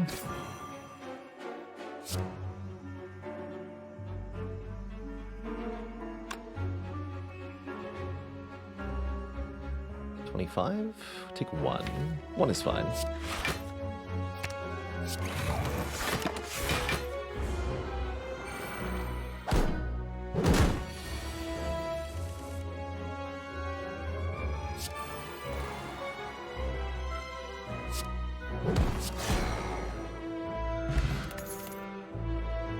Now the Cool-Headed appears. I'll take one more white noise. Cool-Headed is pretty stinky. 275 gold for a Regret Curse, you say? Sure.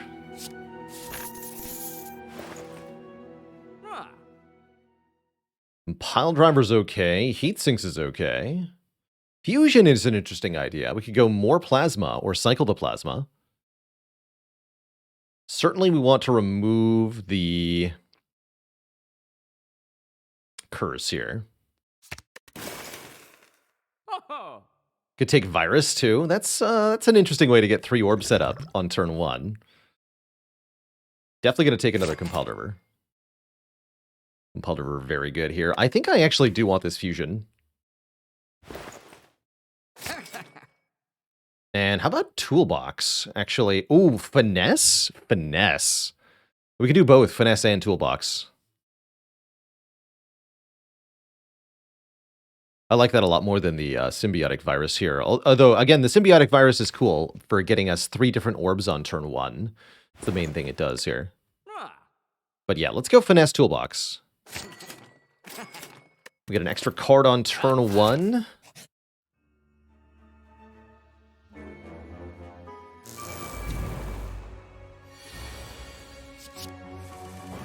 Uh-oh. It's a terrible draw. No, why? Oh no.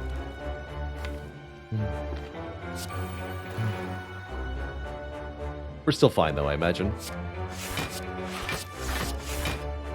But that was disappointing, let's call it. Get 2 burns added to the draw pile. Ouch. Okay, this is okay. This is okay.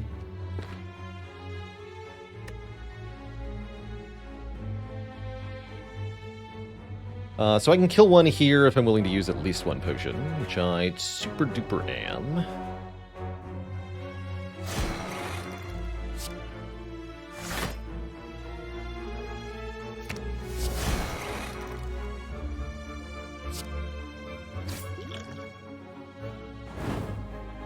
And I can block by playing Equilibrium with Energy Potion. Seems unnecessary though. We can just self-repair. For some of this health back. Keep the potion. Well, actually. But my face, though. Ooh.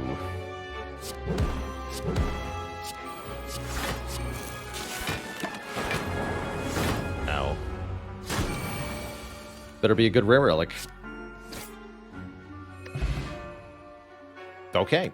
That's a good rare relic, and a really good potion, so I guess I can't complain here. We have a Dead Branch. Whenever we exhaust a card, add a random card to our hand.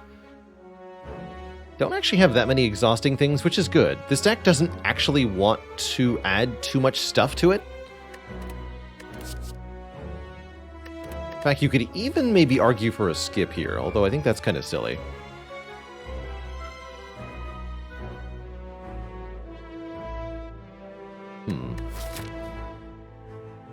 Now, let's take it. It's a cool relic. Barrage. No, I'm not. Well, I guess so. Okay, I can see this because it scales 3 times with strength, right? That's not too bad.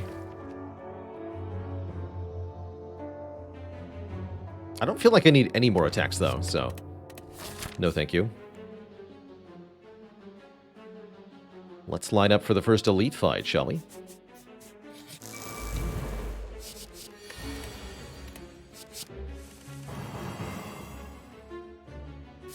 Turn 2 intangible, perfect, going into potential Reptomancer.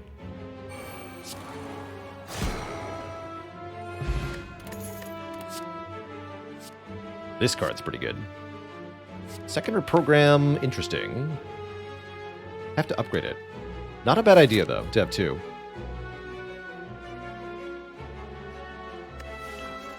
This is better, though, surely. We could lose the Focus Potion, I guess. Oddly bad potion.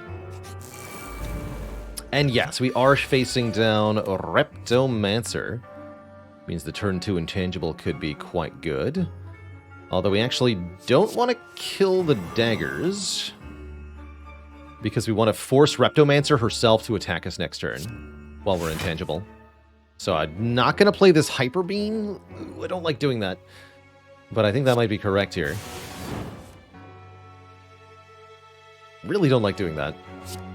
We can just do... So actually, here we go. Reboot. Reboot. Put the Hyper Beam back in the draw pile, please. And thank you.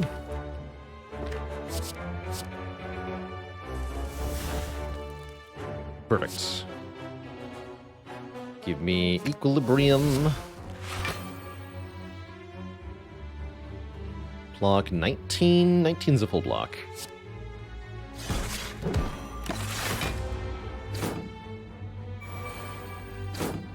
As Reptomancer cannot summon if there's 4 daggers on the field, so that guarantees that she wastes her attack here, that we didn't kill the minions. And that's good. Probably. Oh dear.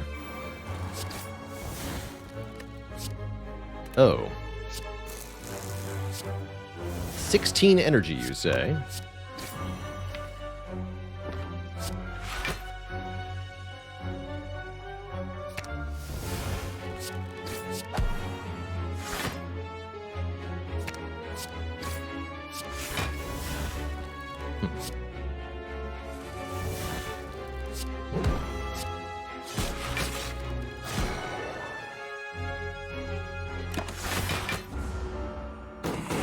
Good fight. Good fight.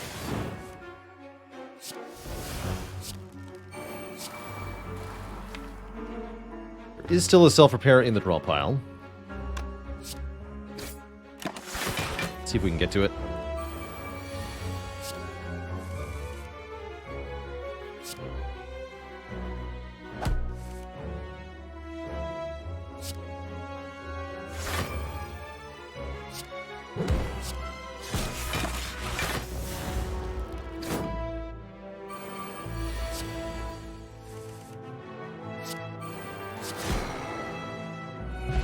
Easy peasy. Kind of late to find a Matryoshka. Our next 2 non-boss chests have 2 relics each. It's not really going to work out, unfortunately. We'll take 1 more Compiled River. How's it going, Holy Sandro? Never seen a Defect deck like this before. This one's a... yeah, actually, neither have I, quite frankly. Although a deck sort of like this, relying on negative focus and lots of energy and card draw, is something I've done before. I've certainly never done Frozen Core plus negative focus. That's a very weird thing we've created. Con Weezus with the Prime sub.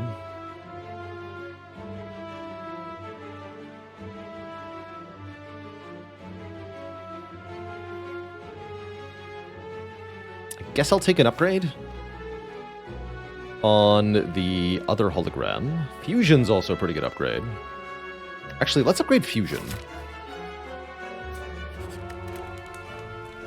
Do I find it hard to grind the same character? If you're talking Ironclad, I've actually really been enjoying pure Clad runs. Am I saying that taking notes on this run won't be helpful? No, this is exactly the sort of run you should take notes on. Because this is an unusual run. In a lot of ways.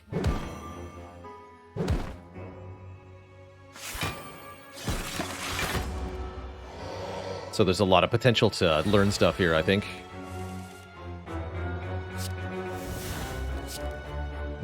Let's rebound the Fusion. Compiled River. Fusion again.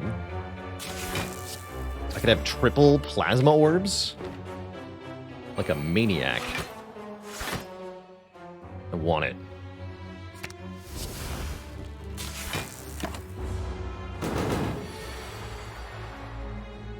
Seven energy per turn. Let's go.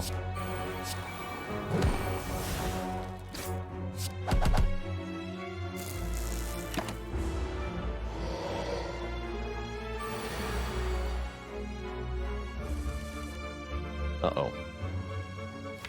Wet my face. Hopefully White Noise has buffer in it. Did not. But stack is 27 blocks, so that seems kind of good.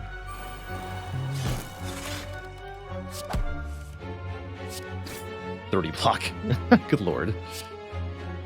That's a lot of block.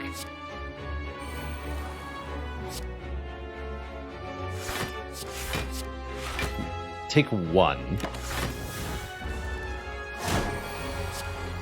There's the buffer. Buffer, you're too late.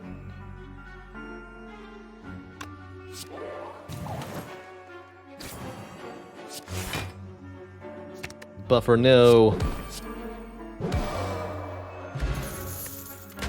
Tungsten Rod reduces incoming damage. We already have these cards. I don't think we need more. Team of Zambonis with the Prime sub in the 9 months. Thank you for all the support. 9 heckin' months.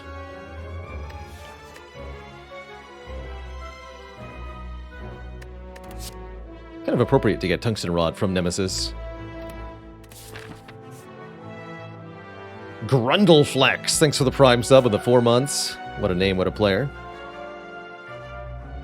Keep on grundling, you know?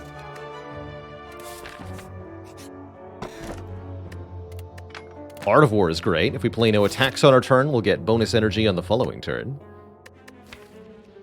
Currently want to upgrade a hologram, so yes. Grab one more fire.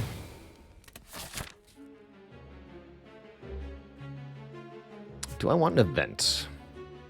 I feel like we're pretty strong for the late game here.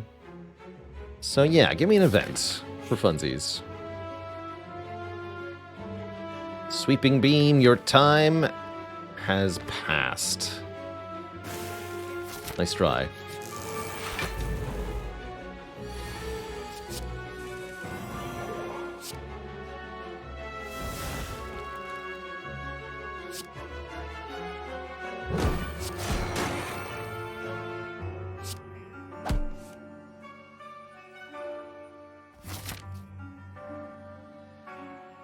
Let's get incense to 4 here.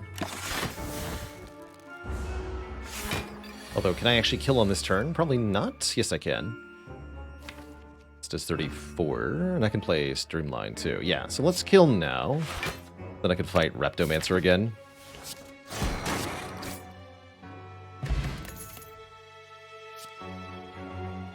That seems okay with Dead Branch.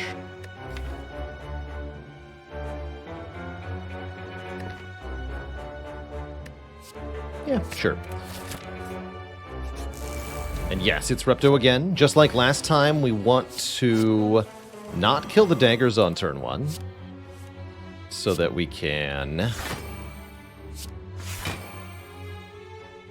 be invincible next turn.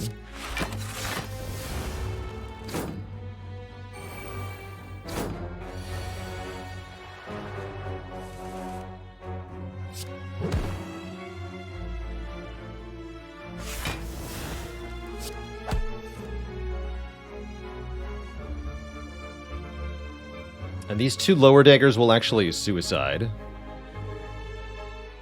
They will KO themselves.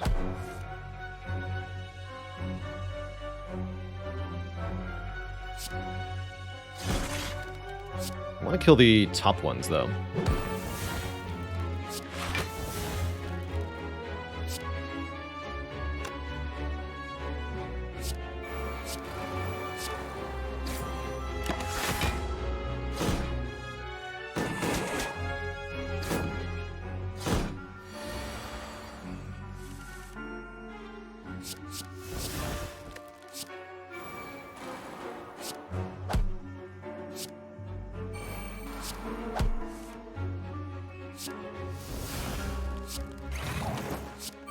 Three more card draws per turn seems good.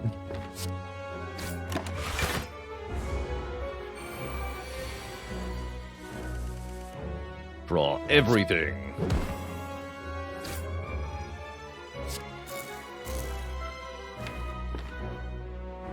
Gonna want Hyper Beam, I assume.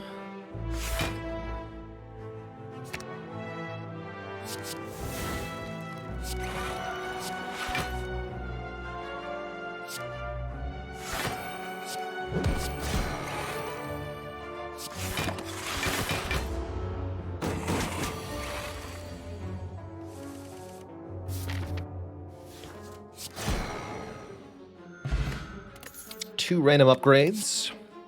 And an aggregate. Gain energy for every 3 cards in the draw pile. Now that is the kind of card we want here. Not electrodynamics. Not when we're hyper beaming our way through the run. Who even needs focus, right? Not me. Stinky focus potion be gone. Transient can be a slight issue, though. Depending on how much they want to mess with us. Having loop in play sounds good, though.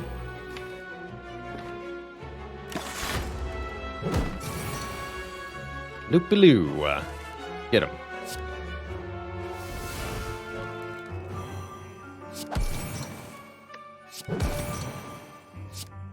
Just keep punching and drawing.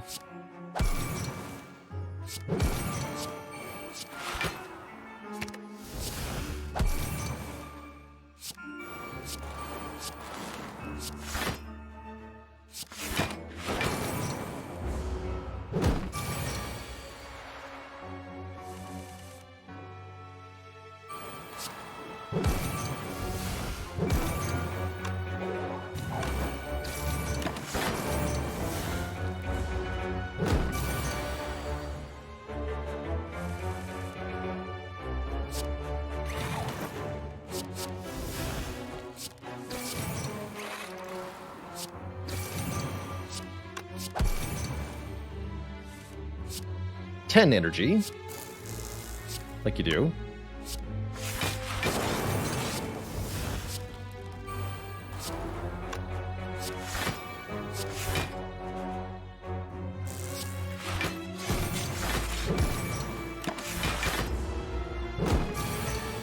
Just casually get 9 cards in my hands. Easy game, easy life.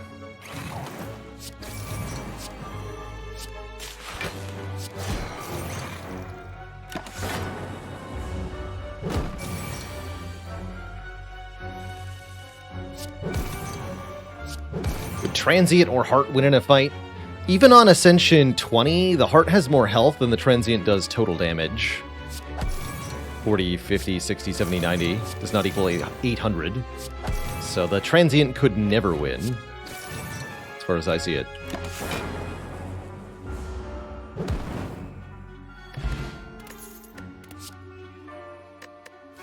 Do we want our Sweeping Beam back? I don't think so. Charge Battery's not terrible. Ancient Potion's pretty good for the Heart fight. Blocking Vulnerable specifically. Let's lose the Distilled Chaos, which I don't trust anyway.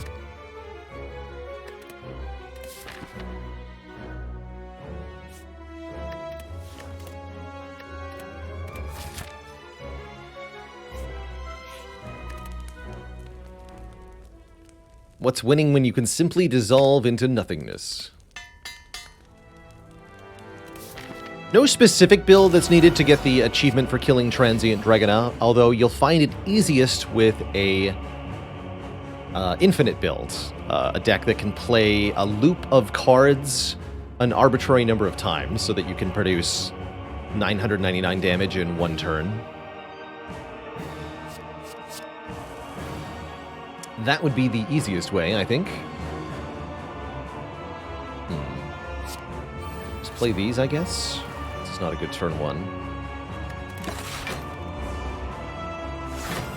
Art of War value. Mind Blast value.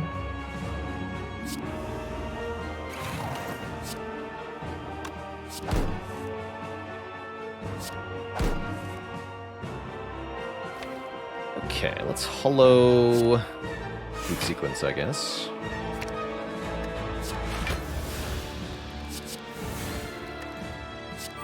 Loop sequence.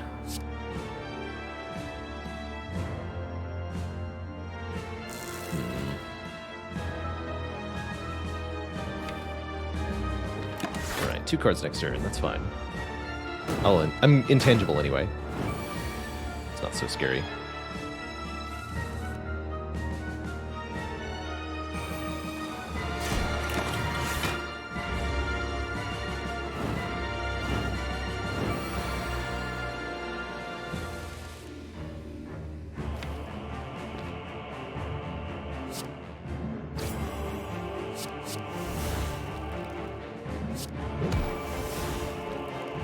good.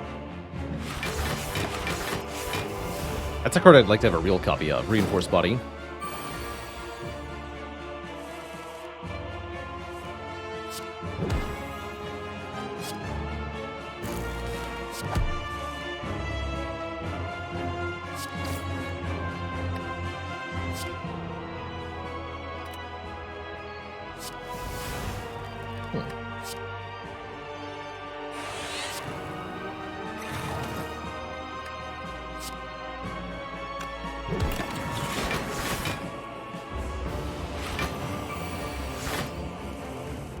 Terrifying.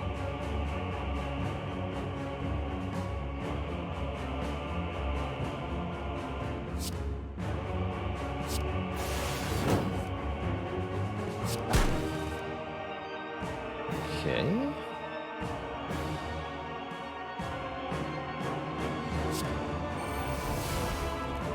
Not helpful.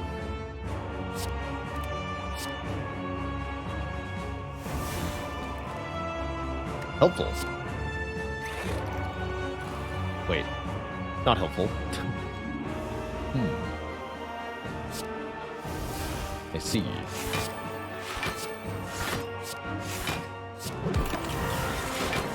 Okay, that's gonna sting. Got meat on the bone active, at least. Okay, here we go. We can start scaling some more. We want to get our reprogram played more times. So we're going to hologram, reprogram. That's not enough block, though. Curses. This fight is going badly.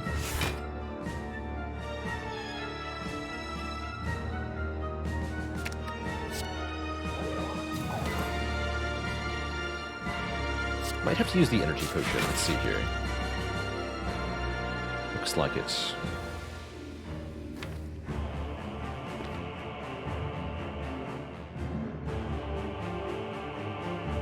Then we can hologram loop. That's effective.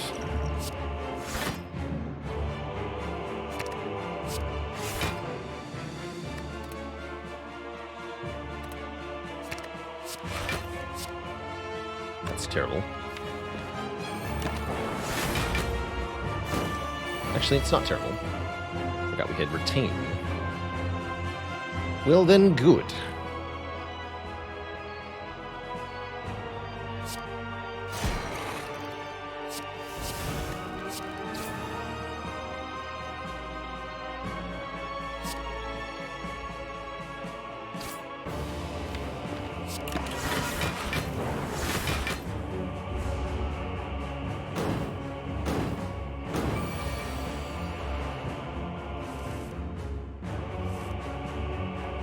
Definitely careening wildly here with the deck. More than we'd like to. It's going sort of sideways, but I have faith here. Grand of Greed.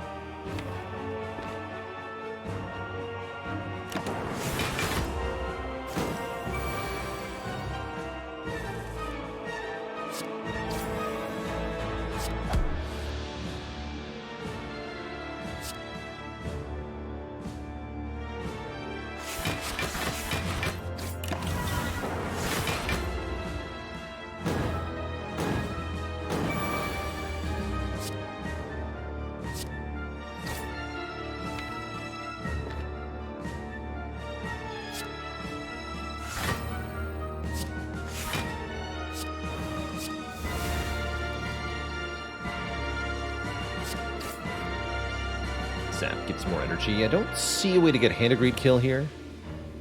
Don't see a way. I was hoping there would be. Okay, that works, though. We can hologram Equilibrium one more time. Just keep retaining. Runic Pyramid sucks, don't forget that.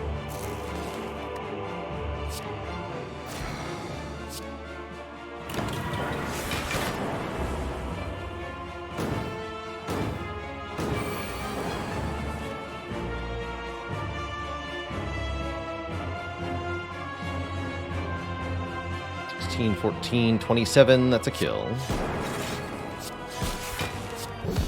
There we go. Easy money. We also heal for a bunch. Next fight's going to be Donu Deka. This shouldn't be too bad. How do I feel about Dark Shackles? Just remove one artifact, gain a new card. Seems fine. How's it going, Defunk? Had to wake up early just to be able to catch the stream. Thanks for all the YouTube content, they say. Thank you, and hello.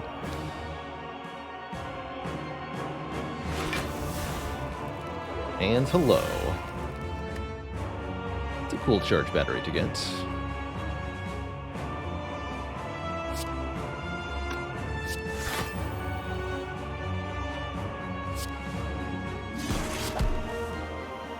Okay, let's hologram battery? No, let's play self-repair. And then the hologram doesn't matter, I guess. Review next turn. This is all on the reprogram.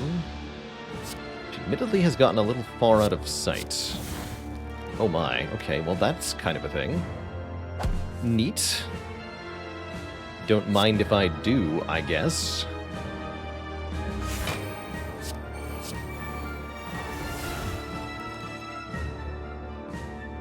I'll take it.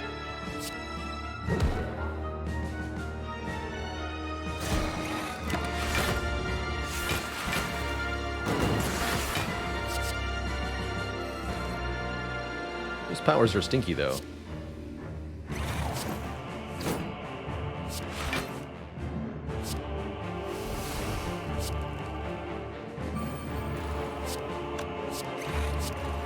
Don't play static discharge. Will mess with my orbs. Not want it to mess with my orbs.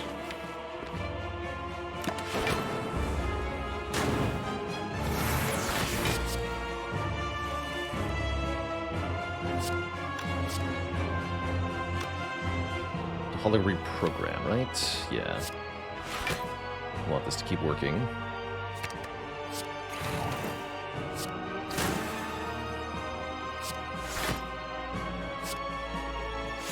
Save me. Good.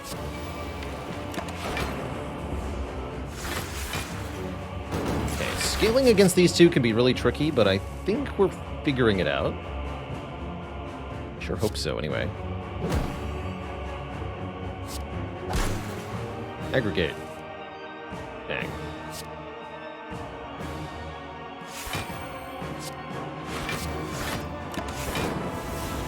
There's aggregate. Good. Okay, we can play all of these powers and such. And there's an awful lot of them. 12 energy in hand. Make that 18 energy in hand.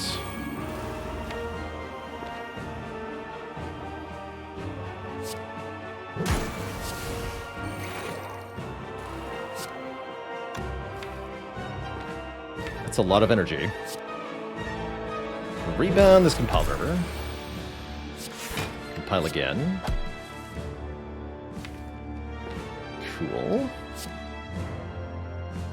Keep you vulnerable. Draw another card. Draw another card.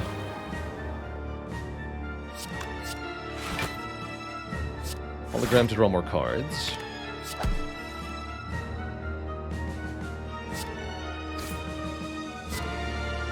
Worth killing you.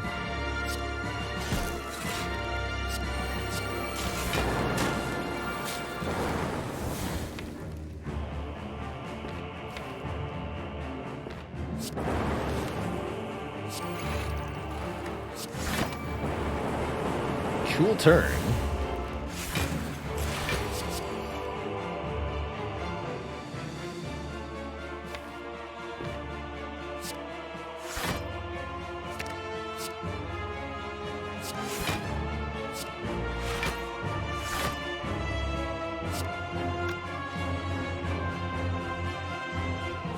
No focus. So I'll be one short. That's funny.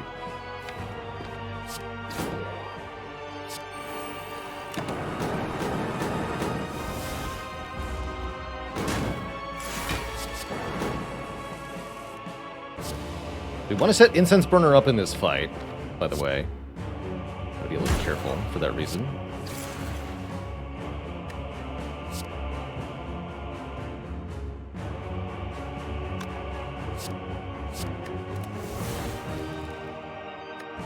That's getting played.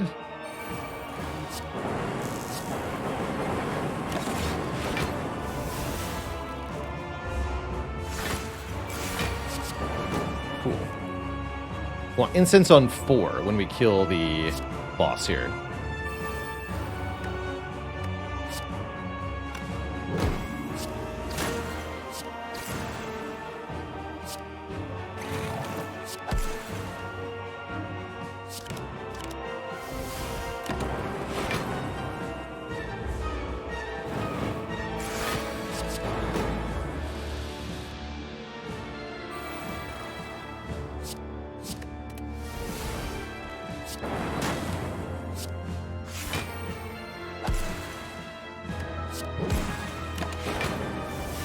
Lots of energy. We can even play Meteor Strike here.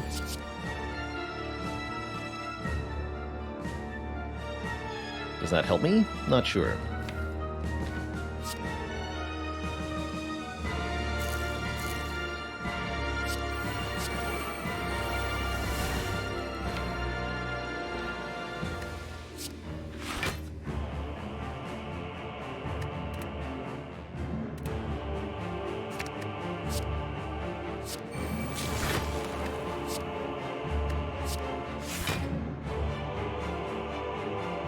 This is super lethal. And we want to kill next turn, not this turn.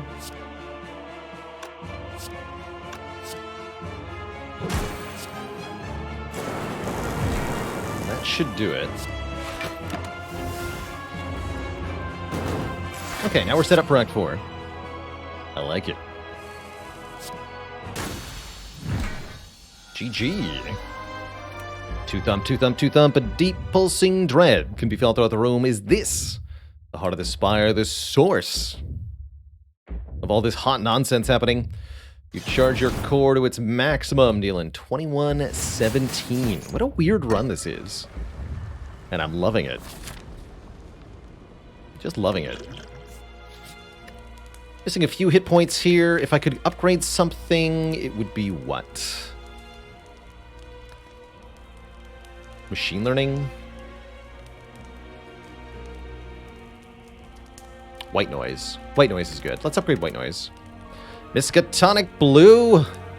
Welcome, welcome to the illustrious list of channel cuties. Let's see some waffles in the chat to celebrate so much time in the channel. Welcome, welcome. I'll get you added right away.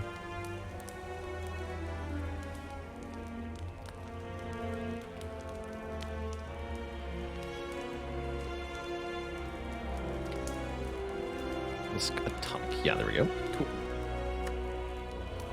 Heck yeah. Sir Ruben Socrates says, runs like this are why the Defect is the most fun character, in my opinion. Big agree. Defect is my favorite character for similar reasons. Just so many unique runs that this character can create.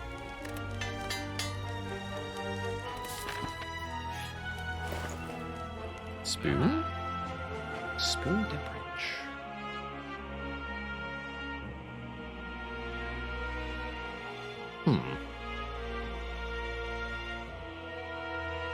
Spoon. Keep Core Surge maybe, keep White Noise maybe. Keep Boot Sequence maybe. That good? I don't think so. I do think Boat Thingy is good. Can we do Boat Thingy, Block Potion? Looks like we just barely can. No, we can't. We're a little bit short. I can't math. Stack. Stack is good. Actually, quite rare I see a really, really good stack, but that's a good stack. At least I hope it is.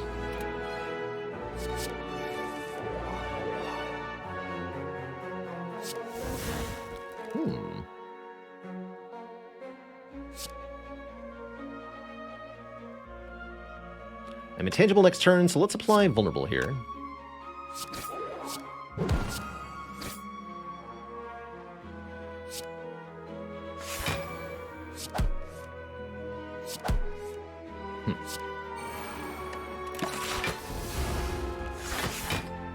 Block, you say?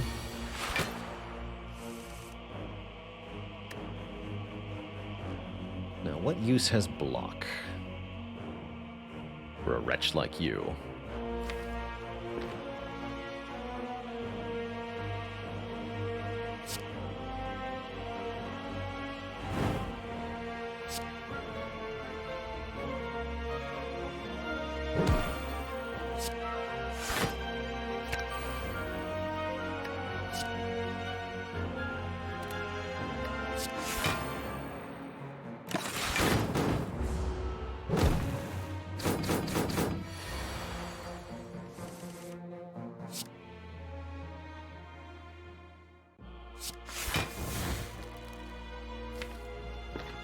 Any ways to draw, sadly.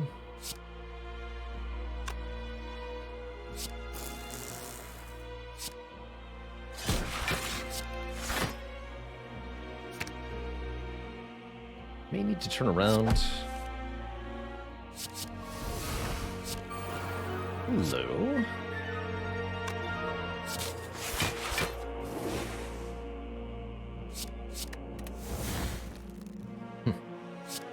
That's cute. Try again. Good.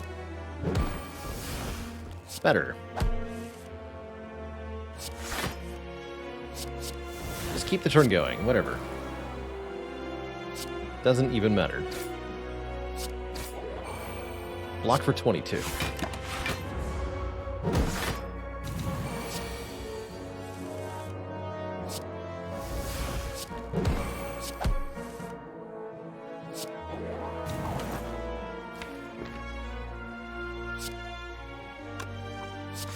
It's getting played. I want this for next turn. I want you dead.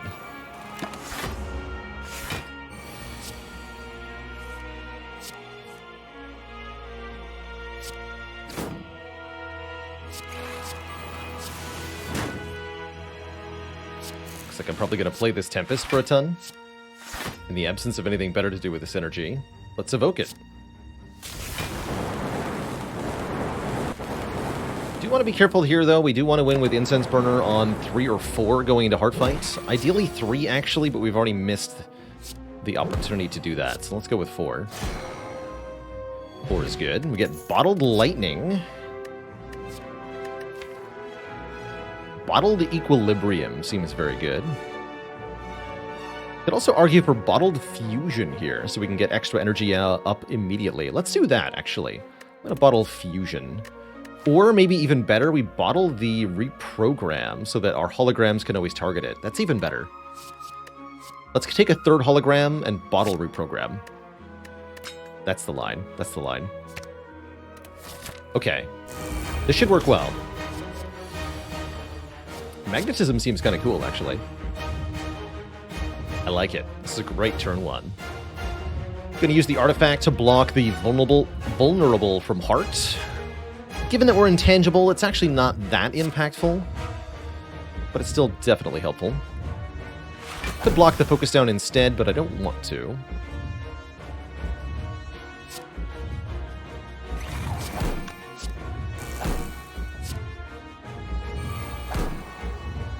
I guess Lightning over Frost. The Art of War energy. Do I drink the Entropic Brew now? Seems unlikely the Fairy in a Bottle is going to get used, so 3 random potions on turn 1, or 4 random potions much later into the fight. I think we take the 3 random potions now. Weak Pot, Swift Pot, Speed Pot.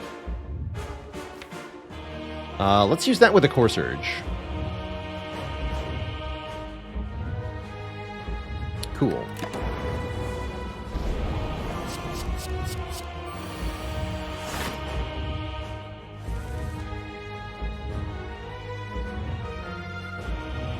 Decent time for Draw Potion.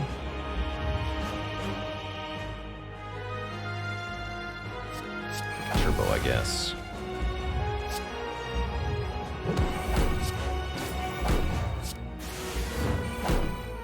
That's good.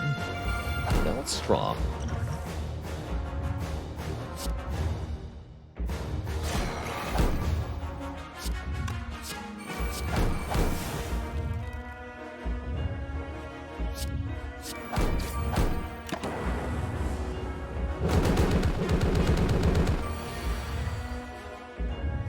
Can't hurt me, you fool. Our holograms are here, and they have an important purpose to serve. Could also just use the speed potion to full block on this turn, huh? It is better if we can get the permanent dex, though.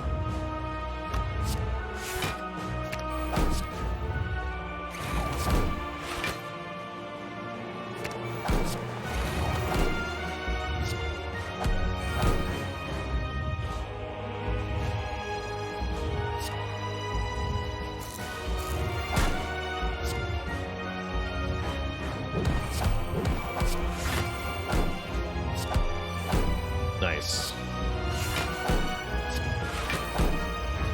Okay, not too bad. That would have been a decent speed pot turn, but it's fine. Mayhem? Now that's cute.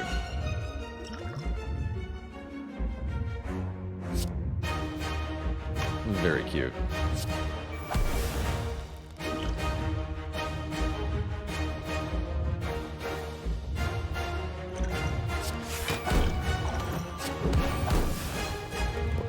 It's not the right order. Whatever. Play the Mayhem. Seems fine.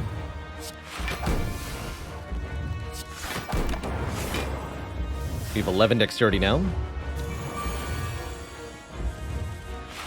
Hologram gets played. Give me back reprogram, please.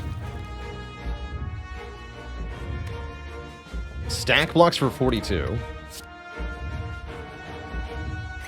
Random BS. Go.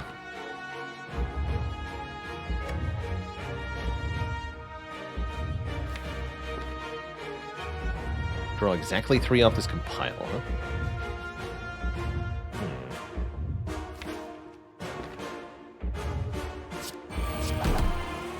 This won't draw, right? No. Concerning.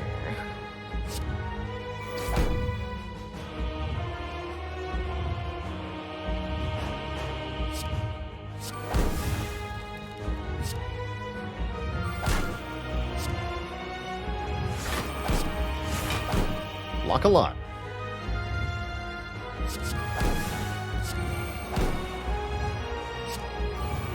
Or garbage. Go.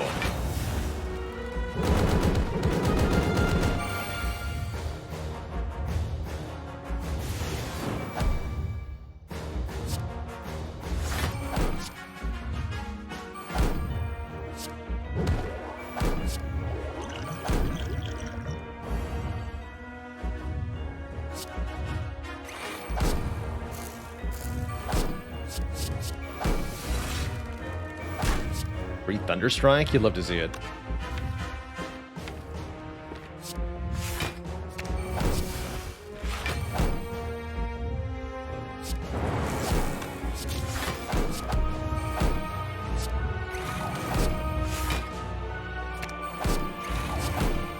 Block off finesse now.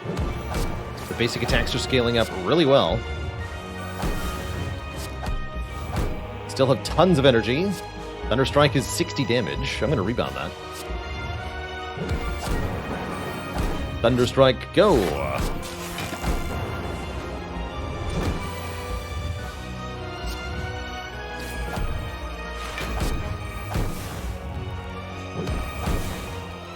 To go. Zap. Vision. Thunderstrike for 90.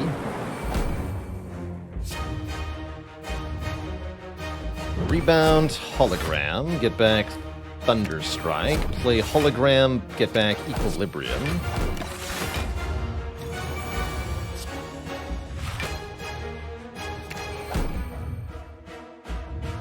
Play Thunderstrike. Wait. Not quite enough damage, huh?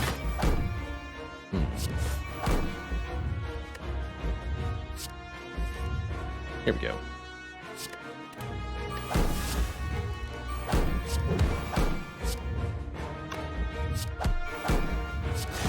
Thunderstrike, go! GG! GG, Twitch chat. We even free the fairy at the end. What a wacky Defect run. GG.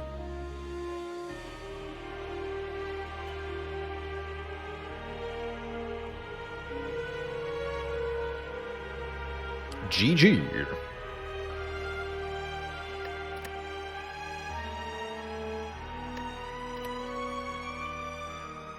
Really fun run. I cannot believe we successfully paired Frozen Core with negative focus as an actual thing.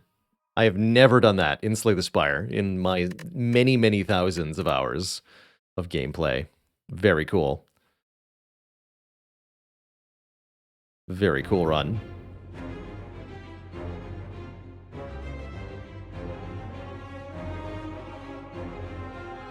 Now, what has it been done? The Spire sleepeth, and so shall I. Yeah, maybe the weirdest run Doom Train has seen. I wouldn't call you wrong. Would not call you wrong. Well, this run really goes to show that focus and orbs are not the only way to scale on the robot character, the Defect. With some creative use of energy generating or other scaling cards, you can get a heck of a lot done, even with a negative focus. GG.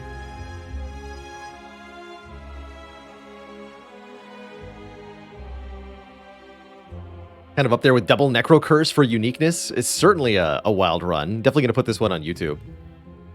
Large decks aren't all bad. Sometimes they're very unique. That is going to bring me to the end of our stream here today, Twitch chat. I'm going to throw a raid over to the Crater Creator.